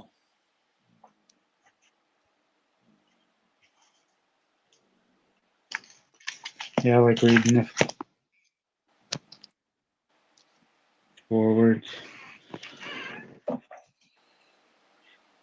This one had Bruce Campbell in it. I didn't read that one yet. oh, that's cool. This one having it Tom Holland. Tom, Oh yeah, this is the one with R.L. Stein. who's Tom Holland again? That's not the guy that played There's Spider-Man. two different Tom Hollands. So there's the Spider-Man, and then there's the one a movie director. I Am I don't know, thinking? but it seems like we had this conversation before. I'm getting a feeling of deja vu. Yeah. But Oh, here's the good one. Robert Englund. I didn't oh, know he really? was. I didn't know he was a Tales from the Crypt guy, but it makes sense because when you meet him and get his autograph, he'll draw a little cartoon on there for you.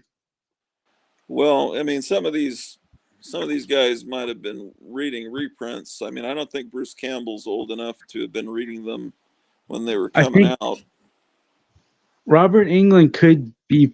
Well, I think all of them they weren't right fresh off the rack, but Yeah, they I might have mean, been. They still could have been hanging around somewhere. oh yeah, yeah. I mean, yeah, and you could find them in used bookstores. Okay, here he was. This is what he used to read first before he got into it.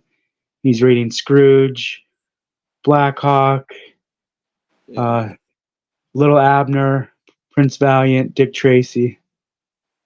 yeah. He was the child of a Lockheed engineer. Is this R.L. Stein? This is Robert Englund. Oh, Robert Englund. Yeah. Okay. Yeah. So he Um, was. That's how he got into it. That's right, because he had the dad that was the Lockheed guy. So they were fascinated with aircraft, and that's what got him into the Two-Fisted Tales. Oh, he got into the war comics first. That's interesting. Yeah. Yeah, the war comics were very. Harvey This is the Kurtzman was kid. very meticulous to make them very accurate. Look at this is the kid you always talk about with the nasty hands on your books. Look at his. It says his books were dog-eared, peanut butter, and jelly stained copies. Yeah, but my brother though could just touch a book and the acid in his thumbs would completely obliterate the ink. It just take it off like he's a human fly or something. Okay, and then he got into all right. Eventually, he got into Tales from the Crypt, Haunt of Fear, Vault of Horror, and then it said it. Yeah, it said it still affects the way he visualizes literature and scripts to this day. And then he got he says then he got into Mad Magazine. Okay. This is Freddy Krueger, right? Yeah, he was into the 50s and 60s Mad. Okay, well, he's a cool guy. I mean, I never was the biggest Freddy Krueger fan just because his origin story, I mean, he wasn't a cool monster just because of what he was before he was killed, right? I mean, his origin story is like one of the worst people possible. So I'd rather, be a fan of Frankenstein or Dracula than Freddy Krueger. When I was a kid, I didn't put the two and two together that he was into children or whatever. I kind of just what thought what I I liked thought was I thought he was like Frankenstein. You know how he gets torched. Yeah. Well, I mean, they talked about it in the first movie. I don't know if they ever mentioned it in other movies, but the one I Yeah. liked was the third one. And maybe I wouldn't now, but at the time when I went to the theater, I think it was called Dream Warriors. To me, that was like, Oh yeah, that's the best one. yeah, that's what I thought. It's like a comic book, that was fun. Mm-hmm.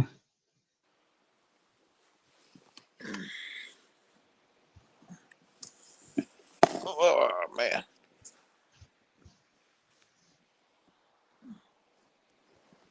Yeah, I bet Freddie had a lot to say in that movie because if he said he's into comic book style storyboards and stuff. Uh-huh.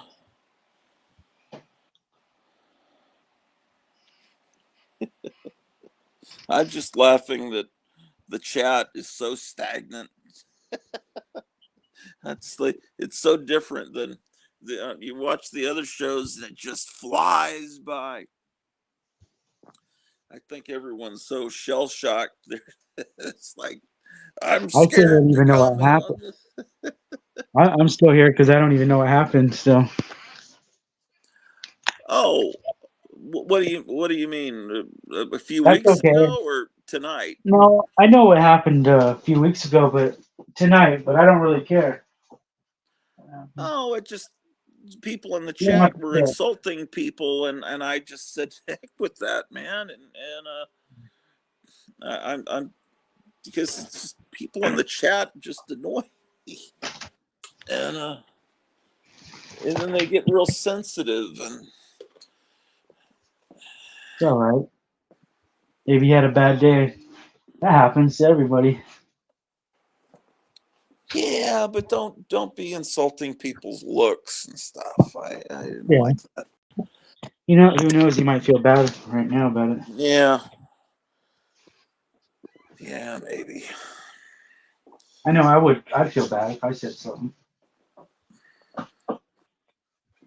I had a customer apologize to me today. He felt bad about something he said to me the other day. Oh, really? That's cool. That's why I didn't react to what he said because I knew that he didn't mean it. Yeah.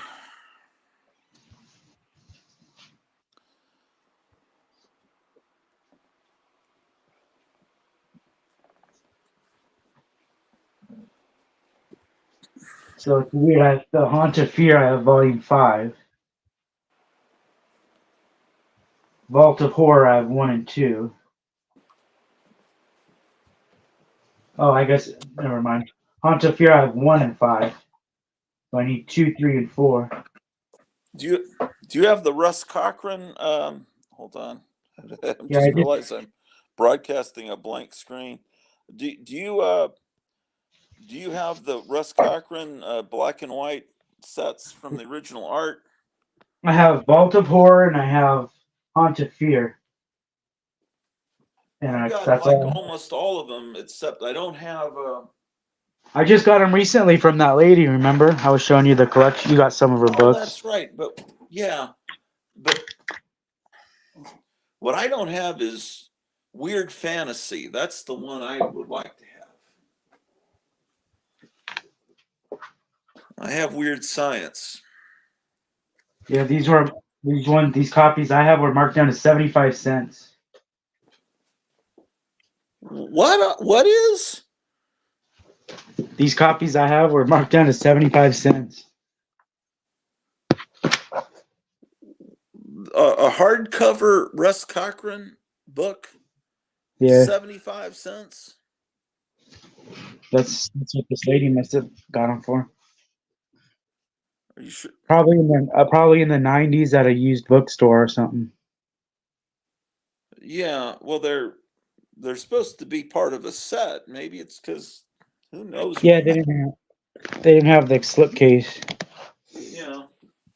Yeah, that's cool that this is the original art. Yeah, that's all shot right from the original art because Gaines kept it all. So all the other reproductions are shot from, those stats. All the art's been sold off, but they still have all of that. So yeah, you're getting the closest as you can get. The only thing better maybe would have been if they would have made a version without the words, even just the art book. Well, I don't think. I mean, the word balloons are drawn onto the original art. I know. Look So how there's not like art hidden under the word balloons. I had a story, I think from Tales from the Crypt. I don't remember what story. I didn't own it, but my friend Tom Renoni was keeping it in my house because he didn't have a place to stay at the time, but he had a world-class collection so he kept his 1967 Jaguar in my garage, and he kept Tales from the Crypt, the entire story, original art, on top of one of my pinball machines in the converted room in my garage back in Texas. And so it was there for a while. He sold it. I just don't remember what the story was, or He had the whole book. he had the whole story. Yeah, I know there was a lot of times when they sold the original art, they would sell it like that, the whole story. Yeah, Yeah, that's what he had, and it's like there's that and it's Jay like Stevens cover homage right there that he homaged. oh yeah, that's what it was. Yeah, like this artist here, Reynold Brown, that painted these AIP monster. He had the original art to The Creature Walks Among Us, and to the Spider, and he had he still had some of them. He passed away, so his family still has it all. But yeah, he had all His kinds of. family's gonna keep it, or they're gonna sell it eventually. I don't think his brother will ever sell anything. But yeah, he's the guy that Kirk Hammett was buying stuff from him. He wanted to buy the dead grandmother from Texas Chainsaw Massacre sitting in the chair she sits in. Tom had that in his collection. For a while, they had that on display in the Bob Bullock Museum in Austin, Texas, because they had an exhibit on the history of movies made in Texas, and Texas Chainsaw Massacre was a really significant movie that was, filmed in Texas because it made so much money against, what it cost to make, that it was so they. I met the guy that owns the dead corpse hitchhiker from part 2. Oh, really? Yeah, he brought it on an airplane to Phoenix for one of the conventions, and it made the news because he had to put it through the X-ray machine, the conveyor belt. Yeah. And it was like a dead body laying on the conveyor belt going through the X-ray machine, and it made What did you think of that second Texas Chainsaw movie? I liked it because it was a comedy to me. Yeah. I was. It was My probably the friend Tom craziest thing and I've ever seen at the time. he had a date to go to that movie, and then she had a friend, so that was like she was set up that we were going on a double date to this movie. And that movie is not a movie you take like a girl to see, because it was No, the part with the chainsaw and the girl. Yeah.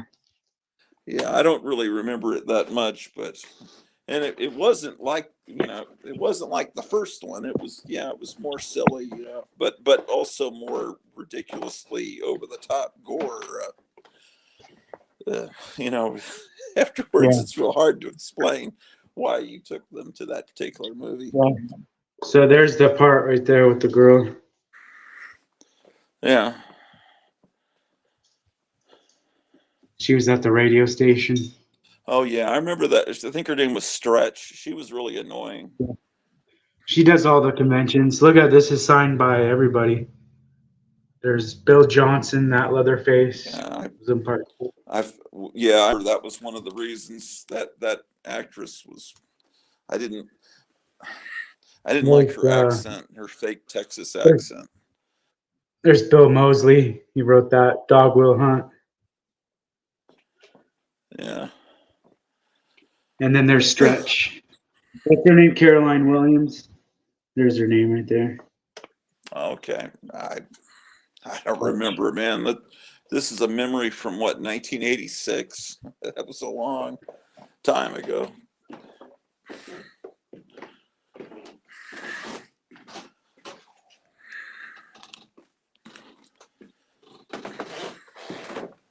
Starting to head up the stairs because I'm starting to get close to when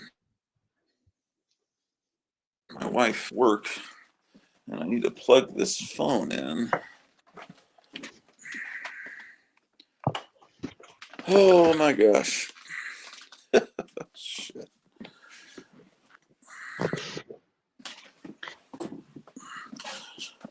Oh well. How many books is in this collection? Which collection? The EC Cochrane EC. Which title? Well, any of them. How many books are there total? All of them put together. Oh, I see what you mean. They did one for every title EC did, including. I don't think they printed many of some of the they have one like War Against Crime and like some cowboy comic. They're just one of each though, or is there more than one? It depends on how long the run of the comic was. Like, yeah, I see what you have a box, and it might. Tales from the Crypt that might have 4 or 5 volumes inside the slipcase. Yeah, because both mine are books. Both mine are downstairs, which I mean, tell you what, if you remind me at the end of tomorrow's live stream, heck, let me just go do it now. Why am I? Might as well do it now. I'll never remember. How far do you have to go? How far do you have to walk? I'm just being lazy. I just have to go down the stairs so I can show you. Just, it's just been kind of a traumatic night. I don't think Mike is ever going to talk to me again. But it's, okay. I have this other book. It's a companion that goes with the TV series.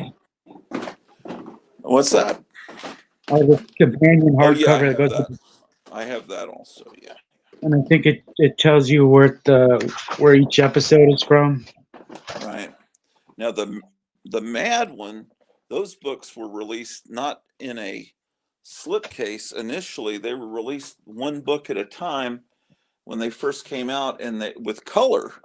And then later they were released in a slipcase with just the black and white original art.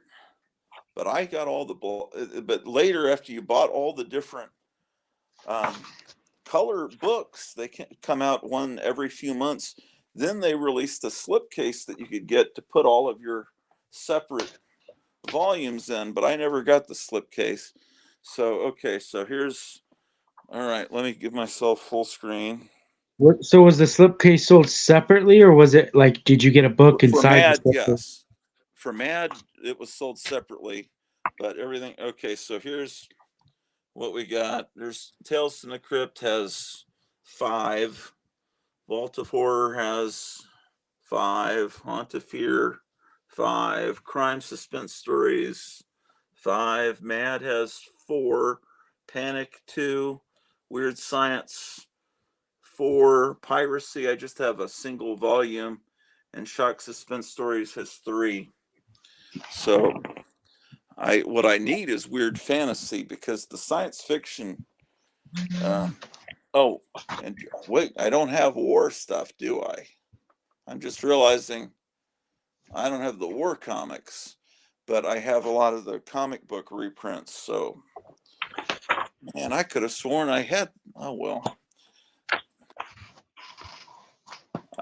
Well, that's.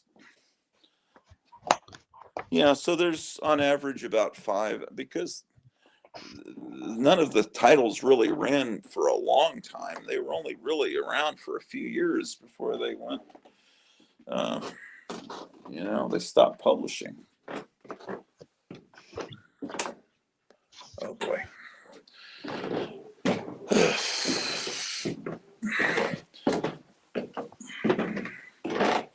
Now what? Oh, I left the dog food in the water downstairs. Oh yeah. Go back downstairs, but at least it's getting me in shape for the apocalypse.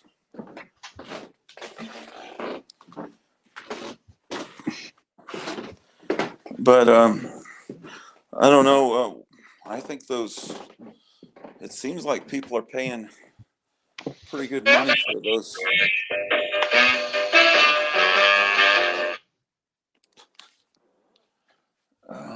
Where did I put the dog food? I think each book is like $30 or $40. Well, that makes sense. That's about what a book like that would sell for. A book of that size and scale and page quality today, I think.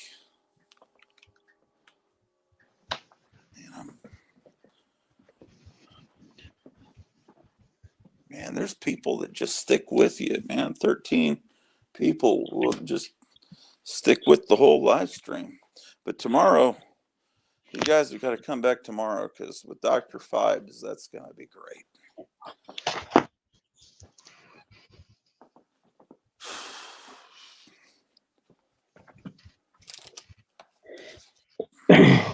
Yeah, and I want to go back through and watch all these again. Yeah. I can't watch them in the store. They use like a pretty foul language. Who's they, being the HBO shows? Yeah. Oh, I think there's new. The live streams with Dr. Fibes. My mind's in a different place. Yeah, that's what I didn't like, because it was HBO. They felt like they had to do that, and I always hated that. I wish they had not put the language in there and the nudity, and I wish they'd also set all the stories in the 1950s. Yeah. And You know, now you could argue that in the EC comics, I'm not 100% sure that they would have that comic book cursing with the little stars, when they curse, they show you there's a curse word, but they can't write. I don't know if they did that, but if they did, well, you could make a case. Okay, they were cursing, but there was some episode where with this woman, it was a real twisted episode, and they put all this nudity into it. I don't remember what episode it was, but put me on screen because it shows you right here. Complete. okay. It talks Oh, I'm about. sorry. Oh, it's on me only because I was showing those. Okay. In that Tales from the Crypt book, it has a whole thing on the Cochrane reprints. Oh, okay. All right. Well, that's perfect then.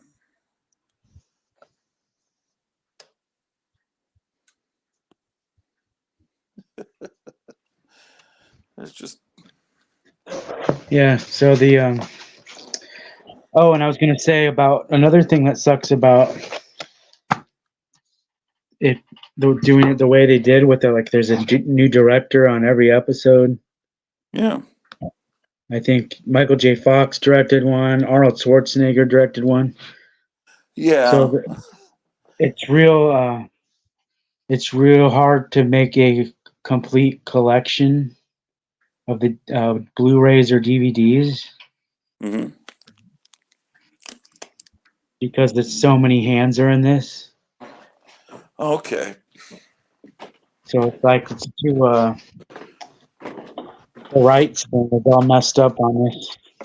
Oh, I see. There's so many different people involved. Yeah, I never really thought about it. So that's why you saw them as these. Do I have any? They came in these small little, like 5 episode chunk. They've never done Yeah, like a big box or like a special box set I've never seen. yeah. It seems like the first few episodes were the Yeah, big here. name directors, like Yeah, Spielberg and Richard Donner and Zemeckis. It seems yeah. like Here's the first season right here. yeah, and And so then they released them like this just by the yeah, 5 episodes. right.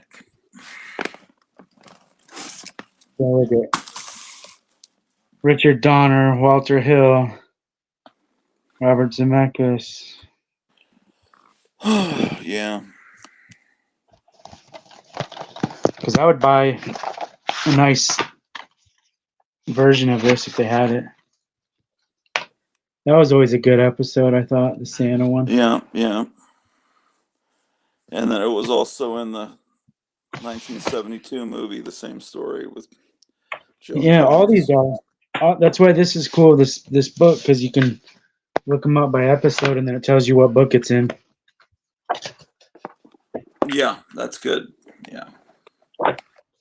I was using this because I was buying the. Did I ever show you the original art I have from the TV series? I believe so. I have a bunch of them, and I was trying to figure. The guy had a lot of them, and I was trying to figure out which ones I wanted. Oh, the dummy covers for that they're looking at in the show. Yeah, okay. So I was trying to figure out what episode they're from, and then that episode, what book that's from. Yeah. So there's the Santa one. So that's from. Let's see, where does it say it? Right there, Vault of Horror. Yeah. Number 35, which is what, number 1? Is that right? Vault of Horror 35 is number 1. Don't get me lying. I know the numbering's weird on the books that they. Can you see that? Yeah, Yeah, that's the first issue. Yeah, you're right. Does that say 35? I can't see. I can't either. That makes sense. When I first started collecting Tales from the Crypt, I was confused on it. I was like, where's number 34? Yeah. I imagine that really confused collectors early on. I think the Overstreet price guide probably helped, help a lot of people that were really confused.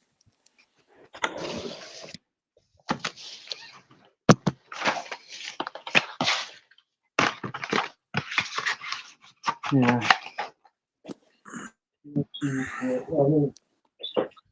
Here's my copy of Texas Chainsaw Massacre too.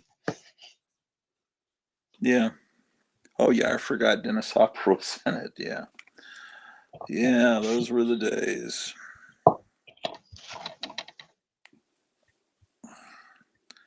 Yeah. It confused me because it's Toby Hooper, right? Yeah. So Toby Hooper is the director and Dennis Hopper is the actor. Yeah.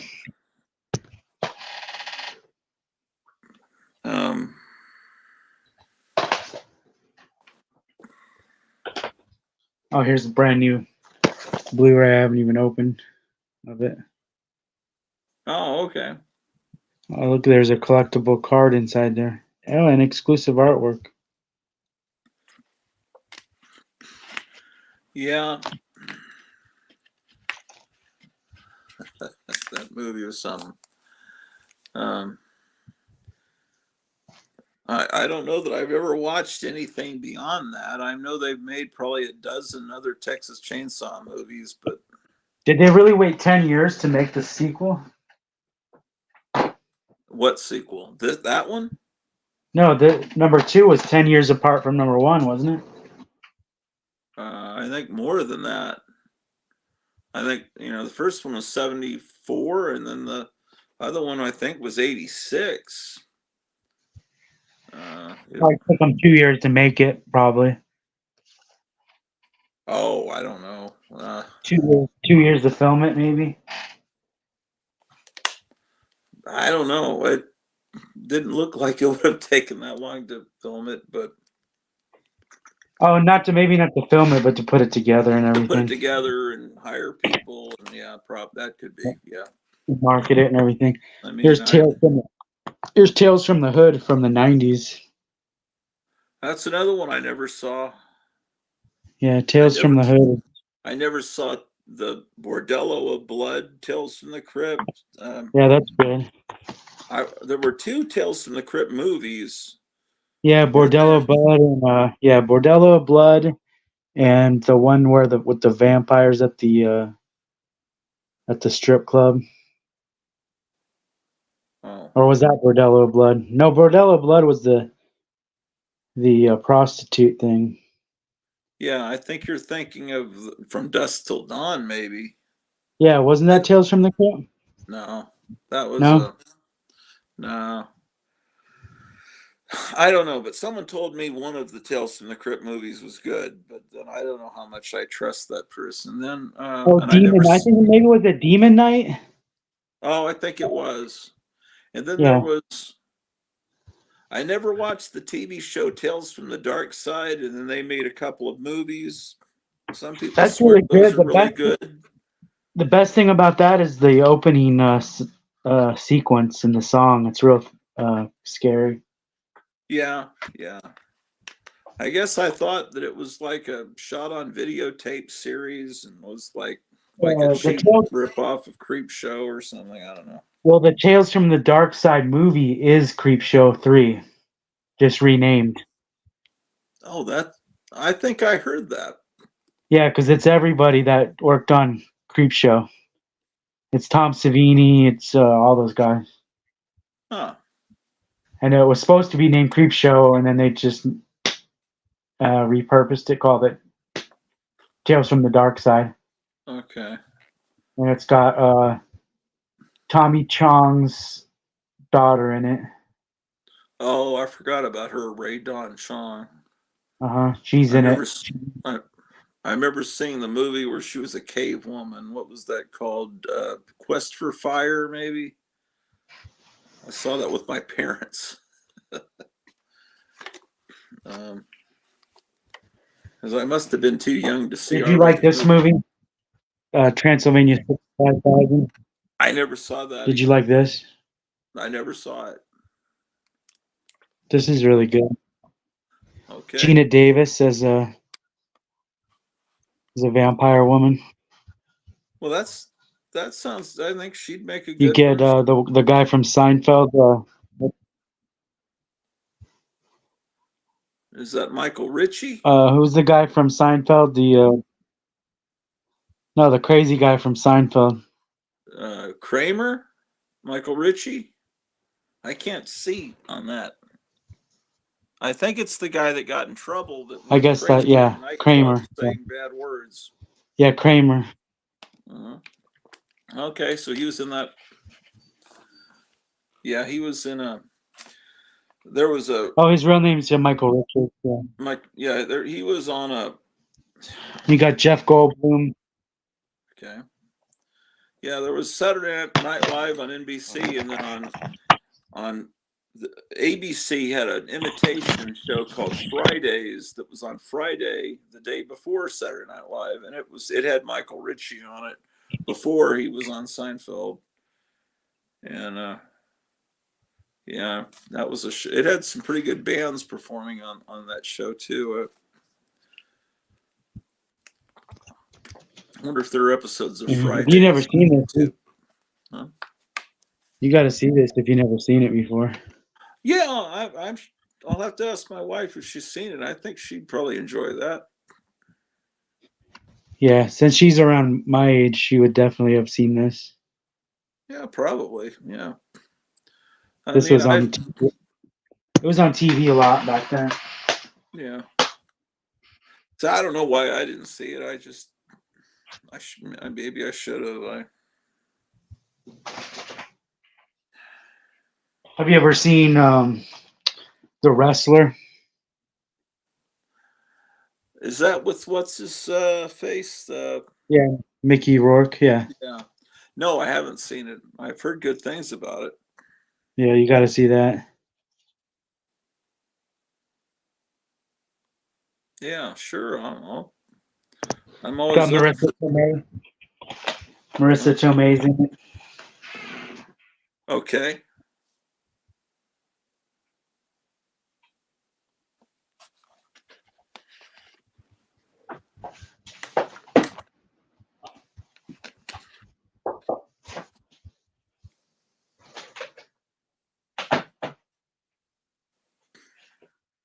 Trick or Treat's good if you get a chance. That's another one I've heard people talk about being good, but I've never seen that one either. It's kind of like Pulp Fiction, right? Yeah.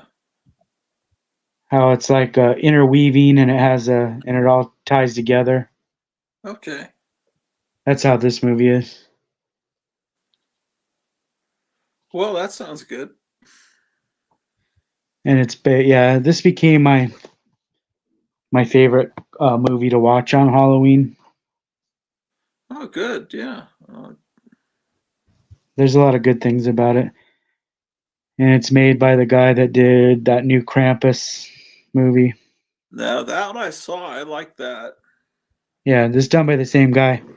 But this character, that guy had created in his college during his what do you have to do to your final exam or whatever. Uh-huh. He had created an animation and using this character that he came up with. Oh. So there's a you can probably find it on YouTube, a little his animation short.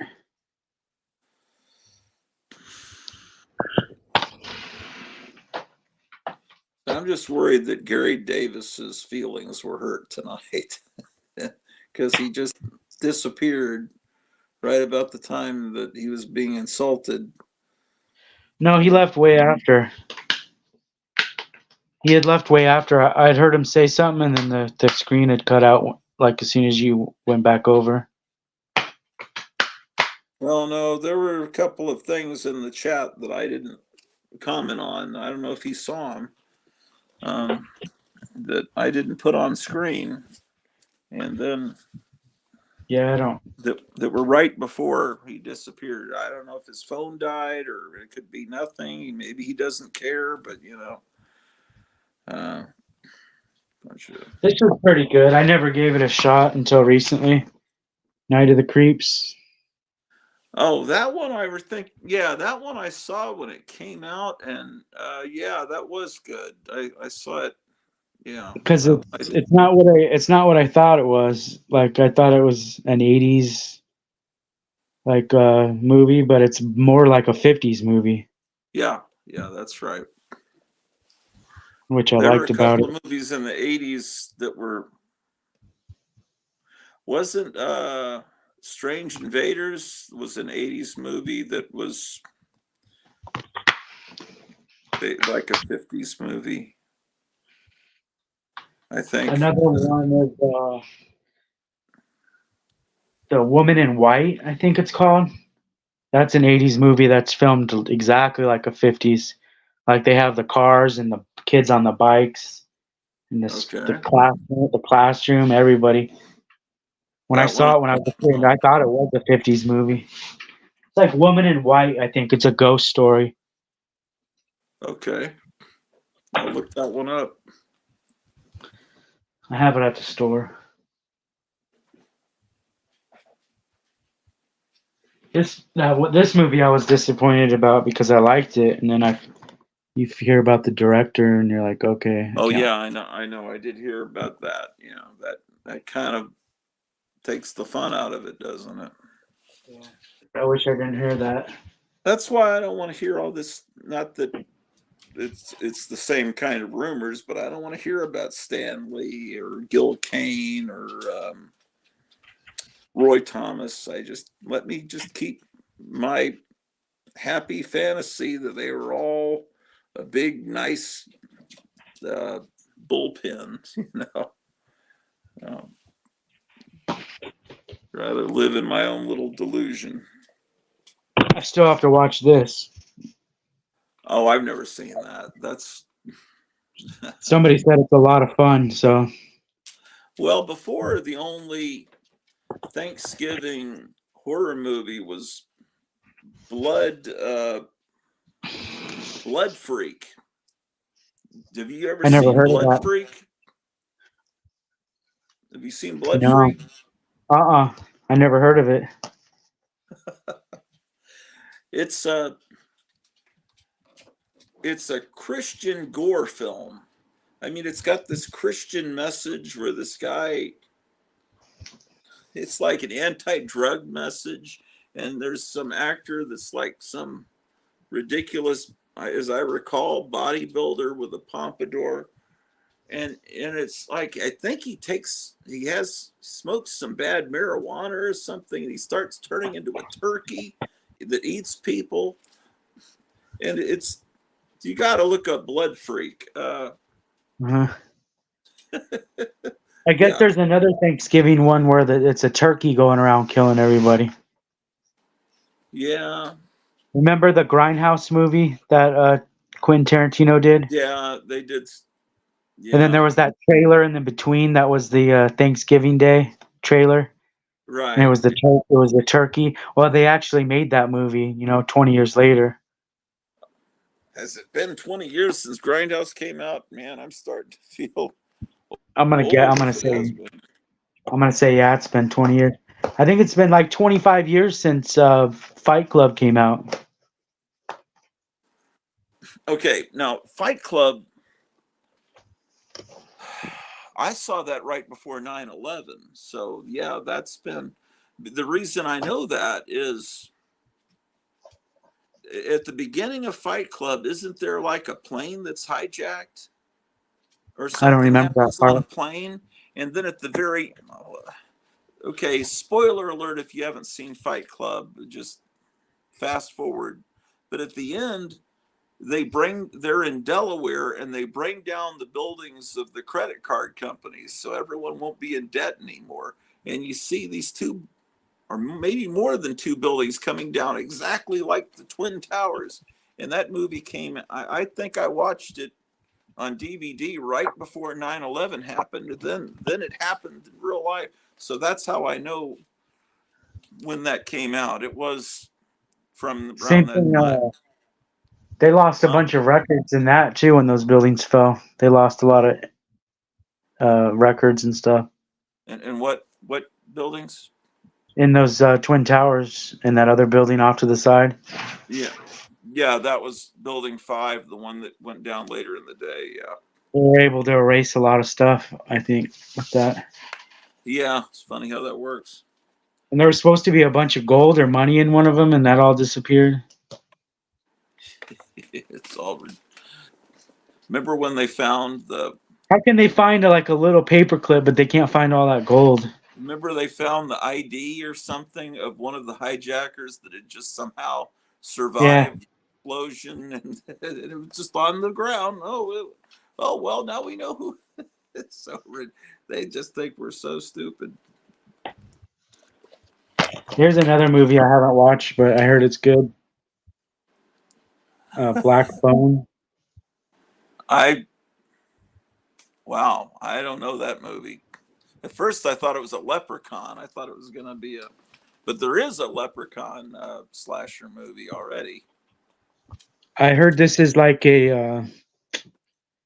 I think they said it's kind of a Stranger Things kind of vibe to it. Okay. I don't know what it's about. Yeah, I'm game to watch these movies.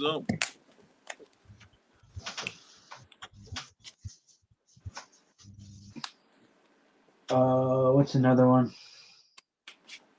Pacific Rim. That was pretty good. You ever see that? Yes, I liked it, but you know what was frustrating to me is all the monster battles took place at night, so it was hard for me to see what was going on. I think that was intentional because they thought it would help the CGI if they did it at night. But every Godzilla movie I've ever seen takes place at noon. It's all brightly lit. And I want to see my monsters fight. Huh? They started doing that with a lot of movies. Remember in the Avengers movies, anytime they would fight, they would start shaking the camera. Yeah, that would help with this. Yeah, but it's just like the monsters always fought at night in Pacific Rim, and I didn't see the sequel, or I don't know how many sequels they made, but it was. But I enjoyed it. Yeah, I don't think my wife enjoyed it as much. I don't think she enjoyed it at all, as a matter of fact. But that's not a movie that's really meant for women. Pacific Rim. This was a good maybe movie. Some women. What is that there? Night of the Comet. That's a good one. That one I remember. This zombies freaked me out when I was a kid. Yeah, that one I remember. This specific zombie, for some reason, gave me nightmares. Yeah, I don't remember it that well. That's more a movie that came out when I was in college. So there's. Yeah, I was just a kid. I think I saw it because I was homesick from school. Born again? Late 70s. Late 70s. In the 70s. Oh, you don't want to give the exact. Late 70s. Yeah. Okay. Yeah. So there's just a few years difference. Yeah. But that was a good movie. Night. What was that? Day of the Comet. Yeah, I remember that. That was fun. They all see the comet and they all turn to zombies. If anybody that was looking up at the sky. I wish that had happened last Monday. I was kind of hoping something like that would happen. I kind of thought, I thought maybe something might happen. Yeah, nothing happened. It was very disappointing. I think a lot of people probably burned their eyes. Sorry, what? I think a lot of people burn their eyeballs. Oh boy, you think so? Yeah, I was watching people that were looking up at the sky with nothing on. Whoa, wow, I heard that it could also mess up your camera if you're. Oh shoot! I aimed my iPhone right at it. I don't. I saw this video. This other kid, he was using like a telescope or something, Sorry. and the reflect. You could see the beam of light. That it was like, you know how a magnifying glass you can burn yourself. It was like that on his face. Oh my. It Well, burned his face. these are the people that legitimately voted for Biden. There were actually a few people that really did vote for him. They weren't all fake votes. Those are the people. Yeah, you sometimes wonder if there's any hope for the country anymore. But it's hilarious, man. I mean, I guess it isn't hilarious. I guess I should say that's sad. But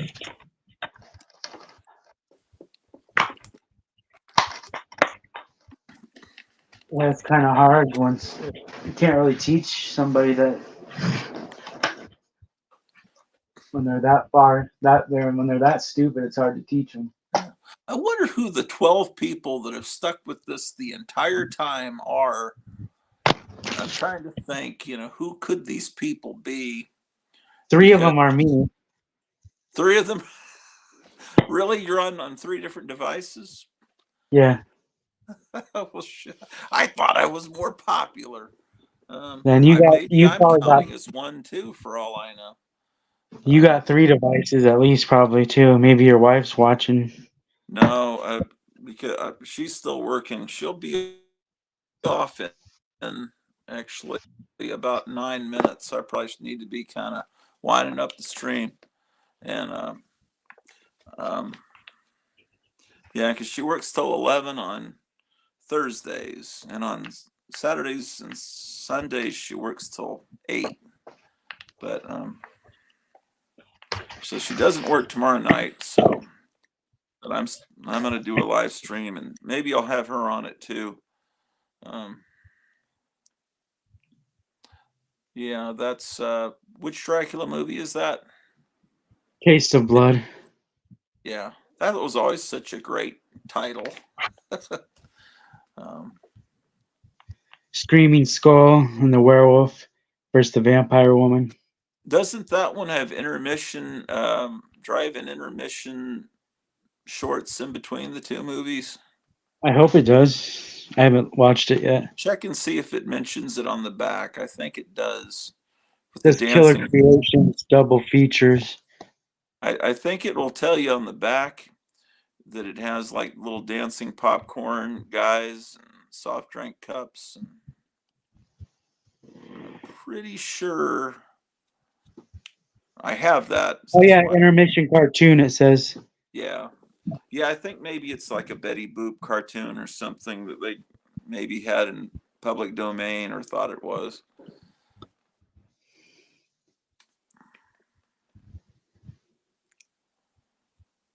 Yeah. Oh, I thought that said Supreme. I thought that said the Supreme Karen. I think that's such a damn shame. All the women named Karen. Yeah. That their name has been besmirched by this internet fad of calling idiot women Karen. It's a perfectly good name, Yeah, that looks. Yeah, I have that disc too. Those are the MGM double features, are they? Yeah, yeah. Yeah, there's a ton of those. They're all great. Yeah, look at that.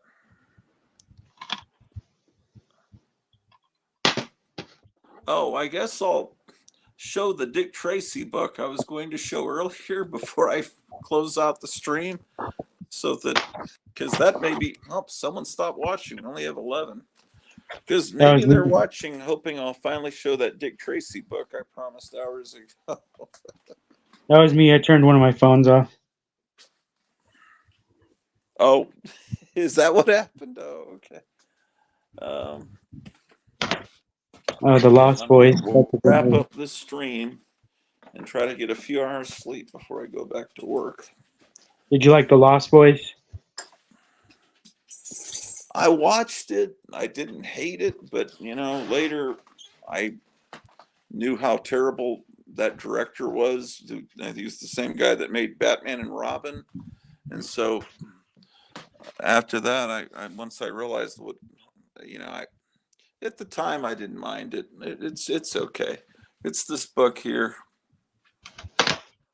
It's a pop-up book, but it's apparently a pretty rare one. So, Dick Tracy pop-up book. yeah, but it was given to me by a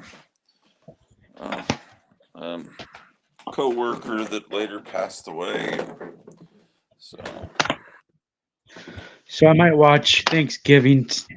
I heard it has a Black Friday theme to it. Yeah.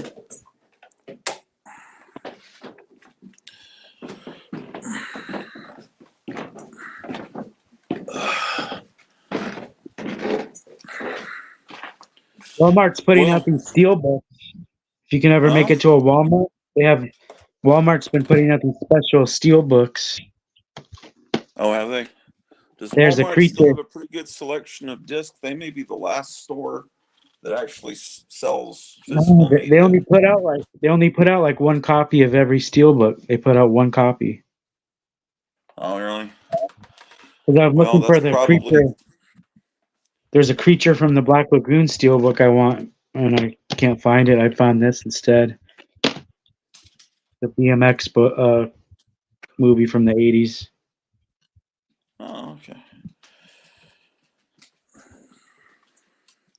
Yeah, I don't know. I guess they figure that's the amount of people that are interested in. Do you remember when that word "rad" got popular in the 80s?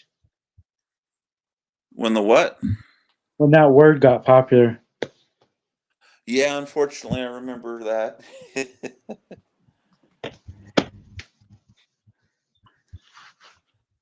But yeah, I remember. Totally radical. All that stuff. Yeah.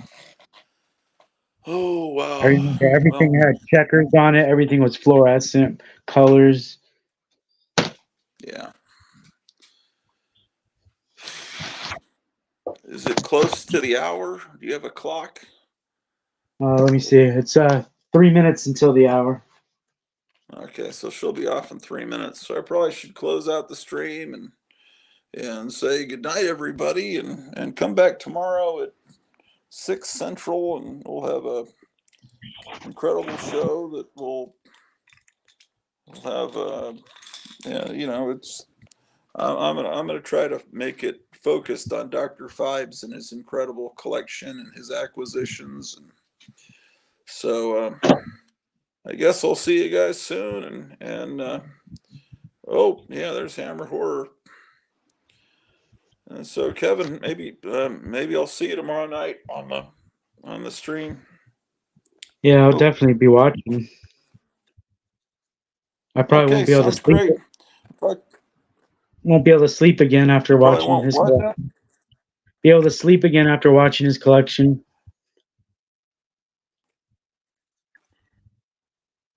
Oh, you mean the other? Yeah, that's what happened to us that first night he appeared. I hardly got any sleep. I couldn't believe it. It was like a fever dream. Yeah. Well, I want more people to see it because I think that was at the very end of a live stream. Like, not many people are ever going to get to this point in this video tonight, and that's why I want to have it like more at the beginning. So anyway, I'll see you tomorrow night then, Kevin, and take care, everybody, and don't do anything I wouldn't do. Take care, everybody. All right. See you guys.